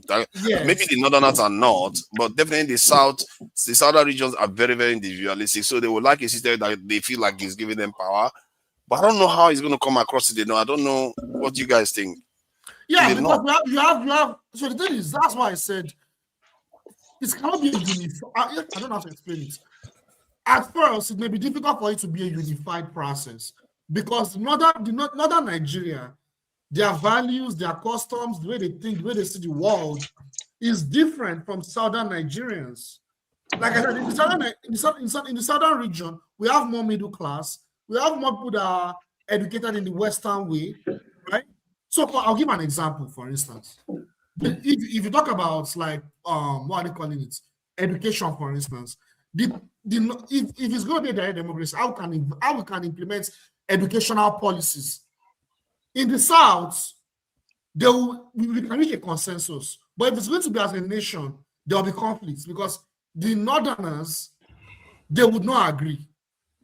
Because and Jide, I agree on that because I mean, for that to in fact work, you need to be a ground. You have to lay the ground first. People have to be educated, and education have to be compulsory. That's in the entire nation. You have to be first. People need to be educated. I think you guys are underestimating the power of the top guy, the elite who are benefiting one way or the other. And you need to get rid of politics. You need to get rid of elites I in agree, politics. 100%. That's one. Because You need to get rid of elites in politics. How those elites to go? Like they have to be you a have class. to have some kind of power that will phase them out. Just like let's use the current administration of Donald Trump as an example. This is what they are doing. They believe that all the institutions have been co-opted, either by individual strongmen, some institution. So in order for them to carry out the overhauling that Trump is doing now, they need people's power. That's why the guy win overwhelmingly. So if he's going after you, it's no longer because it's coming because this is what the American people want, even if Canada won. So if you want to do that, because it has to be both ways, you have to come out very strong against those who want to fight back. But that's why you have to again educate the people, but still bring the elite who are ready to say, okay, yes, I'm ready to give some of my wealth, right to because you have some of them who will see what you are saying. But why would the elite lose anyway? Because the system will. If you see, you want to adjust the system now. They are two things. Because the elite are gaining from the way the current system is constituted. See, that's why they will fight lose. Let me make it easy for Ovia. It is easier for the elites to want to stay in power than for them to implement policies to develop the people. It's very easy. So because how do we do that? People is long term. You know what I mean? It's long term. So 4 years, I have 4 years to run the country. I'm not but if you make an argument to the elites that if they develop the people in long term, they make more money out of it. I think somewhere along the line we've lost touch of the fact that when you develop the people, it's like a farm. The harvest is a lot richer, just like when you develop your crop. It's just what it is. Tunanja, who are these elites? How did they make their money? If you steal my money, you can't tell me how to act. I'll go listen to you. I won't. You know what? Elites can turn against elites if you tell some elites that they can make more money, while the other ones are still hell bent on keeping them small. They will turn on their fellow elite to change them. So, but you have to yes. I'm also you guys run on federal system, right? So how would that system work in federal system? I mean, if you're going to have a federal system, do it a federal way. If you're not going to have a federal system, don't do it. Because when you mix those two things, when you contradict the federal system, that alone is a recipe for disaster. Oh no, it's like that's how Switzerland is run to an extent. It's like we have 6 geopolitical regions already in Nigeria, so you can use that as a framework. That's the point I was saying before the guy coming to Nigeria. This your platform, and the other 3 platform, right? That is linked to Dr. Dameji. So let's assume it now, Dr. Dameji, somebody come and merge you now. Say you have to be forced now to stay under one roof, right? But Dr. Dameji is the leader. Now, you this platform, just as you come out now, as I log every other one as you come here solely, Abi. Imagine you are making money, you are making money here, right?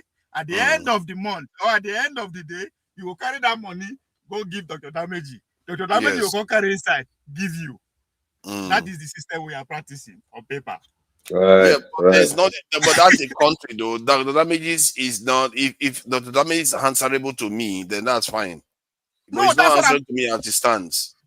No, how you go there and answerable to you when you go make money? Can they go give and go give you some? How does that work? Yeah, him, Dr. Damages is still part of my establishment. You see what I mean? No, there's a difference there. No, Tunanja, you are supposed to make money and say, okay, this is the amount I can afford, or this is the amount I want to take to the center to Dr. Damages. That's how it should work, not the other way around. In a way, that it's not so dissimilar. No, you don't decide. It's based on percentages. You don't decide. It's not your decision. No, who decide that percentage? You talk about where federal government they get 50-something %. Yeah, but it's the same thing. And the revenue. No, the revenue is generated from your backyard and it's taking 55% of the revenue. It doesn't make sense. Yeah, but what you are saying, the way you are saying it, you are saying it as somebody that is ready to steal a lot of money. Like saying, to be honest, I will give them. Look at how he said it. Say, like, I will take it. I give them what I want. So, to be honest with you, this elitism in politics is actually becoming a global sorry, my brother. This elitism in politics is actually becoming a global problem. It's not just limited to Nigeria. I mean, Trump, for example, is an elite in power. You know, some of the money, like Elon Musk, all this big money going into politics. Always You know, been you like can that. see how it's, yeah, it's never been used to be like that. It used to be normal. Like that's why. No, it No, doesn't seem like but that. to Nanja, I have issue with you having concern of how I spend my money. That's the problem. Why you concerned how I can I spend have my money? issue with you. Try not to pay to the national coffers. No, I will pay what is agreed, but who determines that agreement? Dodgy. No, Yes, yeah, that exactly. But the way you are saying it, I will pay what I like. That is it. No, It seems dodgy. to Nigeria, look at it. So we are missing something. Federal government is coming to your house to generate money, and is taking 55%. But that's how it is in America too. No. Actually, America they take far more in American states than from Nigeria states. There's something we are missing. There's something by proportion, they take more from American state than the Nigeria. No, but no, it is not. No matter what they take, it's never above what the state has or getting. It's never above it. That's the problem. Why you get 55%? There's something. So I think the problem is that we are missing something here, and I think maybe Africa may relate to what I'm saying now. We forget to realize that, or to understand, maybe we know this, but we've forgotten that our elites, there's a dynamic relationship between the wealth of our elites, the capital generated within our elite, the network of our elites, and the Western structure as well. So what I'm trying to say is that even how the money comes in for them to campaign, how they get all this wealth, they have donors, they have all these networks, capital flights and all that. So the point I'm making is all those things need to be done. All those things need to be cut off from. And for that to happen, they have to move away from the West. They have to move away from the West for that direct democracy to even happen. Right, they need to be independent. I agree. They need to be independent. They don't need. They don't need any. They will not be very vulnerable. They'll be vulnerable. Right. It's not going to happen overnight. We say in the next 20 years that has to stop. How do we do that? That's why we have to start taking over our locality. Right. If I am in From the control of my grassroots. locality, I determine. You're both right. You're both right. Little by little, we take over everything. We cannot shift it one by one. If I take over my community, I hold the leaders in my community accountable. If you are investing outside, you don't have a business to come and rule us. If you understand, you say that promoter for the locality, everybody hold their across the nation, local accountable. Before you know, that thing will not be even invoked again, taking your money because it's becoming too difficult. You go say it doesn't want it.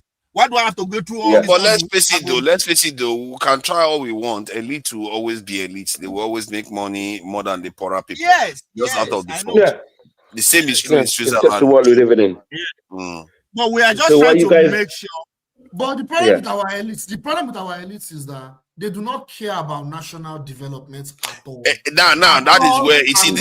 This is where that's the problem, innit? That's the problem. That's the problem. If you look at Turkey, Turkey has elites. Turkey has elites. Look how much they invest in their sports. Look how much they invest in their economy. But they are wealthy in Turkey. The problem, and even Russia too. They have oligarchs. Did they to stop that? They are checked by the states. To stop it, it has to do with what me and Tunanja are going back and forth with, right? In order for you to stop all those things, right, is for you to say, okay, where is this our elites getting their money from? Now our locality now. So lock your local down.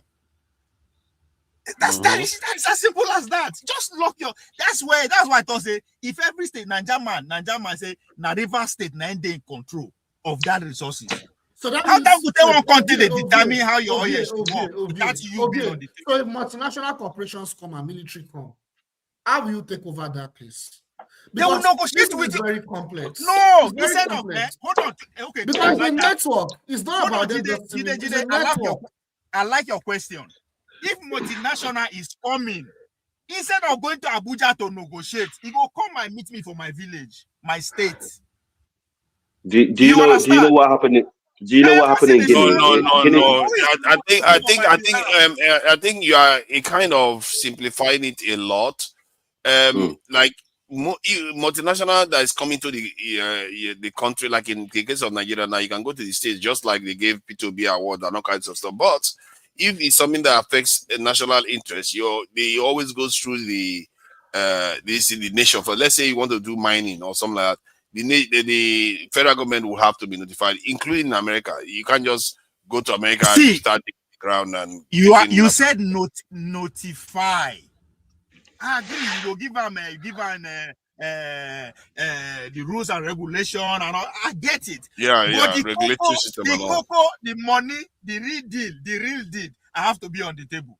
My village, of course, but that's how it is now in Nigeria too, though. But this is where strong laws and strong institution comes in. If you have strong laws and you can bring foreign companies to Nigerian states. I agree with Africa. Yeah, I think you need strong institutions to check those things. But at the same time, too, like, I mean, I do not agree with the fact that multinational corporations will have to dictate the shots of how resources are being extracted with the states. I don't think I agree with that. I think they cannot even in the first place, what the way they even operate is wherever they're going to extract, they create instability anyways. A lot of the problems are having in Nigeria. Jide, you're right. You're right. They will create. They will create instability if they can. If they can't. Sorry. Thank you. If they can. You see in Guinea, I'll give you a good example, guys. Let me give you a good example. Republic of Guinea. Yeah, Republic of Guinea. They have a general election right now. Out of all this, the AES, all these military leaders who took power. He's the one and only guy who went to election. When he took power around 5 years ago, he promised that he's not taking power to remain, because the Republic of Guinea have always been in the hand of military leaders, a part of Sékou Touré and Alpha Condé. And now Sékou Touré was okay, he was a Pan-African, but he haven't developed Guinea. Guinea was still behind because he aligned with Russia. But when Lansana Conté came to power, who was a general, who was the longest serving president in Guinea, he realigned back to the French and the West and stayed with Russia. However, these countries, Guinea have the biggest aluminium reserve on planet, right? They have the biggest aluminium reserve on planet. And these countries been there for all these years. They've been based, the economy was based on extraction. This president took power. He kicked Alpha Condé out. Now, Alpha Condé is a Mandinka. This guy that kicked him out, he's a Mandinka.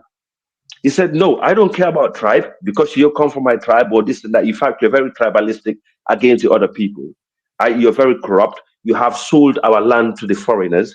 And he's a former military guy who fought for the French Legion twice in Afghanistan. You don't find a lot of military officers that done that in the Sahel. None of them have. Right, and he basically said, "I am not going to tolerate this anymore." He said, "We cannot be a free for all." So what he did, he canceled all the mining contracts. He renewed all the contract. Rio Tinto is one of them who is in Guinea right now. That is an Anglo-Saxon company. He forced them to build a refinery in the country. Right now, Guinea got 2 aluminium refineries. If I'm not mistaken, they're the 2 only aluminium refineries in the whole continent of Africa. Guinea just managed to build the biggest gold refinery in Africa. Guinea Conakry, where the Fulani happen to be the most majority in Africa. Okay, Guinea Conakry. No, I'm just joking. But anyway, I'm going to leave that alone. But he managed to achieve that much in the space of how many years? And he got 24-hour electricity now. He's building roads, overhead bridges, giving education to the young children, and actually show them tribalism is not the way. Let's move forward and build this country. And today, he's winning the election almost on a 99%. There's not one cheating been recorded. He came in, he took power by force, right? Kicked them all out. He kicked in fact, what he did, he removed all the elites from Guinea, all the old elites who ran the country to the ground. He kicked them all out. In fact, some of them, he destroyed their houses so they never come back again. Okay. Wow. So now he's saying, I have done so much for you since I've been in power. And hire me or fire me through the ballot box. And that's what he's doing today. and he's achieving it. Yeah, go on.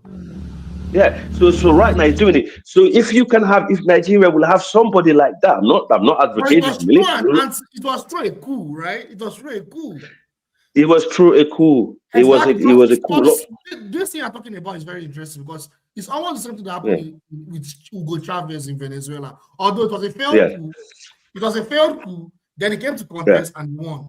So what you're saying makes sense. And I've said it on this show before that maybe the realistic solution, immediate solution we need in Nigeria is an anti-imperialist coup. In Nigeria. Coup is cool. I hate military rule. I don't like military rule, but temporary military rule, which is temporarily, is good for any country. Absolutely. And I think we need military rules are always meant to be temporary, otherwise they will be overthrown again. This is a question for everybody. Where do you think that strong man will come that actually can defy all these our differences that we always? I mean, I'm not talking about us, but Nigeria. Good question. Right? Good question.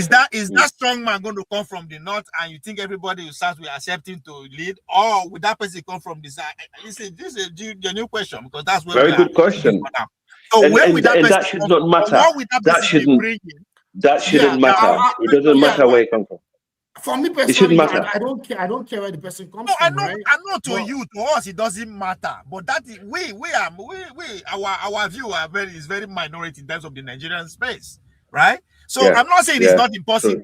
But what is that thing that person will be bringing, or that we actually everybody go look past in sentiment, say, okay, I like that guy. Yeah. I don't care if he's a Muslim, if he's a Christian, if he's a that guy will go. You want to hear my answer? Maybe if he's mixed. Mixed as in if he's mixed, maybe his father is Yoruba, his mother is Hausa. Maybe if he's mixed. If it's mixed, it will help. That's for Nigeria. But let me just add something. He's a Muslim and he's a Yoruba. Hold on now, if he's mixed, it will help. And if he also has people of other groups around him, that will quite, let's say, second in command is from another major region, so you will see that. Tunaja, let me just agree with you there. 1 second, Tunaja is the same thing the president in Guinea ran through when he overthrew Alpha Conde, who is a Mandinka. The Fula people in Guinea. I mean, when I say Fula, it's Fulani, okay? Because I don't know why you people call us Fulani, but the tribe is called Fula, Fullah.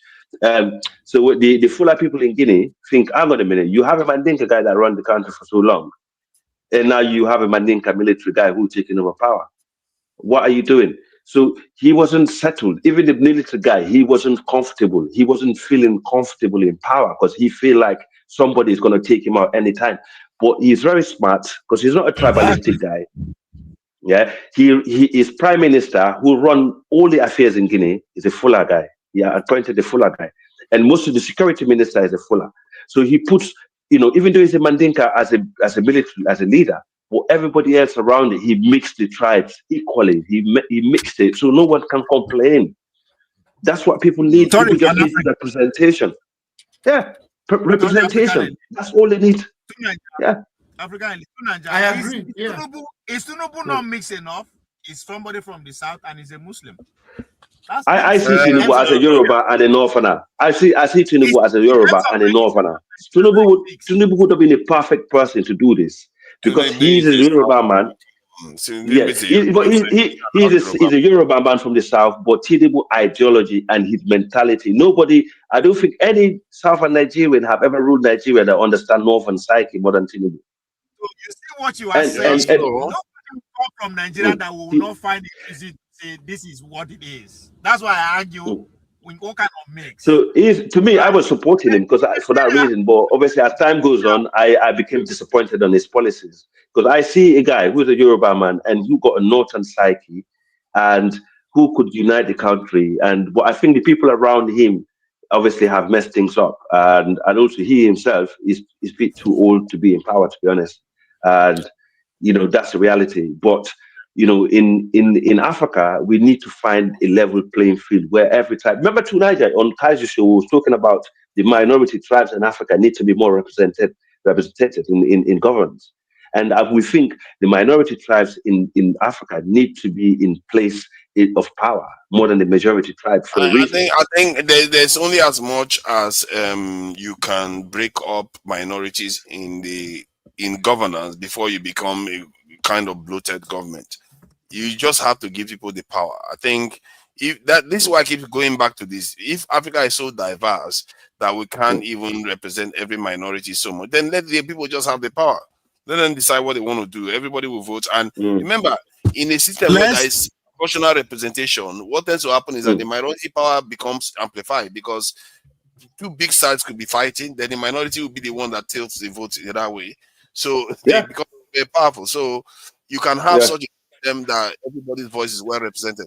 But I think I really need to share this because these Swiss people, I don't know why other democracies didn't copy them. That's a question I probably need to research because I don't know how they did it.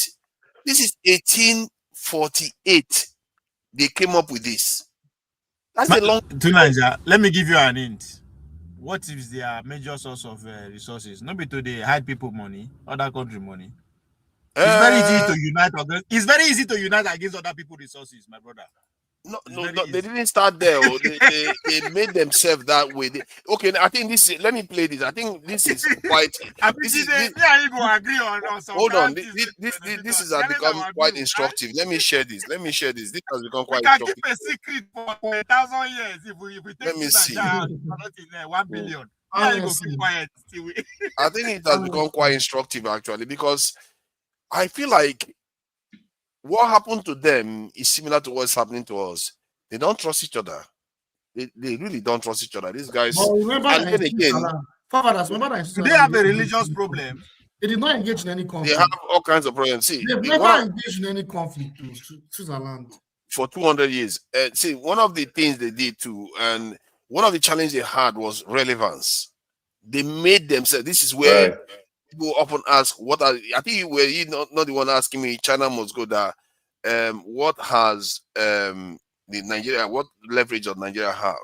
I think one man first asked the question and you repeated the question. What they made themselves relevant. Let me play this. I've just left a valley of Italian speakers, and a few minutes later, I pop into this valley of French speakers, but not for long. Boom. We're in another tunnel, barreling straight forward again. Goes. Oh yeah, we got mountains. Mountains are growing.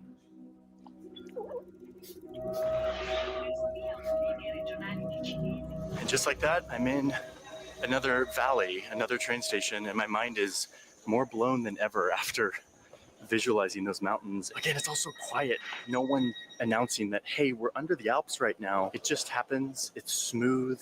It's quiet. And then you just arrive. I'm off to a good start.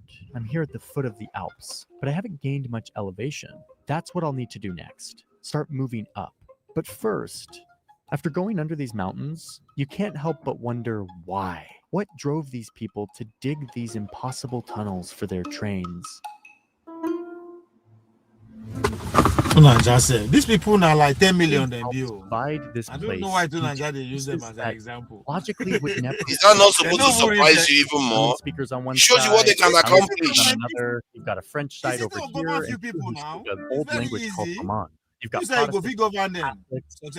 they are 10 million and they are diverse. Lots of alliances and cooperation here, but it was never one thing.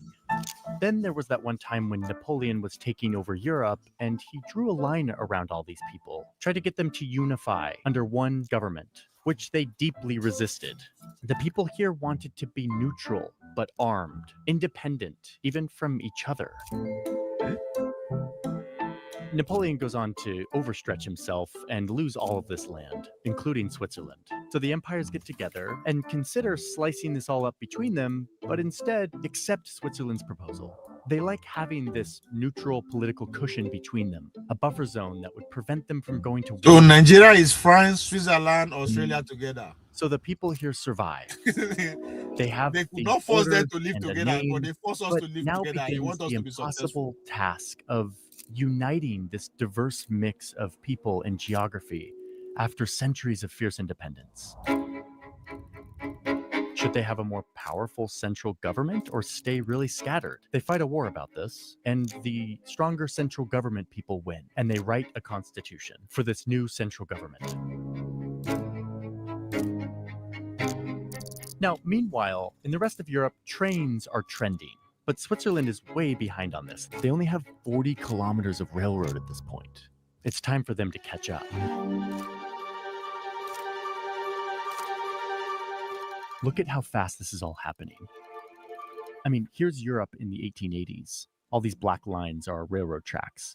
And look, with a little help from British planners and some serious fervor from private companies racing for business, Switzerland suddenly has the densest rail system on the whole continent. This is 40 years after they established their new country. Now, to be clear, it's all pretty chaotic and unorganized, but generally it's going pretty well. But wait, why aren't they building any tracks over here?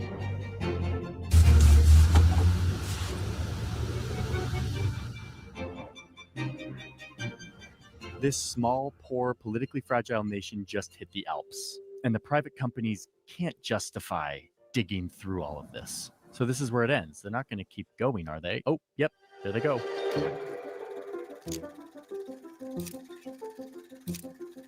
So they dig and dig and dig, and people die and lungs turn black, but they keep digging. So wait, why and how are they doing this?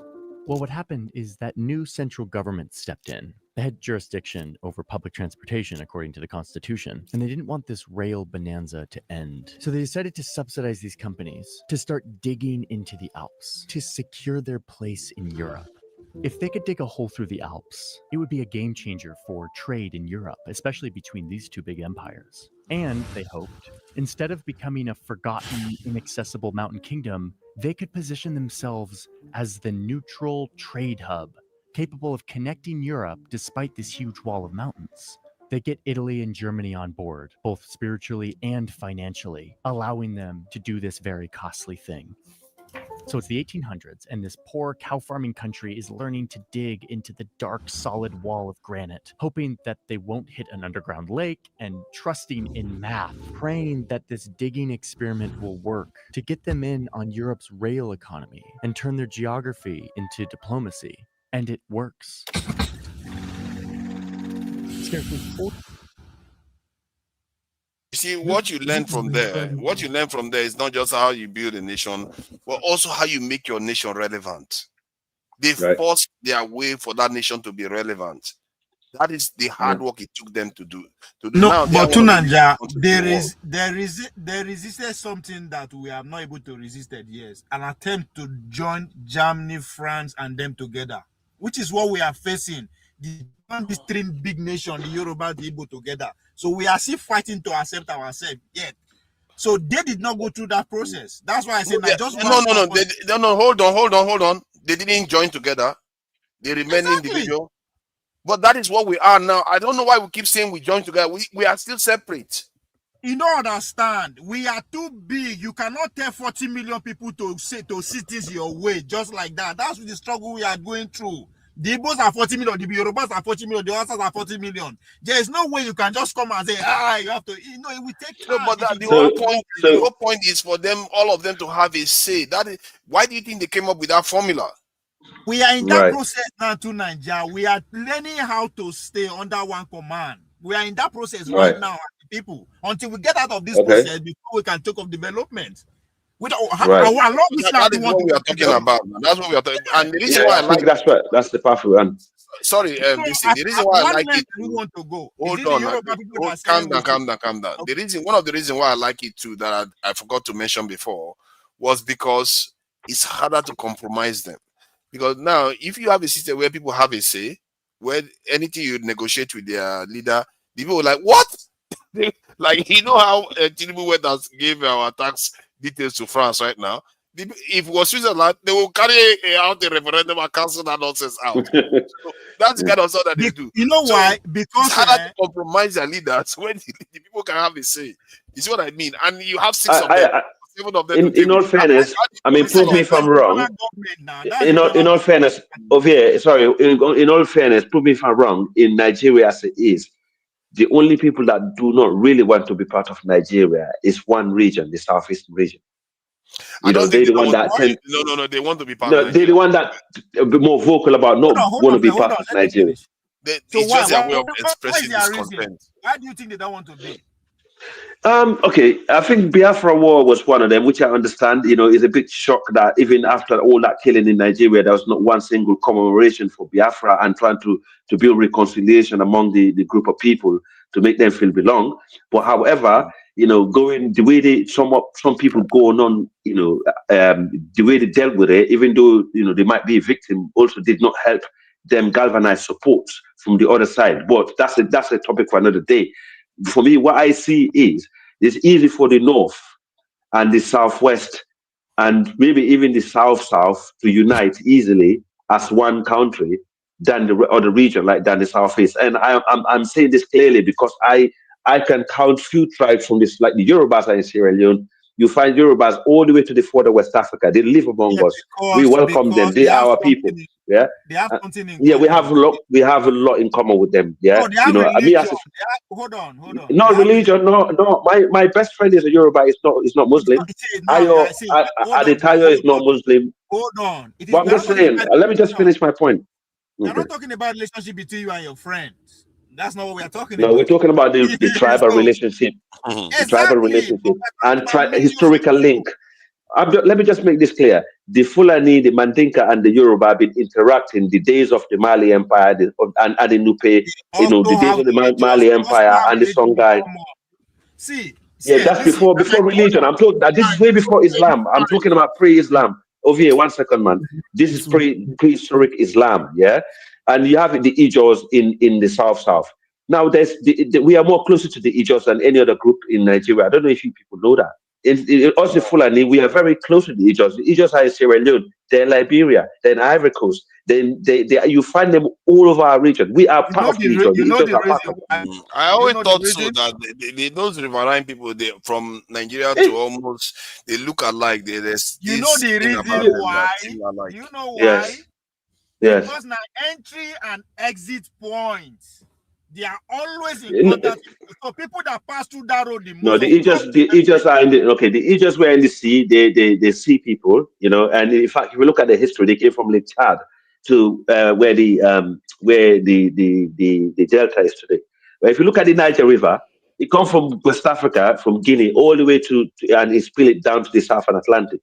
This is a route that people have been using throughout history in West Africa. The Niger River is the secret of West African tribes and people. This is the river that used to flow with gold and all kind of minerals. White people.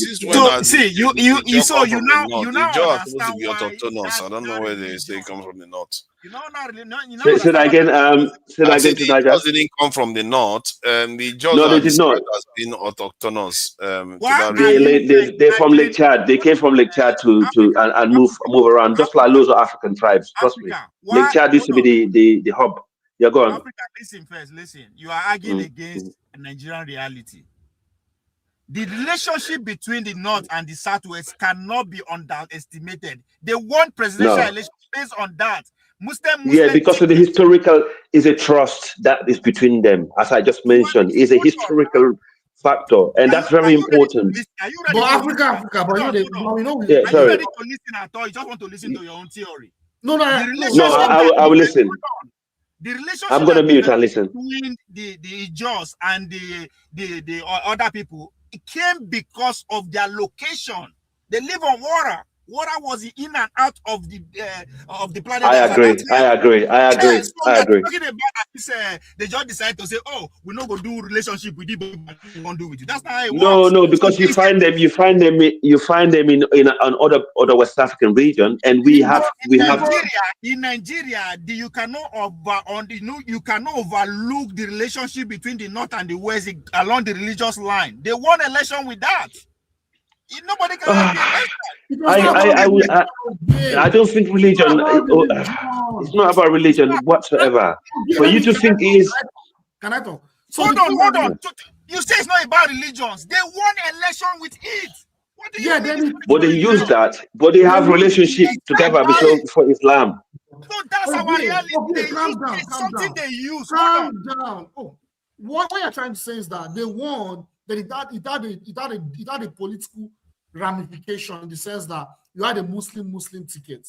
But the point that we are making is that the relationship between Yorubas and Fulanis is not necessarily because of religion. They are two different things. Absolutely not. Absolutely not because of religion. That's not the point. Not. See, that's why I'm saying, see, you can theoretically visualize everything. Our reality prove you wrong. Okay, I'll give you a good example. Our mayor in Freetown, Yvonne Akisoya, our mayor in Freetown, Yvonne Akisoya, she's a Yoruba Christian. She's a Yoruba Christian. Last election, we have Gento and Akisoya. Okay, now Akisoya are Yoruba, Gento is Limba. Now Limba are the original people of Sierra Leone. All the other tribes in Sierra Leone came there from Guinea, okay, and Liberia, because Sierra Leone was part of Guinea before. Let me just finish my point. The majority of the Fulani voted for Akisoya, the Yoruba Christian woman. They did not touch Gento, who is a Muslim, Limba, who was using religion as a tool to gain power in Freetown, because he was like, Freetown was never run by a Muslim. This time we're gonna crack the whatever. And guess what? Election day, majority of people vote for the Christian woman who is Yvonne Akisoya. Let me understand your argument first. I don't understand this in the politics of Sierra Leone, but in I'm talking about my context. Yeah, so but in Nigeria, I am telling you our reality. We won presidential election based on religious tickets. If religion is not there, they will not use it. That's bad. So now you're adding fire into fire. You already got problems that divide you. I think we are over stating some of the various links we have. I think in some ways. It was Obasanjo a Muslim? Was Obasanjo a Muslim? No, let me add. I think what Obi is basically, I don't know whether that's what he's saying, but I think what he's saying is that your assumption that it's just the South can easily get along is not necessarily true. That it could, the North could also have reasons to get along. Like the South, the North and the South, okay, aligned in some ways too. But my take is that if you want to implement such a system, like a more representative system, you are more likely to hit a brick wall in the North than the South. The South is already individualized to an extent. They tend to think individualistically. So if you tell them, hey, power to the people, they are number one for that. The Amino Kano people who believe in the Talakawas, I don't know whether they tend to align with such thinking too. I don't know that. I don't know. Tunanja, let me prove you wrong. Jide na Yoruba man. My surname na Agbaje. I know if you win election for where Jide come from, even though my papa name na Yoruba name. Right, that's wrong. That's wrong. That's wrong. That's wrong. That's wrong. Yeah, but because the nation has not done their due diligence to bring the nation together. That's my point. So, but the point I made just now. A Yoruba, sorry, Tunanja no verso. A Yoruba man that bear an Ibone could not win election. They use it against him in Lagos. Oh, you've already made that point. Now, why do you keep repeating the same point? You've already made the point. But I wanted to ask you this question: regarding the North. How do you think if you tell them a presidential council system, I don't think they have a problem with that, but that representative system of government where the people have power, do you think it will fly in the North? It's something that they will concede to? Because the emirs may not find that very funny. The northern elite may not find that very, maybe I'm stereotyping here, but from the impression I get, they may feel that they have a lot of power to lose, because suddenly all those their fellow Muslims are the ones carrying out referendum to counter their ideas. I don't know what that will mean. Do you think they will allow that to flow, or is it something you can do in such a way that some parts become less democratic than others? You can't implement a direct democratic system half and half in the country. It has to be everywhere. So maybe that's I agree with that. Fight. In terms of the emirs and the sultan in Nigeria, I mean, they have their leader of their own group. For example, the sultan, His Eminence the Sultan of Sokoto. He's not just the sultan of northern Nigeria. He's the sultan of the entire Great Sahel. I don't know if you guys remember when this AES guy were sanctioned, by ECOWAS. He's the one. Yeah, he's the one that went around and actually begged for the government to actually release, because his population is suffering in the region without food, and it was during the Ramadan. So, but however, I don't think the emir the emir should be respected in terms of his opinion based off his population that he have underneath him. But I don't think the emir or the sultan, should override the governance of the day. Okay, and this is Hold on, hold why on, hold on. Do you things. think they will accept a direct democratic system where the people have the power to overrule the I think they government? will. I think if this system benefiting their population, like the Muslim and Christian population and the non-religious population, I can't see why anyone would oppose it, because then it would be direct conflict between them and the people that they represent. That's interesting. Yeah. So, are we all in agreement that it would be beneficial for Nigeria to have such a system? How to have it is the problem. It's not about having it. How do you We have to get one Yeah, first. but we Now, can find a all way. these We can find a way. naysayers, enemies of progress. Let's agree on one first. Are we in agreement first? Then we Yes, I worry am. about how we are going to get it. They study Nigeria. Now, regional government is just described. We practice it before we come to where we are today. Every regions were having equal say, developing at a competitive pace. So it's not new. We had one prime minister then. We had one prime minister then. That was the difference. We had one prime minister then. But everybody. It doesn't control the region just because he's a prime minister. Go and study that area. Yeah, but that's not but that's a different system though. Did you hear what the streets said? They had a powerful center. I am not saying that the system was bad. I am only making a point that there's a reason why they did not allow it to work beyond 10 or 15 years, because they didn't practice it for long. It was more like an experiment. So He had a weak center. That's the difference. He had a weak center. Okay. That has always been my problem with this state police talk too. Nigeria, the center is too weak to manage the states. Even when I was bringing a small drone into Nigeria once, and somebody sees the customs sees the drone. I then said, but this drone, I took it from Heathrow and it was fine though with the UK people. They don't have any problem. I say, yeah, do we look like we are UK? We don't have the technology to manage the drones. We can't manage these drones. So, but the UK, they have the technology to manage it. That is, so basically what he was trying to tell me was the power differential, technology differential between the UK and Nigeria. The UK can manage a drone, but we can't. But again, that's the same thing you have to think about when you're dealing with Nigeria. On Syria alone case, there's no way you can have religious or tension, because one side is 70%. There's no way you can have religious. You just moved the point I was making. Oh, PS, stop shifting the point I'm making. I'm talking about the center. I am not against the power in the center of Nigeria needs to be strong if you want to have if the power in the center was strong, that confederation system we had before would have survived. But it was so weak. Yeah, but also my response to my brother. My response to my brother. Yeah, my response to you is in Sierra Leone, of course, Christian are 30% and Muslim are 70%. But so that's a given. It's not because this happened based on I don't know. We're not. That's because this is happening because we're not looking at things. He seems very proud of that. Muslims are 70%, and he's still a democracy. And the funny thing is, and religion in Sierra Leone is very fluid. Someone could be Christian one day, and next minute they're Muslim. Someone could be Muslim one day, and next minute they're Christian. In fact, the one last week, I was one second. Let me land. Last week I was watching a blogger in Freetown who went to church, right? He went to church and he sat in the church and he looked on his left is one guy who was a Muslim. His entire family is a Muslim. And he saw him sat next to him in church. He's like, wow. He's like, how comes? I know you. We grew up together. Let me just finish. He asked my man, why are you in church? You're not being a Muslim. Sorry, one second. My man responded to him is my entire family is Muslim. Let him talk. My entire family is Muslim. What is the problem if I decide to be a Christian? We are not here to waste our time. Stop making okay, all right. I'll wait and listen to you over here. It is the power that counts.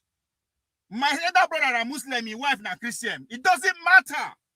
What is the outcome? That's what we're talking about. If I'm 70% and one person is 30%, why should I worry about the outcome is bad because since independence we haven't had really good leaders. They were all bad. But I will never sit there and say it's because they're Christians. That's the difference. Africa, can you listen for a minute? There's no way there will be a friction between 70 and 30%. It doesn't matter that they are doing well or bad. There will never be a friction along that line. But when you see they argue. What is this one talking about? This crazy dude. Now, okay, you started again, no? You started your nonsense again. It doesn't matter if they are living in peace or they You fight. know what? Or I they need to they bring that look for image no. back. Oga, you must feel comfortable with this image. I must say, you looks like you. Oga, it looks like you're gonna like that image. I have a different view about this image too, Nanja. Okay, go ahead. The image I am seeing here, is a young man. You understand? Who doesn't know who he is. Not the other way around. Not because they one man they form a lord or they form a dictator. That's not the point. The young man does not know who he is. That's the only way you can actually either succumb or listen to anybody from a dissenting point of view. Yeah, but that is because you don't know who he is. Isn't that what the purpose is? But that is not has nothing to do with the man who is worrying over him. No, it has something to do with the man because the person is looking up to. I see the image. If you don't know who you are, if you don't know who you are, even my gate man, you go lay down for him. Yeah, but that's my point. But the person that they are actually looking up to are Westerners. Yeah, the white master, the white god, the colonial. Colonial masters, they are the ones. I'm sure the savior. Master now. Papa, come save me. Papa, come save me. Even though I know you've been a child, you've been a sex whatever in America. He's been doing so many evil to other black people. Yeah, he's done so many evil to other black people. It's crazy. Africans, we have reduced ourselves to nothing. Nothing. Make I tell you another side we don't want to talk about. We always accuse the Fulanis, the outsiders, of trying to colonize everybody. Oga asked me, why is also people, that's my people from Edo State, why did they bear the last Yoruba name? It is because we are under their control too. They try to colonize us. By fire, by force, the Yoruba people. It is not by saying, no, because we like that they bear my papa name now, but is it because we like them? No, it's because of the influence over us. So if you give any of these people a chance, they will eat you raw. It's not because only Fulani they do them. Themselves they do them. So that's why we end up with the Yoruba. Okay. So I mean, the world that we're living in, we have always had this issue, regardless, where we are, we find ourselves, and majority always trying to regain their strength over the minority. But however, the reality is assimilation is very important. When people live together and intermarriage, like in West Africa, for example, we had all this surname issue. You will never go to West Africa, somebody by their last name. If just because of their tribe, the only people you might find out a little bit is the Fulani, and even them, not all Fulani. Today there's some Fulani who have certain names to the other tribes, some other tribe who have certain name to the Fulani. So like the Kamara, the Bangura, the Koroma, the Kante, the Conte, and all these people, like people from different tribes. So, and they mix. Intermarriages has been very, very common in the Far West, and I think that's how we managed to live in cohesion for so long. And if another major tribe have managed to do that, and by intermarrying with you, and you share last name with them, and share culture with them, and you exchange, that's not a bad thing. That can be a good thing, for everlasting peace. Because we have. I don't know about you guys. No, sorry. I don't know about you guys. You never had tribal wars, but we had so many tribal wars. We had to find a way to live together, and we managed to achieve that. Hold on. Let me just add it. Hold on. Guys. Yeah, okay. You know what? Let's allow me and Jide talk because you are over talking everybody. Be fair now. Biases now. That's what I'm. I just went to breaking news now.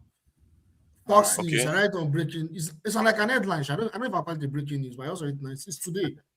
They are now saying. Let me read for everyone to listen. This is a news. Let me read it. This is a paragraph.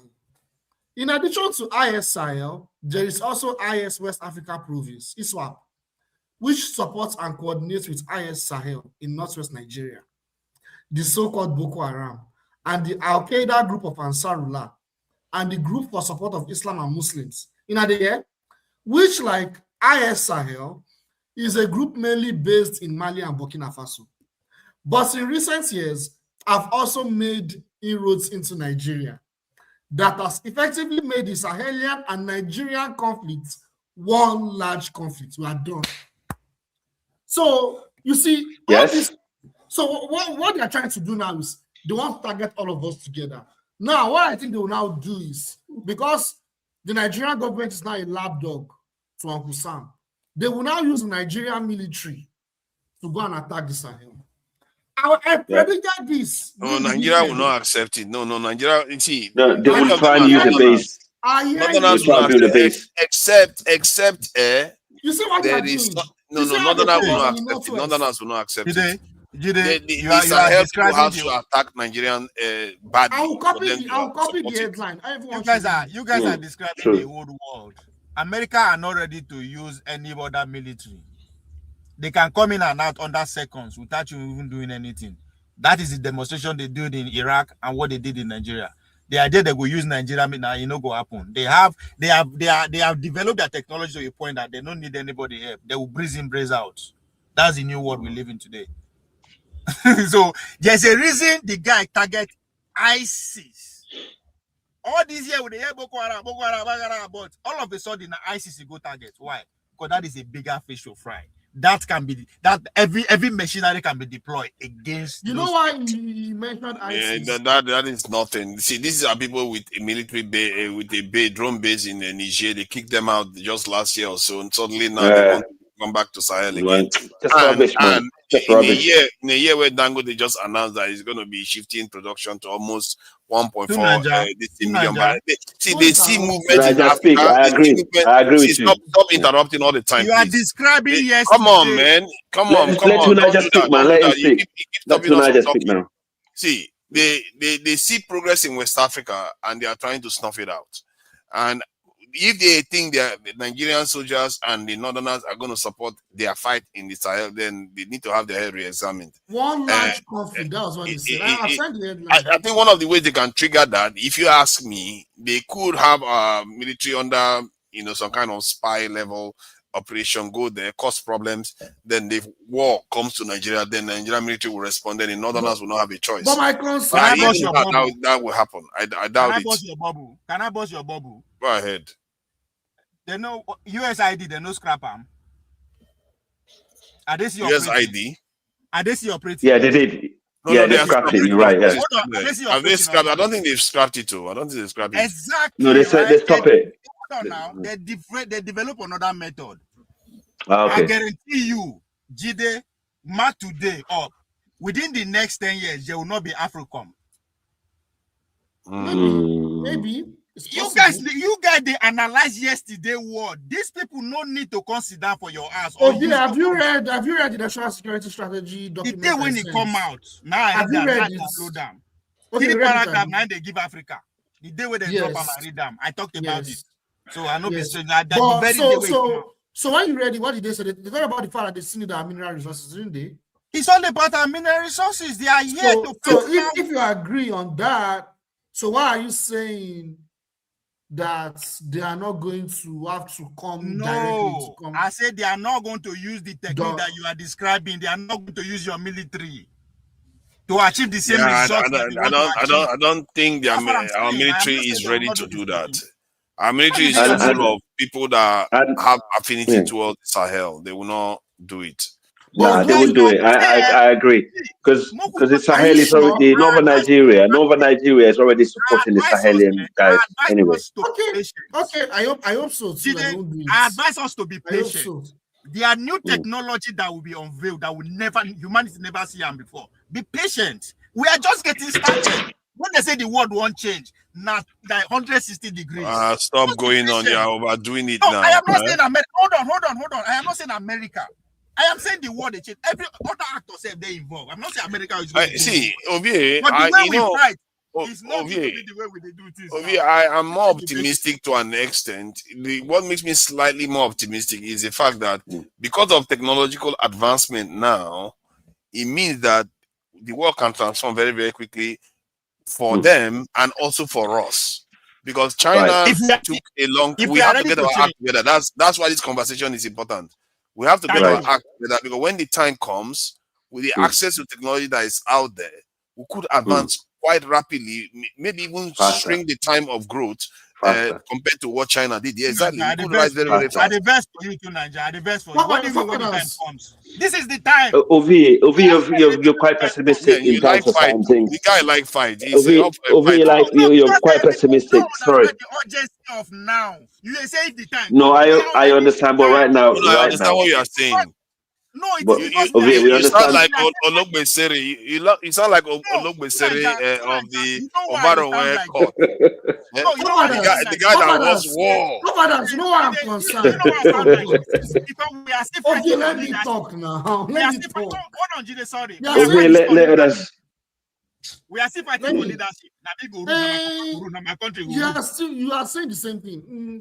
Okay, so what I want to say now is, you see, what's going on right now is, if you clearly read the national security strategy, America said they're not going to go with boots on the ground to every country anymore. They have so much tentacles already. And they'll be using their partners. For to help them to further to address security challenges across different regions. They said it. If you read the document, number one. Number two is that there are some subtle signs that I don't trust Nigerian military. Remember 3 weeks ago, they took the plane to Burkina Faso. Remember that time when they bombed, when they drop bomb in Benin? They went there.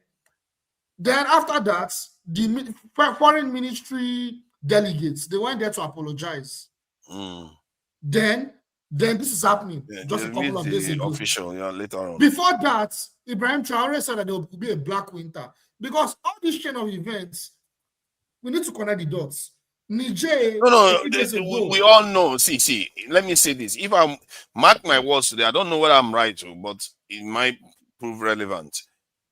By 2027, will be a fulcrum in the world because of the rise of China. Question you have. There will be what? Sorry. There's going to be a fulcrum in the world by the 2027.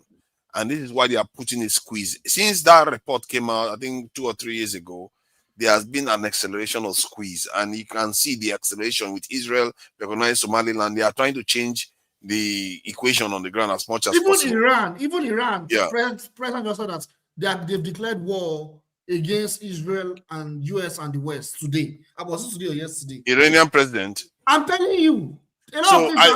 There's a lot accelerated because they feel that if they start a war now, if they change things now, then they will slow China down, or China may not eclipse them. But I don't think that will be the case. Ask one question. So we should be prepared. No, the reason why I'm saying is that we should be preparing to pick sides sooner or later. This thing that we do side by side is not going to work out. You have to pick a side sooner or later.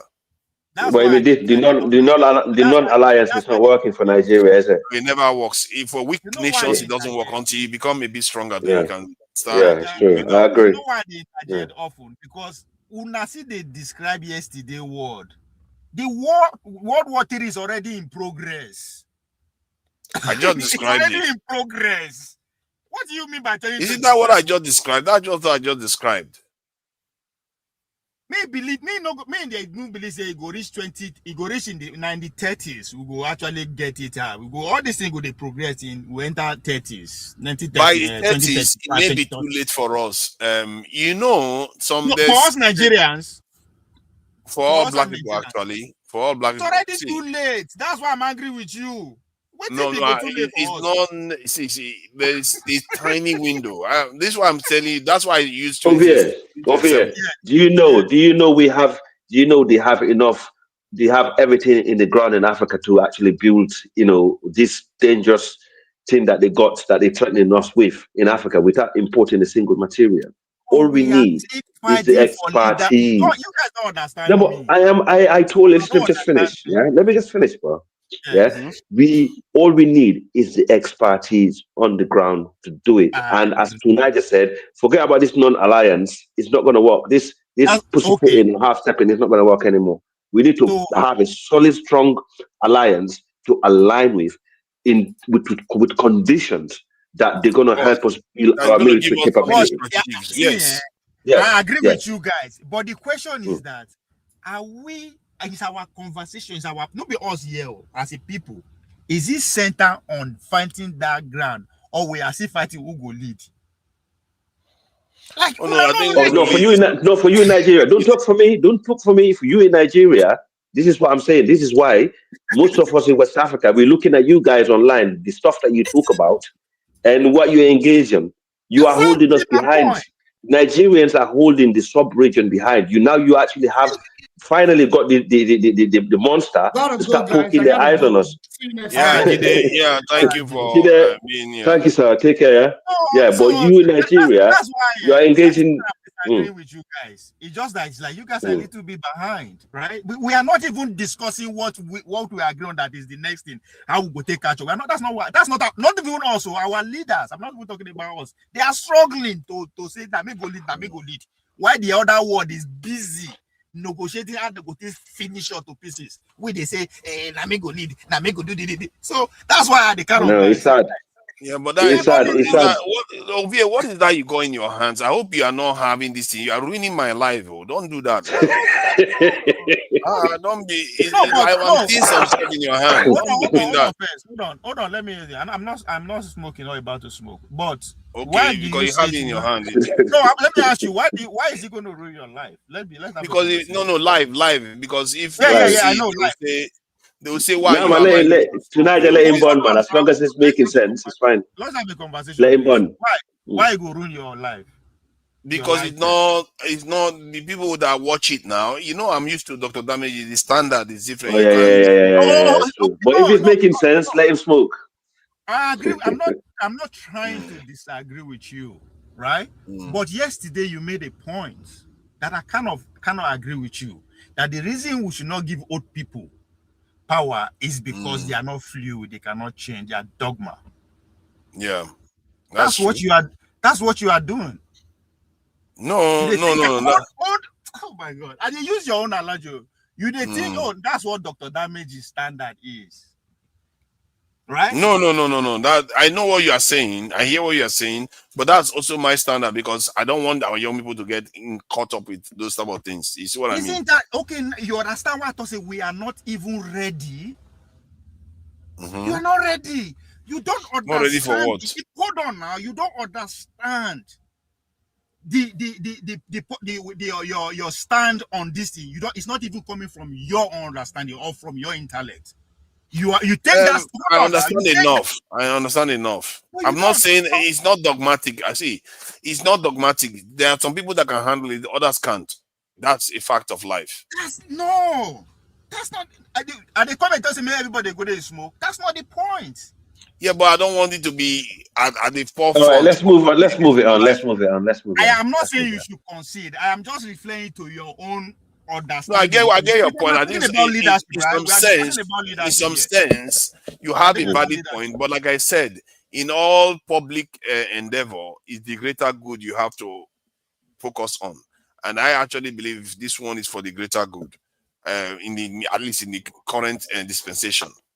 And but that said, I wanted to share something that I found. I did some analysis about what Nigeria is losing due to insecurity. And it's very interesting that even an AI used a term that it's funny. I was using those terms once. I don't know whether it's spying on me. I don't know. All this AI, you can't always trust them. But use a term that I used to use. Do you know that Nigeria has lost? Let me see if I can share it so you guys can see it yourself. So I don't just talk. Let me see if I can move this, share it. So this is how much Nigeria has lost due to insecurity based on analysis. Let me see what is summarized there. So look at that. A conservative estimate for the last 10 years, Nigeria has lost 1.2 trillion. And an aggressive estimate 1.7 trillion we have lost due to insecurity alone. So overall cost. So as you can see, this is the graph it drew out. And let me see. There was one place it said, okay, it says Nigeria has lost between 1,000 this is the security, far gone investment, and all that. You give the proceed. There was one. No, I was trying to find that place he used that sentence. I found that I started laughing. I said, "It's like this guy is spying on me or something." When GDP loss, let's see what it says. Best estimate. That's in Naira. Change it to this thing. Let's see what it says. He says what he says was that the Nigerian government is spending. That's the term he used. He said Nigeria's government is spending on insecurity versus on defense. I really found that very interesting. Like, okay, yeah, this is it here. So whoever is watching should check this out. He says, bottom line, Nigeria is spending $40 to $50 billion per year on insecurity through lost economic activity, stolen oil, displaced population, destroyed infrastructure, and diverted government resources. Then the proposed outpost program will cost 7.115 billion in 1 year and 2.75 billion annually thereafter. Roughly 6 to 7% of what insecurity currently costs. So as you can see, as we stand, this is what Nigeria loses per annum due to insecurity: $40 to $50 billion. And the cost to secure the country, creating such grade of outposts, military outposts, that will mitigate it by 80%, at least from what it says, is going to cost about 7.something%. To Niger, have you ever seen a country that's secure without a secured border? Yeah, 7.7. So let me correct it just in case. 7.5 billion. That's what 7.15 billion. That's what it's going to cost to secure the entire country. That's if you have outposts 20 kilometers apart and you create it all over the country, which probably you won't need. Not every area is hot in insecurity. You create by default, you have what they call let me see if I can find this. By default, you have a border force. Let me see if I can show you this image. To Niger. Exactly what I mean. Yes. Do you understand the relationship within those regions we want to first? Which region are you talking about now? The Sahel, the first put for out now. The Cameroon, Niger, and all those borders. I mean, is that no, we are not putting it in Cameroon now. We are putting it only in the Nigerian space. Let me see if I can. This is a very, very rough image. But your border with Cameroon, you have a border with Cameroon. Oh yeah, go on. Okay. So see what I mean. This is how it's supposed to look. You have to if you put the grid in Nigeria, this is about 20 by 20 kilometer grid. If you put it in Nigeria, I think you get about, from what it says here, let me remove this so I can see. It says you have about 2,500 outposts, 20 kilometers apart, 250,000 personnel, which means you need to recruit more just for this outpost. And it's going to cost about 7.15 billion US dollars, which is relatively cheap compared to what we are losing per annum. Not to mention, this is a one-off charge. Then every year after that, 2.something billion. But I tell you that I know. Do you know the relationship between those three countries? From that the northern, from Nigeria, the northern side. Yeah. They be blood relative, brothers and sisters. Yeah, they are. They are. Just like Niger. Yeah, you're right. They are related. But this has nothing to do with that. What I'm presenting right now. What? Hold on now. When Buhari put a raid go what's the name of that time in Niger? What's it called? Man. No, in down Cameroon. The one in Niger, when he built a railway. What's the name of that town? I don't know. Now Fulani name, but it means brothers, lost family. So there's a deliberate attempt to reunificate the relationship. You define how you want to organize them the more. That's why that. No, but you see, I always said, guys, I always said for Nigeria to be secure, Nigeria need to bring Niger Republic into Nigeria as one of their states. You need to take that country back until Nigeria. I want that Niger Republic. Yeah, we need a landmass. You never have peace in the north. If I be president of Nigeria, I will go after Benin, Cameroon, even up to Ghana. Yes. Yeah, I will take Benin Republic and Cameroon, and then take the That's why that border they lose. Those that live there understand. So now we will not understand. I want you the type of security or not. We have to just find relationship, unify with them, and the insecurity will stop. Okay, you're just fighting us now. Stop it, man. This is rubbish. What are you talking about? We're talking about Nigeria here. Suddenly you're bringing Niger into it. We're talking about Nigeria. Focus on Nigeria. Do you know? Go for check. Sorry, my brother. And they tell you Sorry. why there is insecurity there. It's not necessarily because of waiting with the talk. They allow it to be loose like that because there is a relationship. But that shouldn't be right though, because I'll give a good example. Sierra Leone and Guinea, we are the same people. 99% of people in Sierra Leone are actually from Guinea. Okay, let me just finish. We have one of the strangest borders you can find in the region. With the Guinea, that's because of Guinea. Guinea do not tolerate. Okay, and this comes with the francophone countries, the French-speaking countries in Africa. One thing they don't mess about is national security. Their borders, they don't play with it. You know what so I just because appreciate? Niger, You know what I Yeah. appreciate about Africa, right? Yeah. All your analysis, you were able to find, right, the reason why everybody they behave the way they behave, and it all centered on artificiality. They are all non-natural. So that means our goal is to see how to eliminate those things, not to find how we tighten them. No. We should be thinking of how to eliminate our borders. If their neighboring country is not thinking the way they are thinking, find out why. What are you talking about? How does eliminating borders secure the nation? What Ovie is trying to say is, I can understand in the case of Nigeria to bring Niger Republic into Nigeria. Insecurity, they happen because of many things, not just because of one thing, right? So with the solution you are providing, and the other one is just one of it. Now nobody is disagreeing with you. You understand? So see, we are talking about how do we have one solid continent under one economy, one leadership, and one military. That is a dream that we have Pan-Africans are dreaming about.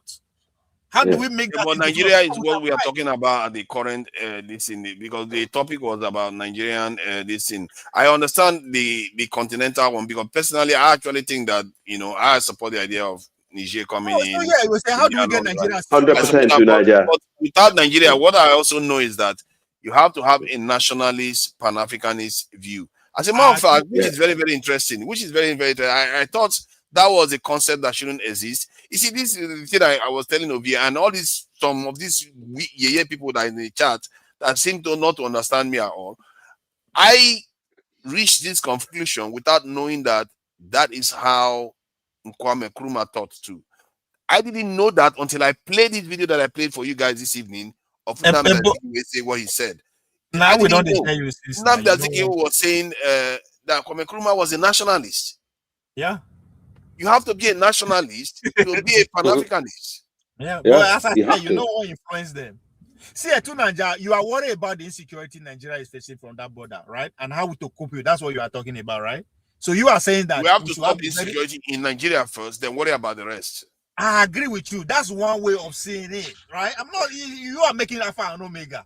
Another way of doing is that these people. So, can we have another relationship with these people that can improve our insecurity? The question is, we just expand it. See, tonight, see, the people where they cause insecurity, they are not indigenous of Cameroon, indigenous of Nigeria. You know that. You have to start from one core area first. You have to have a core. See, my vision for Nigeria is hold on, please. Why is it that you don't want to understand? No, hold on. My vision for Nigeria is to build a core state that is strong, resilient, and long term. Then you can find out from there.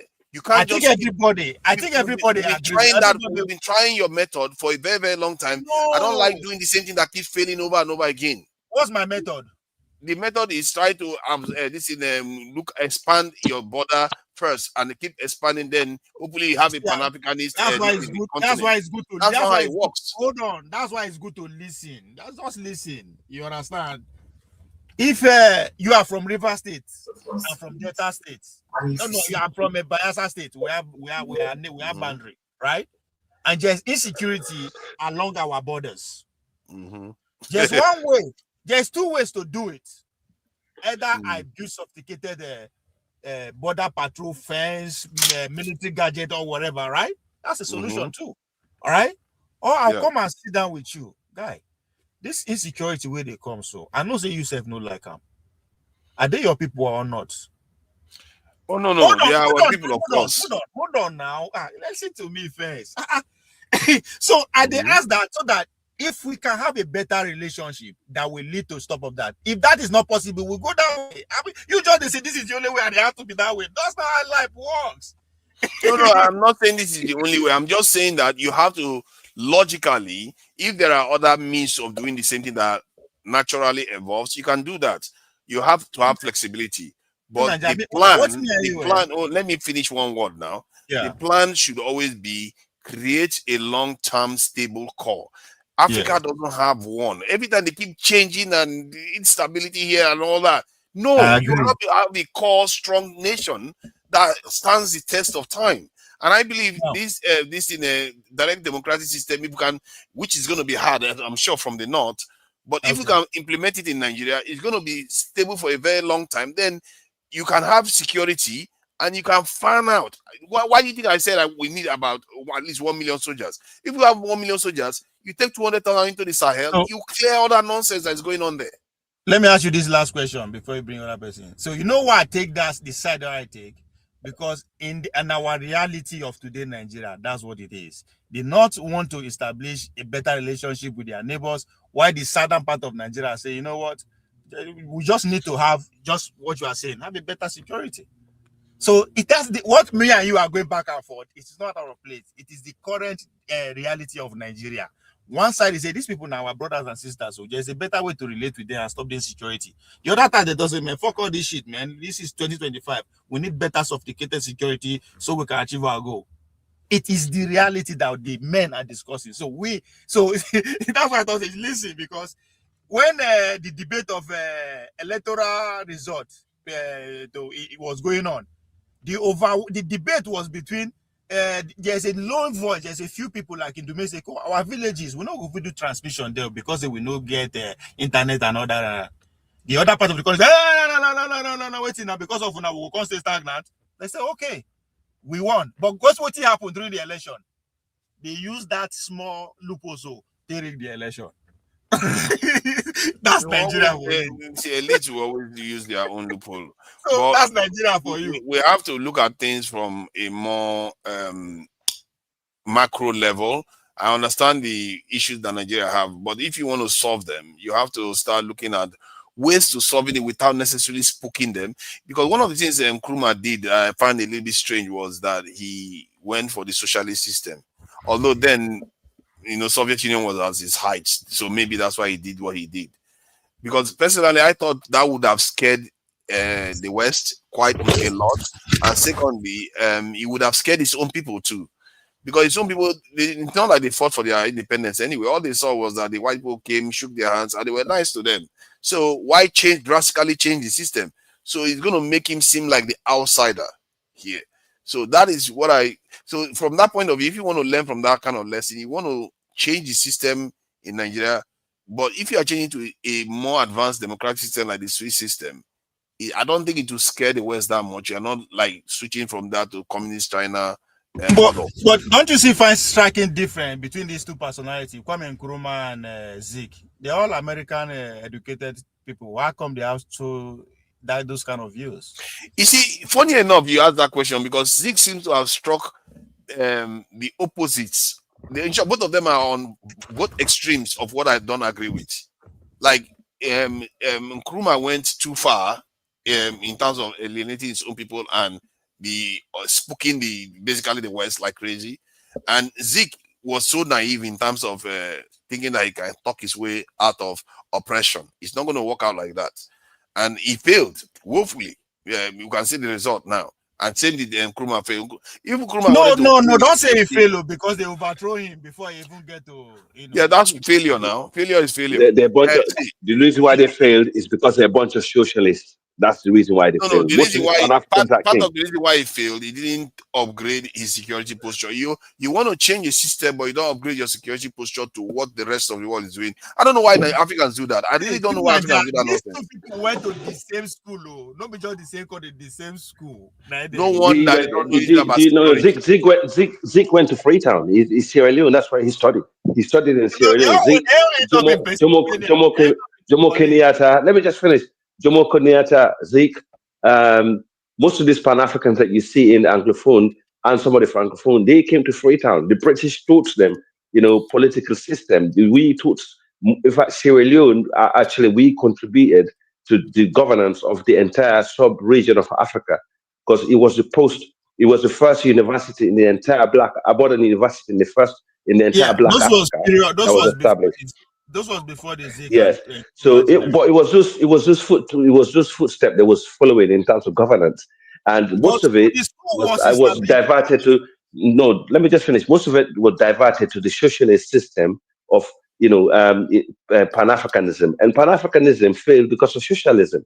We cannot adapt. This is what we discuss, with Tunisia, which is more sophisticated conversation at Kaizo about why some of this Pan-African failed, and why some of the systems that we're trying to adapt into Africa is failing, because they're not natural to the people. We need to find something that's more natural to us. Let's know. I'm seeing the reasons why they failed here. You see, when I looked here, you see, I don't know why we didn't pick up on this early enough. Look at Cuba. I checked the military size of Cuba in 1970. Guess what? There are about 250 to 300,000 active personnel. Active, not even reserve. Active personnel. That is in 1970. And the population of Cuba today, maybe then even less, today is 11 million. They had 300,000 soldiers. Ghana, today they have 15,000. They don't even have close to that. Wow. And they are about 33 million. They are about 33 million. Crazy. So you can't, how can you want to transform a continent? You don't have a military posture. No. I think Tunisia, if I'm not mistaken, Guinea Conakry, it got good military posture, right or not? Guinea Conakry, let me confirm. From yesterday conversation. Wait, let him just confirm this for us. 1 second. Do you now understand why the argument against not recruiting military is more on the winning side? Do you understand from but Tunisia is right. When it comes to security, that's one thing I always give him. And if you look at in Nigerian context, okay. But if you look at West Africa, in Guinea, for example, right? Guinea had Sierra Leone next door. They had a war. They had Liberia next door. They had a war. They had Ivory Coast that was destroyed by the same similar rebels. And they have Mali. They had a war. None of this wars penetrated into Guinea. They did not allow it. They did not. They galvanized. They have one thing as a priority. It's number one is security. Even though the population might be poor, but they'd rather be in peace, living in poverty in peace, than actually being in a war. So if you look at most of these other countries, they have better economy than Guinea, but they don't have a strong military. So eventually it was all destroyed. You understand why the argument against having a strong and recruit more military is failing in Nigeria? Is succeeding the argument against it. From yesterday's conversation, you could tell that the fear, majority of the people who are against having more men on uniform to join our military, the fear is, most of that fear is coming from the southeast, and you can understand why, right? Then even those who are against it from the north, you should understand why. The reason is the weaker the Nigerian state, just from which you are from the family perspective, the better for them to take advantage of the states. So you understand, which is again, nobody care about if there's anything one agenda, how to secure everybody. They put their individual and group interests first at the detriment of everybody. That's why I sounded the way I sounded yesterday against OT. You don't want the Nigeria to separate, to go their separate way. You against that. Okay, fine. You have your way. Then on the other hand, you go come out and say, one man, Bola Tinubu, he rigged election, he used injustice, he used strong man. But again, it doesn't occur to you. The only way to stop that kind of man, not to have strong military, more military. No, you want to approach and say, no, could do revolution. How do you get to the point of having a referendum if you don't have a strong man at the top? They say, fuck everybody, this is what we are going to do. And that can only happen when we have a strong military. So you see, if you don't understand. Yeah, I hear what you're saying. Al. Yeah. Is Guinea Conakry population 2.3 million or so? No, the population is about 30 million. 30 million. 13, Yeah, 13, 13, 13. 14. What am I seeing here then? That's weird. Yeah, but Let I me don't see. know I'm why. not really thinking. Why would not the factor in Guinea Conakry? No, but we're looking at military I posture say because Guinea this. Conakry population is giving me 13 million. Let me check. Why would I go there? Why would I go there It's collect not that giving me one with 13 million. Nigerian It's giving me military? 1.7 million. What am I? Okay, this is Conakry. Conakry is Yes. the population is giving me. Okay, is it just Okay. called Guinea? That country is a bit weird, actually. Guinea, It's called Republic of Guinea. Okay, Republic of Guinea. Okay. That makes It's sense Guinea, now. different to Guinea-Bissau. Guinea-Bissau is next door. Yeah, that's what Did you say 13 million? 13, Yes, 1, around 3. 13, 14. Yeah, let me Yeah. see and get that out. Yeah, you are right. 13, just about 40 million actually now. Yeah. Okay, Yeah. so And the 20, posture? 13 million. Let me find out the numbers in terms of military. Let's see how much it gives us. 603, which is not too bad, but it's quite below world standard compared to No, other but African compared to like Ghana. Africa. No, compared Yeah. to Ghana, that is like a superpower. But Thank you. Tunanja, do you That's understand why. No, hold on. This is why Guinea in West Africa, the Republic of Guinea. I'm not talking about Guinea-Bissau or the other one. The Republic of Guinea. They have remained the strongest military in West Africa and the most peaceful country at the longest in terms of not having any foreigners Let's not get invading it. over ourselves. They are just with the 3,000, So Yeah, but still a good posture, right? Like Senegal, for example. better than Senegal, that's for sure. Better than Ghana. Ghana, I think, is one soldier to about 2,000 people. Ghana is barely a country, and Nigeria is one soldier to about 1,000. If you are generous, if you are not, it's one soldier to 1,500. Right, So exactly. yeah, that's a big problem. Tunanja, Yeah, Why hold on. big Cuba problem. was? Let me see what Let me tell you Cuba what Ghana was is the way it is. actually. In 2018, Ghana and United States entered an agreement, and the specific of that agreement was to grant U.S. force access to Ghanaian facility, runway, and radio spectrum for training and logistics in exchange for U.S. military aid and training. We had Sierra Leone had the same deal with the British after the war. We had the same deal.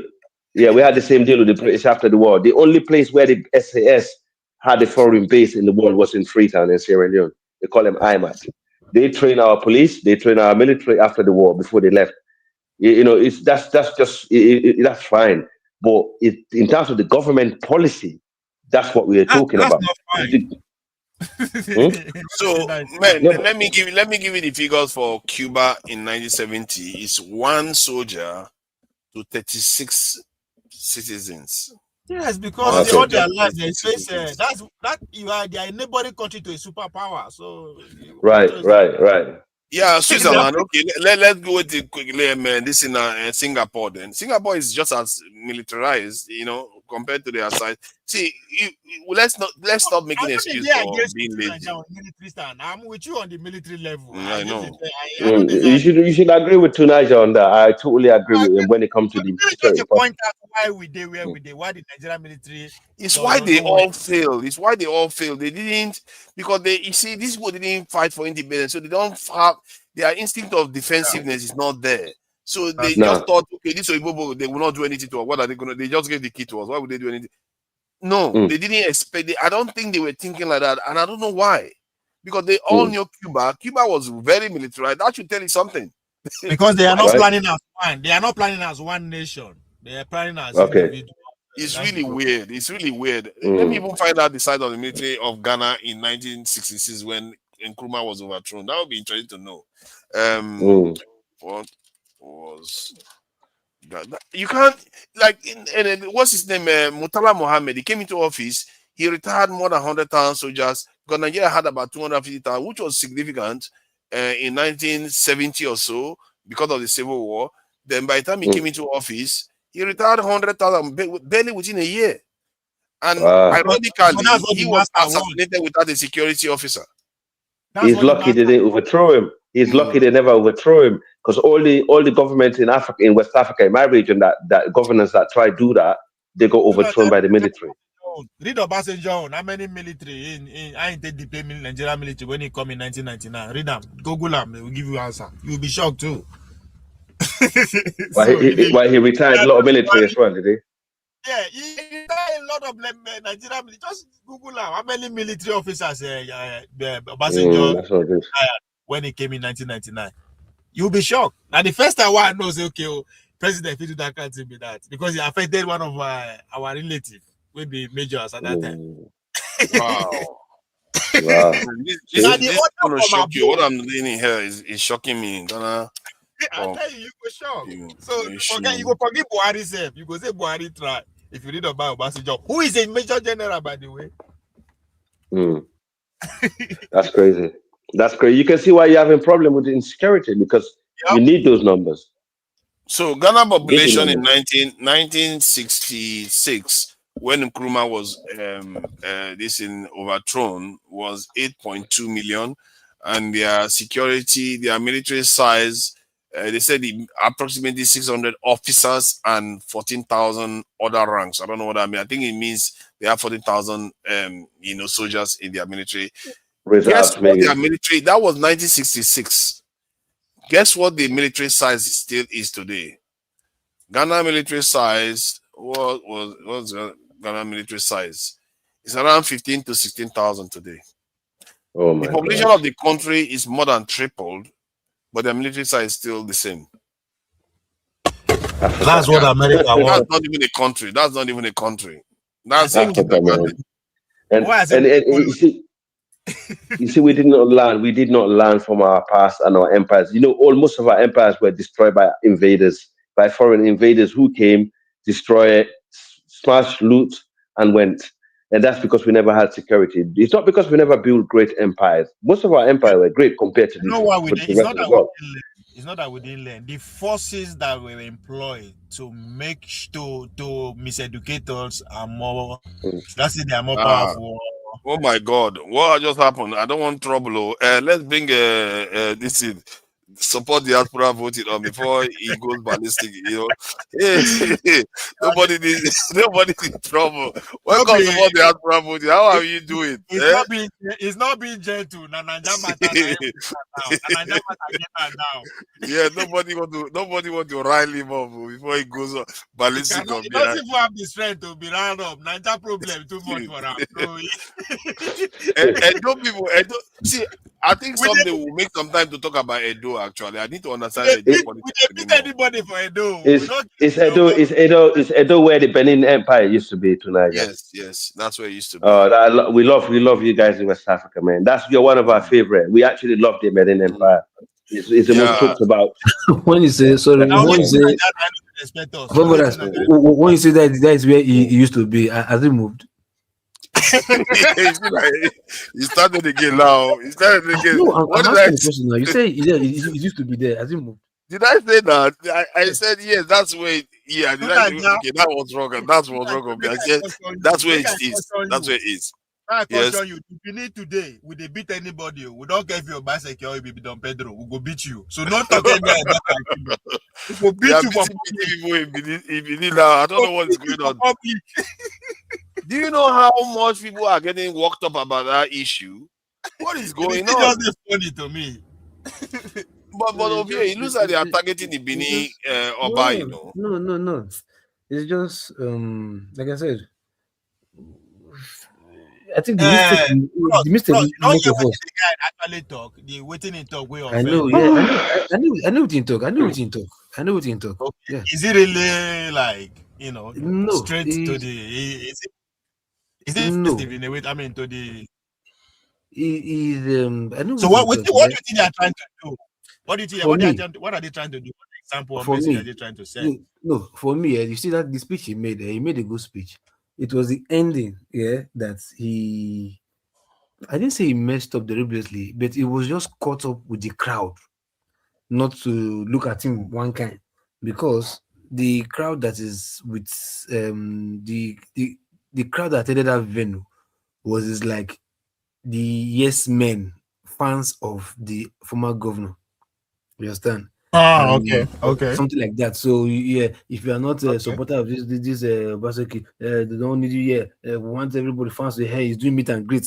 So for you to do meet and greet with people, that means there are people who believe in your ideology, Yeah, who yeah, yeah. support you, whatever I have. So um, and there's this also narration that the family, yeah, which is the great great grandfather of this Obaseki family, Oh, okay, okay, yeah, yeah. that the during the Obaovorame and detronation, that he was part of the reason why the British captured him and Yeah, deported there is a him. sellout. And yeah, it was sellout. So rumors have been like that back and forth, Kiniko, Kiniko. So by the long run, I think the Don Pedro himself, I think, also made a speech regarding that. I think he made it because he did a video one time way back, trying to promote some Nollywood movie basically concerning this something like that to put a story out there. So I think he was just basically repeating what was in the So it's movie. more of a family issue. Yeah. So like Maybe if it's true that advantage of. Yeah, okay. if it's true that what That sounds they quite said happened, serious. So. what they say happened before, how come successive Obas have been given the family prominent position? If it is true that what their great grandfather did to the Oba is true, that the other Obasekis, the sense of Obaseki will not be having prominence whatever in the state or in the palace, something like that. So it's not true, just whatever. So, but at the end, it was supposed to end with "Long live the king." You Oh. understand? Which is a normal slogan for every whatever. Even other tribes even say that too, the same thing. You understand? Yeah. So he said long live the he said E, Long then live the long live I Edo don't people. stop. Yeah, Oh. like long live the Ah, sorry, okay, yeah. long live Edo people.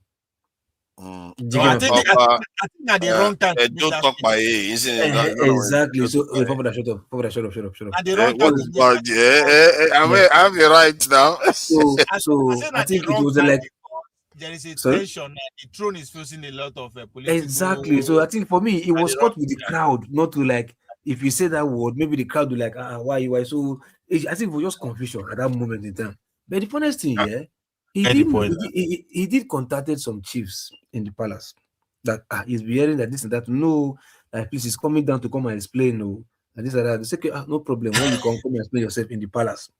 So because both of us we belong to the same football club in Benin.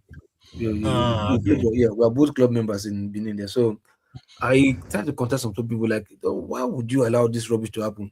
But the thing is there, yeah. Most of the people that come to that feed are like, I would like that as the spectators of that feed. You understand? Mm. They're like touts. You understand all those touts, Not them. politics, use their hands. So like even there's one idiot in the front, one of them, one small idiot that wore white shorts. There was a day we were playing and his lace was loosed. As small as that idiot is, he was looking for somebody who is almost old enough to be his father to To come and come tie and his die. boot, to come and bend and tie his Yeah. boot. So he looked at me.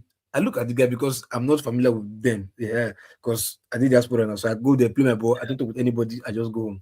If I'm sitting down to drink, I drink with one or two persons that I'm familiar with, and I leave. I Yeah. don't talk to any other person. So he looked at me. I look at this guy. If this guy made pen for entire, so he looked somewhere else and he begged somebody else to come and lace his boots. They're like, do you not better lace your boots? Small idiot.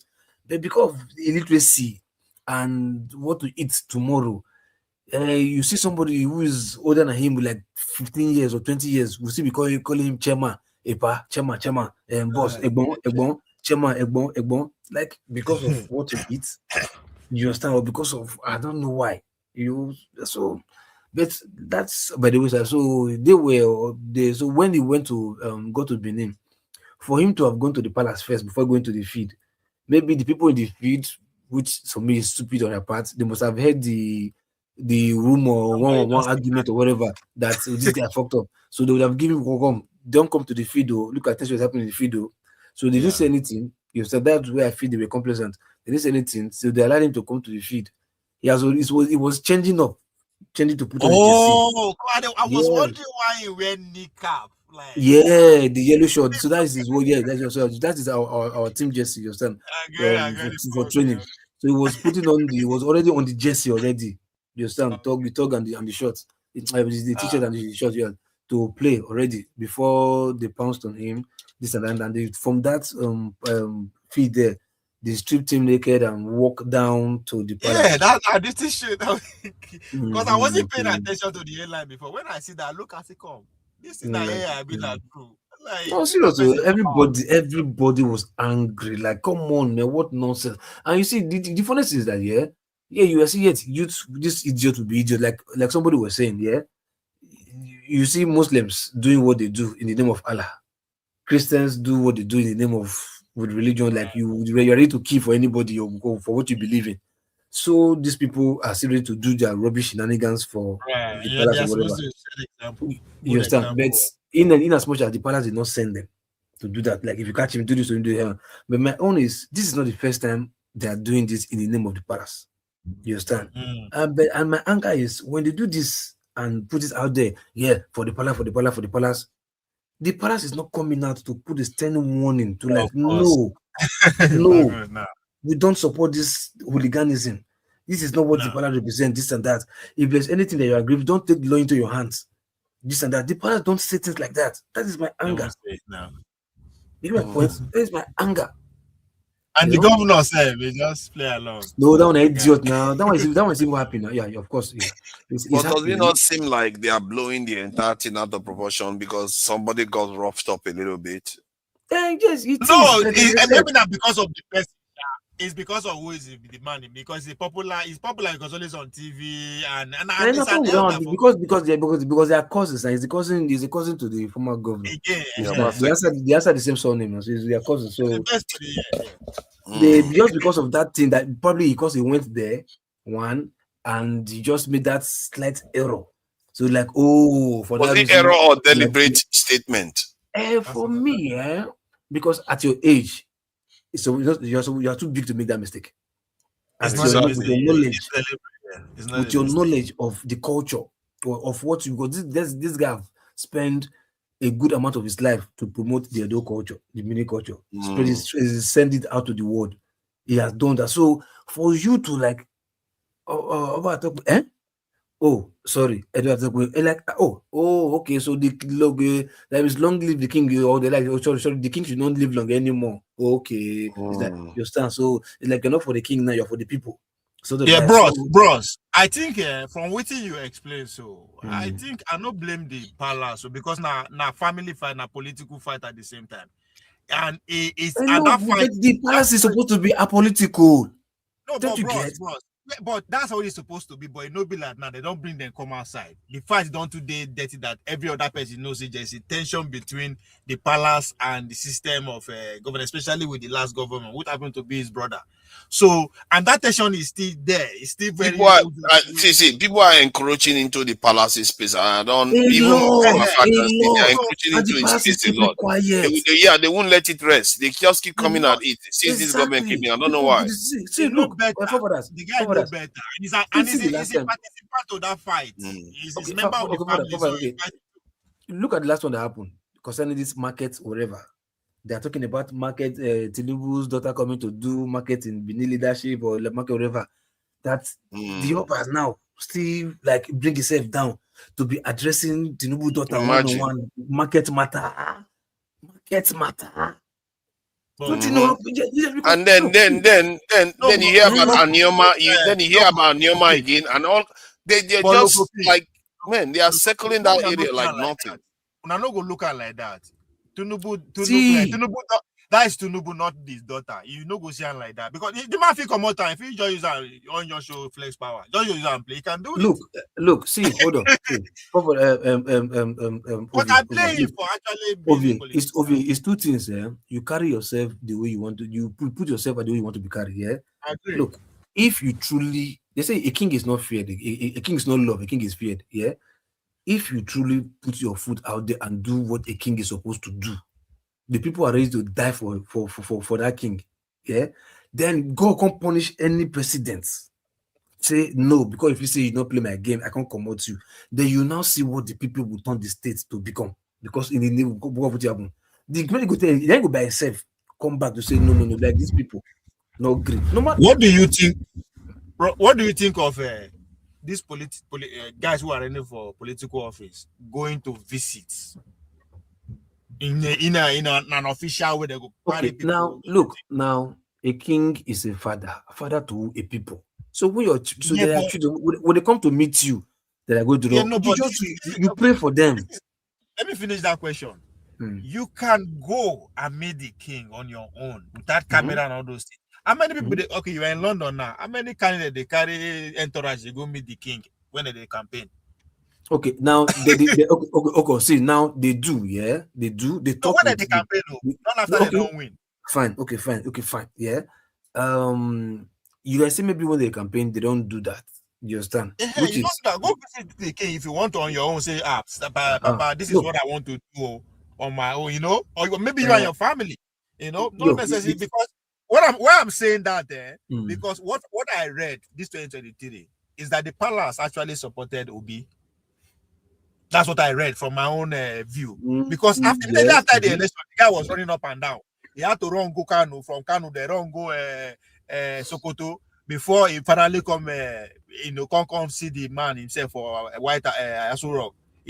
Then he come Lagos again. It's like he's begging, like see, hold on, Ovie, no, Ovie. True to be said, yeah. Look, regardless of the fact that you want to be say okay because of you what they do, yeah, you can go and ask for blessings. You understand? Just but not with the crowd, not with campaign. Look, you see, two things here. Look, the palace is a home for everybody, but the palace cannot contain everybody at a time. So the crowd will come. How many entourage, 1, 2, 3, or 4, which are visitors, because they can't be more than 20. They can come there and just whatever. The rest will be outside the palace. Sorry, outside the building. Some will still be outside the palace. The palace is big enough to contain many pushers. Yeah, but because the palace, the king will not give you any special. Of course, it's not supposed to. So it doesn't actually matter how you take go there. Since it's not going to announce public that this is my candidate, you're going to say, okay, So see, again, I get what you are saying, that the palace it will not push anybody away who is coming, right? But the man should understand that the politicians are now capitalizing on that. That is where I say the palace should stand firm on that, as in they should put a good statement so that people will know. Because if at all he's not doing this, but look, there's one must always fly. Like narration will come from people to like the palace must say that this is what the atmosphere outside is like, and the people are believing we are like this, we are like that. You understand? People bring the news to still go out there and for kind of like the king, he gets some will be Yopi guy in his 30s or whatever. He gets wives will be young one with the way you do social media. They hear what people they talk about. So they'll still tell and whisper to them like, you say the king get queens with the social media before yes now. Yeah, if you see you see chick week female we get young wives, they find there. His father was not like this, right? The father was in this outside like that. That's why look, you see, when the father was still alive, he was doing ambassador from one country to another country, up and down, this and that. Yeah. Because ideally, the way it's done traditionally, king not they see the first son, not they see papa at where. Yes. They don't. Once he's born, there's a place, a palace, they go put him there. If he wants to be around.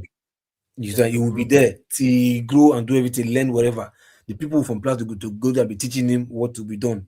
Since he's head to the throne, any power will not see eye to eye until the father. You only think I come. They will tell you. They don't tell you the father is dead. They will tell you. You know what they say? They say the white chalk has broken. That native chalk has broken. That's the sign they used to tell the son that the father is no more. They say, the white chalk has broken. Like that. So they don't say eye to eye. But in this case, why this one decided to see his son eye to eye, I don't understand. So this one just bringing another UP kind of ego Tupac level. Come this one. So now that people don't understand. But you can't blame the king. You don't talk. You can't talk anything. So but it's just so simple because if you get to a point, these people will rebel against the king. These people you think it's not good. Now the signs be this. These are the signs. These are touts. These guys they're like headless chicken. You give them power to get to a time they will now rebel against the palace. Any chief we're talking about beats the chief. You understand? Now small because these were illiterate. So it's just so painful. Like why is like this? So because I think they are trying to send a message that people cannot talk anywhere about the palace outside, but I think they failed. Now you are giving people now to go out there on the television and say something, anything they want about Exactly. because Just because you can't you beat them. No, because people are No, cold. I think I don't. I'm not sure they failed because the message is sent out to an extent. Because to be fair, I'm one of those people that are sitting here and watching a throne that was once exceedingly powerful keep getting trying. They are trying to kind of run it down, and it's just not right. Look at that. There's the Anioma issue No, that but is being let me brought ask you now this. too. Let me ask you this. The guy now, if you're not Benin guy, what will happen if you say the same thing, or somebody who's not from Benin or not from Edo entirely say the same thing? I think context matters, isn't it? I think the reason why they were angry with him because they knew he knew what he was saying. I don't think if it was a mistake, they would have felt that. That was the issue because he's too big of a person to make that mistake. Yeah, he knows. Too big. I have a point there. Of a person like no. But just the way they say that, man. That shit is just, man. It's I don't know, like a common criminal, you know. I know now, man. No. That's just I don't know about it. It was embarrassing. It was when he was trying to bring the Oba down by saying that he was trying to bring a throne down, and then you don't do that. When you know you are trying to annoy somebody, stop. Maybe it was a trap they were setting for the Oba to see whether they can cause problems. Why do that kind of stuff? The stupid ex-government. What is Oba? What is Oba? He's the king. Oh, loco. The Benin kingdom. Okay. One time he say, you know this guy now. One time he say, I seen the popular rich because in his own right he's popular because of his name. No, very. Why you don't get boys where they around we go come for a hate at that point? Okay, you supposed to get entourage. Now, two things here. You see, sometimes to keep entourage, you must get money. Boys are hungry. You must get money to keep entourage. You understand? Make it know they go TV again if you don't get money because you just put yourself in trouble. No, is that what it takes? Is it? You see the guy swear. Don't see the guy get power. The guy get power to fight. I don't see the guy fight. Am I hearing this? The guy can push it and fight. You understand? But the thing is just that it was mobbed. And you can't fight crowd now. Come on. Oh, no, I know. It just it was. You can't fight crowd. So he was mobbed and he was taken unaware. He didn't believe that such thing will happen. If not, if you're not good, if he didn't believe such will happen. There are people now. There are people now. One thing I find fascinating about Nigeria, you do tend to like your tradition, and you have kept some of your old tradition, like the Benin Kingdom or the North, whether you dislike it or not, the Sokoto Caliphate, and some other region managed to hold on to their old kings. I can see that on the TV, which is quite fascinating. But it's about transforming that into a positive, for the whole. If these so-called leaders, like the Oba or the Caliph, the Sultan, if they can actually get out of their comfort zone, instead of just representing the limited numbers of people that they represent, and say, you know what, I'm actually going to represent the entire Nigerian population and actually voice my opinion and stand up for them. The government will dethrone you. The government will dethrone you. Are you not really?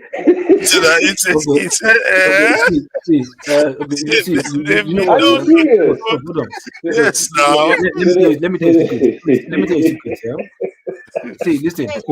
You replace with some other person. Hold on. You see the Nigerian constitution, yeah? The way it's designed, yeah? It's designed in as much as I don't know what you call community leader. Okay, there's local government. In your country, I don't know how is your tier of government. Yeah, you have the federal government, which is the president of the country. Yeah, you have the governors of each state. Yeah, do you have any other lower kind of governance when it comes to grassroots or whatever in your country? Africa is asking you what are the what government level you guys have? Yes, we do have paramount chief and local chief. No, not chiefs. No, not chiefs. Not chiefs. When it comes to like politics, like you have this councillors. Good. So you have councillors are the lowest representative and the lowest. Good. Yeah. Now you see in the Nigerian constitution, yeah, you see those councillors, those idiots that you can slap with your two left leg. Yeah, those secondary school guys. Those secondary school idiots that you can blow your eye. you see, in Nigerian constitution, they make their Right. office, they make them so powerful more than the More traditional than the king, king. more than the king in our constitution. Yeah. That's the Do you problem. understand now? That's the problem. That's the problem. Yeah, that's the So problem. so I it can don't, I law. don't envy you guys. Honestly, do it. Yeah. So in a Yeah, the country, council a is councillor lowest, is and powerful it's very than known the in the king. area. Uh, that's not right. I mean, the government should be more. The government, the government should be very powerful. Though. I'm not gonna lie. They should be ahead of the because they're the one that, you know, they should be more powerful. However, when it comes to traditional institutions, they should be respected also. Yeah, they should be more powerful because anything that's above the government is not good. You shouldn't have two-tier system in the country because that's a We have recipe for 3 tiers, disaster. not even 2. You should make sure yeah. Sorry. I said we have 3, not even 2 tiers. We have 3 tiers of governance system in Nigeria. So and everyone is That's no good. That's no good. You can see why you get a lot of problems. Please just give me a few moments here. Let me respond to some people in the comment section. Okay, not you do, but okay. So it's Oga Chris. Okay, look, you say traditions. Okay, Don't worry about traditions the and comment section where they're talking. no. Just no. Not. I'm not even. They don't do me anything. Just for your emphasis, enlightenment sake. Say traditions are not Okay. sacrosanct. They say laws are made for men by men. Okay. Yeah, the laws are made for human. In fact, it was humans that made laws. Yeah, and for men. But also remember, like the voice of men is the voice of God. You get. So definitely, it's not God that will come down and write those laws. Definitely, it's men that will sit down and they say they consult the ancestors, the spirits, or whatever, or consult the gods, and they give us laws. You understand? But if you think about it deeply, it was some group of men who sat on their own and decided to bring all these things, even the laws of life that will follow.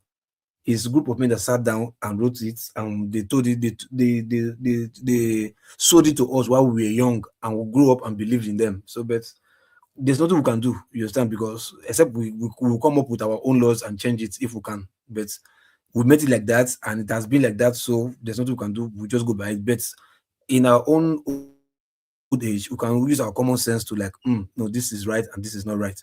Then who else again? I think this guy he said, look, about the crown prince. Okay, he said, is there any implication by to the dynasty for the crown prince to see the Oba eye to eye? My brother, like I said, I don't know. I made it like that. You understand? So, but this one is saying the dad eye to eye. I don't know if what is happening right now is the reason. You understand? Because during the father's tenure era, there was nothing like this, youth misbehaving, this and that. Plus, the dad has everything controlled. You understand? Even some little chiefs that are misbehaving, they got sanctioned. You understand? Where the tribe was not embarrassed this much.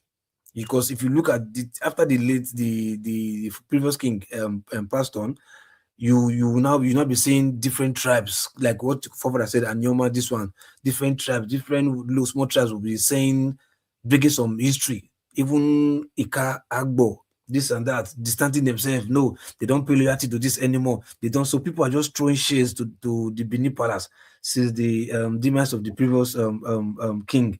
So maybe they're throwing tantrums during the era of this current king. Sorry, the previous king, nothing like that was happening. So maybe the eye to eye scene of the heir to the throne and the current king, if this is the implication of razzmatazz, disrespecting the palace here and there, if that is the implication, I don't know. But like I said, they don't see eye to eye.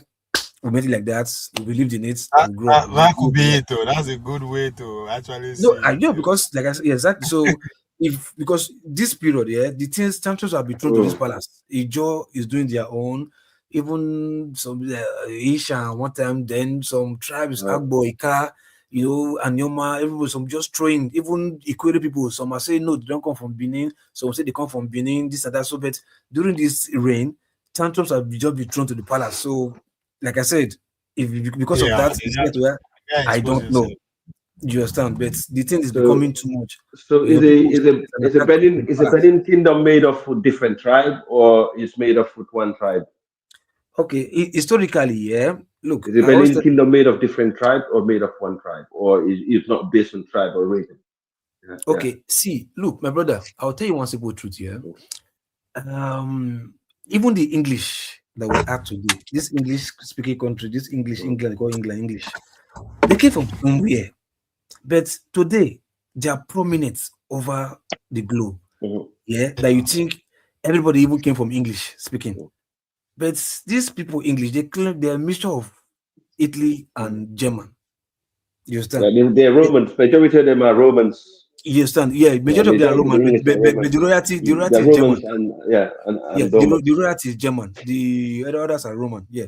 So, but like I said, the way they are dominant over the world right now. Mixture of German, mixture, Yeah, not all. no. I know, no. The point I'm trying to make is there, but look at how dominant they are right now in the world right now. Trying to control everybody, trying to you must speak their language. English is now the number one language to speak in the world, or else if you don't speak English, like you are not communicating properly. That's a big achievement, though. Oh, you don't freeze. Right. Yeah, it's freezing. For me, is that's Yeah, how the Latin, the Latin, innit? The Latin is just, so to be honest with you, yeah. The Edo you're talking about right now, yeah. As in terms of etymology, when it comes to like way back in the 11th century, you understand? They are related to many tribes. Some will say they come from this tribe, some will say they come from this other tribe, come from this other tribe. But for the sake of peace or whatever, yeah, they were all related at the time. They had the same ancestor at one time. They were like cousins at one time. Many tribes that are formed today came from banished people, banished family. You understand? They were banished and this and that. So some migrated, some moved. That was how languages are being formed. That's how people are being formed. Tribes are being formed. You understand? Way back, because I don't think nobody trekked from Egypt or trekked from wherever and come to where they are today. Nobody does that. You understand? Small people are migrating just some kilometers ahead, miles ahead, and they become a tribe, become a family, and that's it. They become global. They did in West Africa.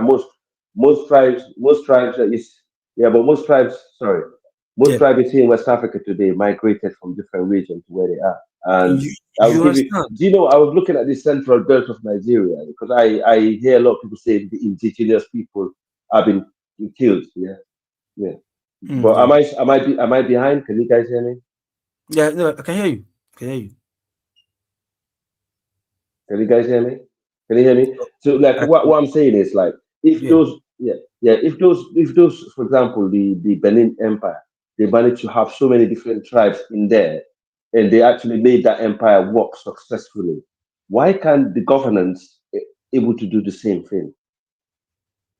Why can't the government be able to bring all the tribes together? Because they don't have and able to autonomy. make something work and build something together, like the empires did, like the Benin, like the Oyo, like you know.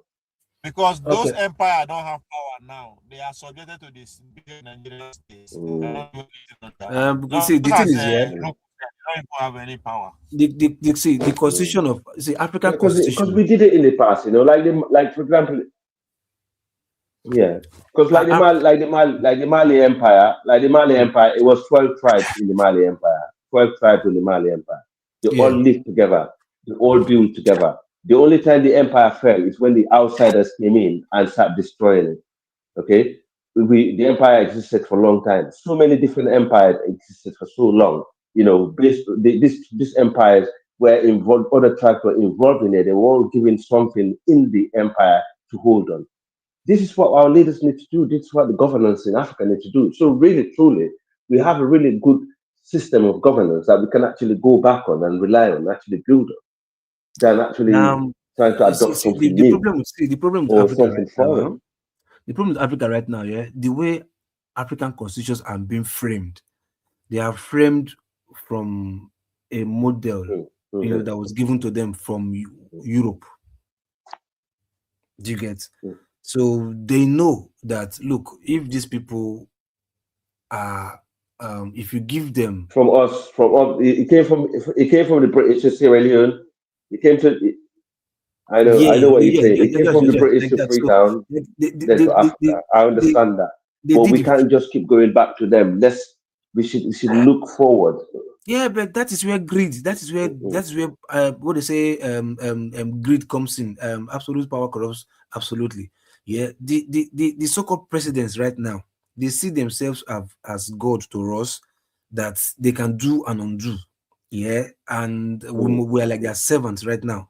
So they've tasted power, and they've used that power to enrich their family, and they are so Right. engulfed in it that they don't want to relinquish that power. Yeah. They just want to remain in power till they die. If they can't, their family will continue. Because you know why? They have houses in Europe, in America, they have accounts in dollars and pounds that they enjoy. So they don't want to come Do down you from think the that. Nigerian? Yeah. Go ahead.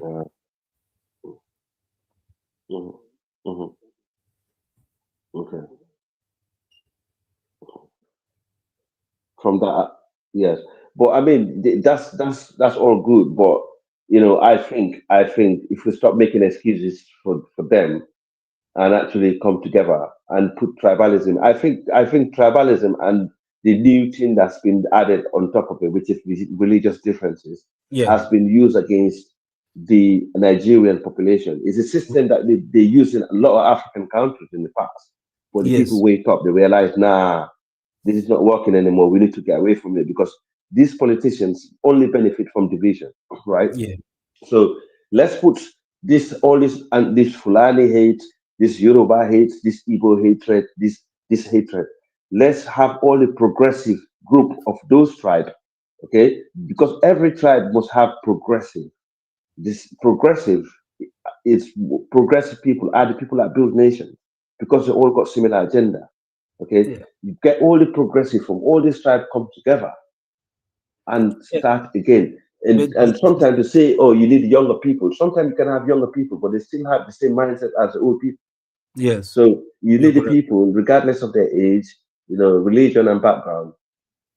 Yeah, go on. Yeah, the thing is, yeah, yeah, you are very correct. Yeah, the thing is, Yeah, yeah. another They thing come together and build a nation, and then you see each other as Nigerian first.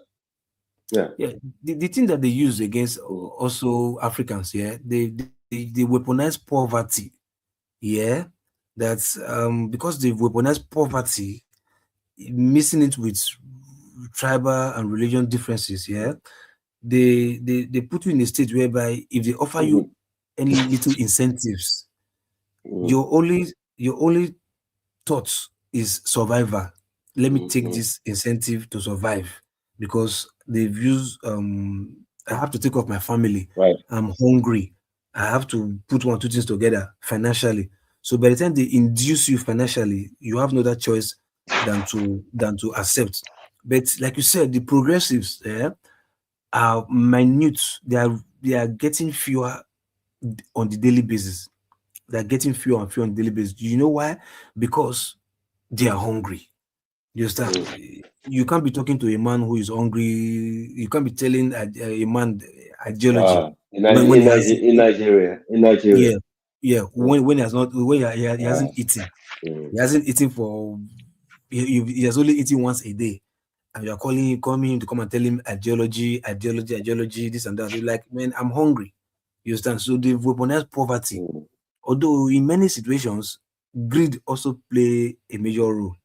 Yeah, greed also play a major role for Africans, especially Nigerians.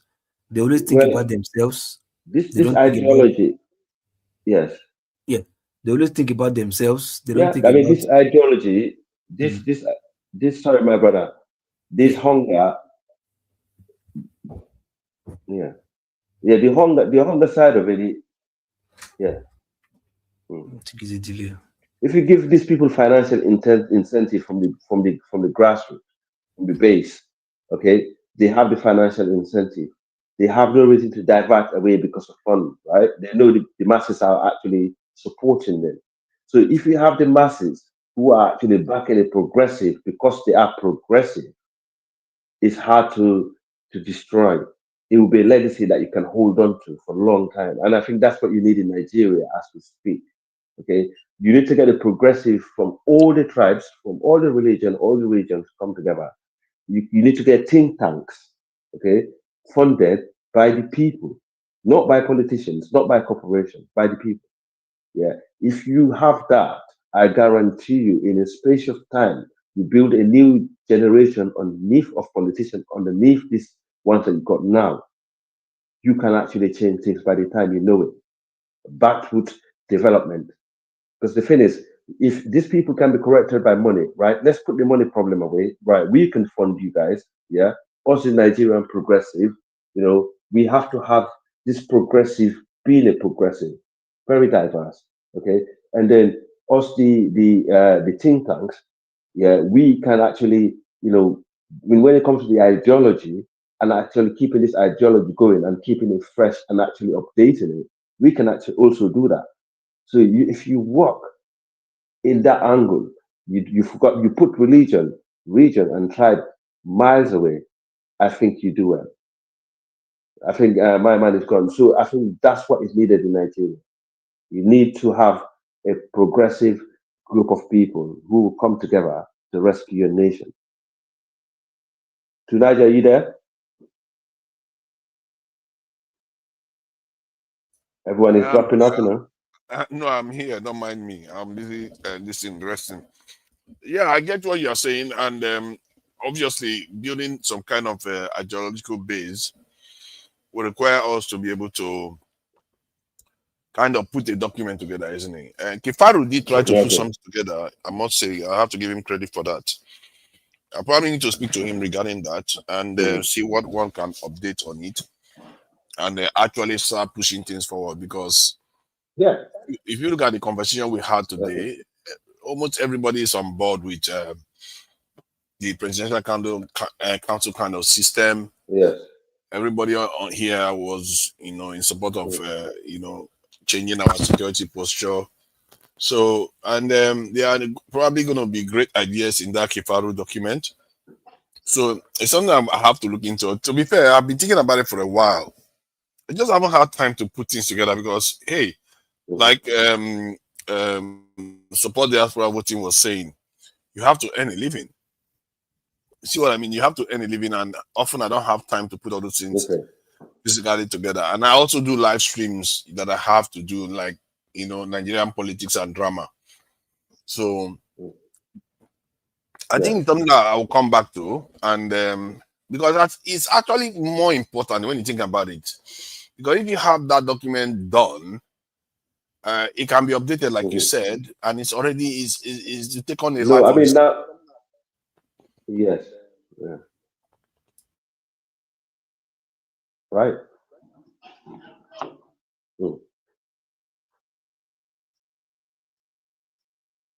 You have a massive delay. I think so. Yeah. Yeah, I mean, you're 100% spot on. I mean, this is why we need to bring great minds, on here. Oh, sorry. Yeah. I mean, you're right. That's why we need to. I mean, I'm glad you got your platform running now. Yeah. I'm glad you got your platform running now. Now we can bring a lot of great minds in here and actually share ideas and knowledge and action. Because talking doesn't solve problems. But I'm glad that you're also in that space. Trying to sensitize somebody. It's already 6 hours now. So let me just round up this in the show, and thank all the people that came in. Wow, Sakwe, thank you for coming in. Ebo Idobo, thank you for coming in. David ID. No problem. And no problem tonight. Africa, Al. Yeah, thank you for coming in. I really appreciate you. Don't fail to show up next time. We are going to be doing more live streams and hopefully doing things that are actually more active, as you were describing. Let me greet Olga. Thank you for coming in, Olga. I see you there. And who else is there? Aladdin Kelly. I see you there too, Aladdin Kelly. Thank you for joining us. And always make time to come back and join us again. All now politics, I see you there. One man went to Mo. Thank you for joining us. One man went to Mo. I appreciate that. Easy D, I see you there too. Easy D, I see you there. Adama, thank you for coming to support. Thank you for that. I appreciate it too. Thank you for coming. And OCFVP, FVP, thank you for coming to grace the channel. And I appreciate you all. Dang, I see you there too. Dang, I see you there. Nice one. Thank you. I see you there too, Dang. And yeah, I think I've got almost everybody now. If I missed you out, I apologize. I know that it's easy to miss somebody out when you're just scrolling through the chat like that. So remember, like, share, and subscribe. Maybe even share with your friends so that they can be able to discover the channel. We need it to expand as an alternative place to have conversations. And since we do allow cameras to be off here sometimes, so that also allows other people that are a bit different and want to share information off camera to come on and contribute. So till next time, I will catch you all, and I will just play out with some of the videos of somebody trying to threaten Donald Trump. Bye now. Nigeria is not Vietnam. Tell him. Nigeria is not Afghanistan. Exactly. Nigeria is not Iraq. Nigeria is not Iran. Nigeria is not Venezuela. No. If you attempt to encourage and make aggression and send your armed forces to Nigeria to wage war, it's an unscrupulousness. But be aware that our mosquitoes, they are waiting for your soldiers to bite them and infect them with malaria fever to die instantly.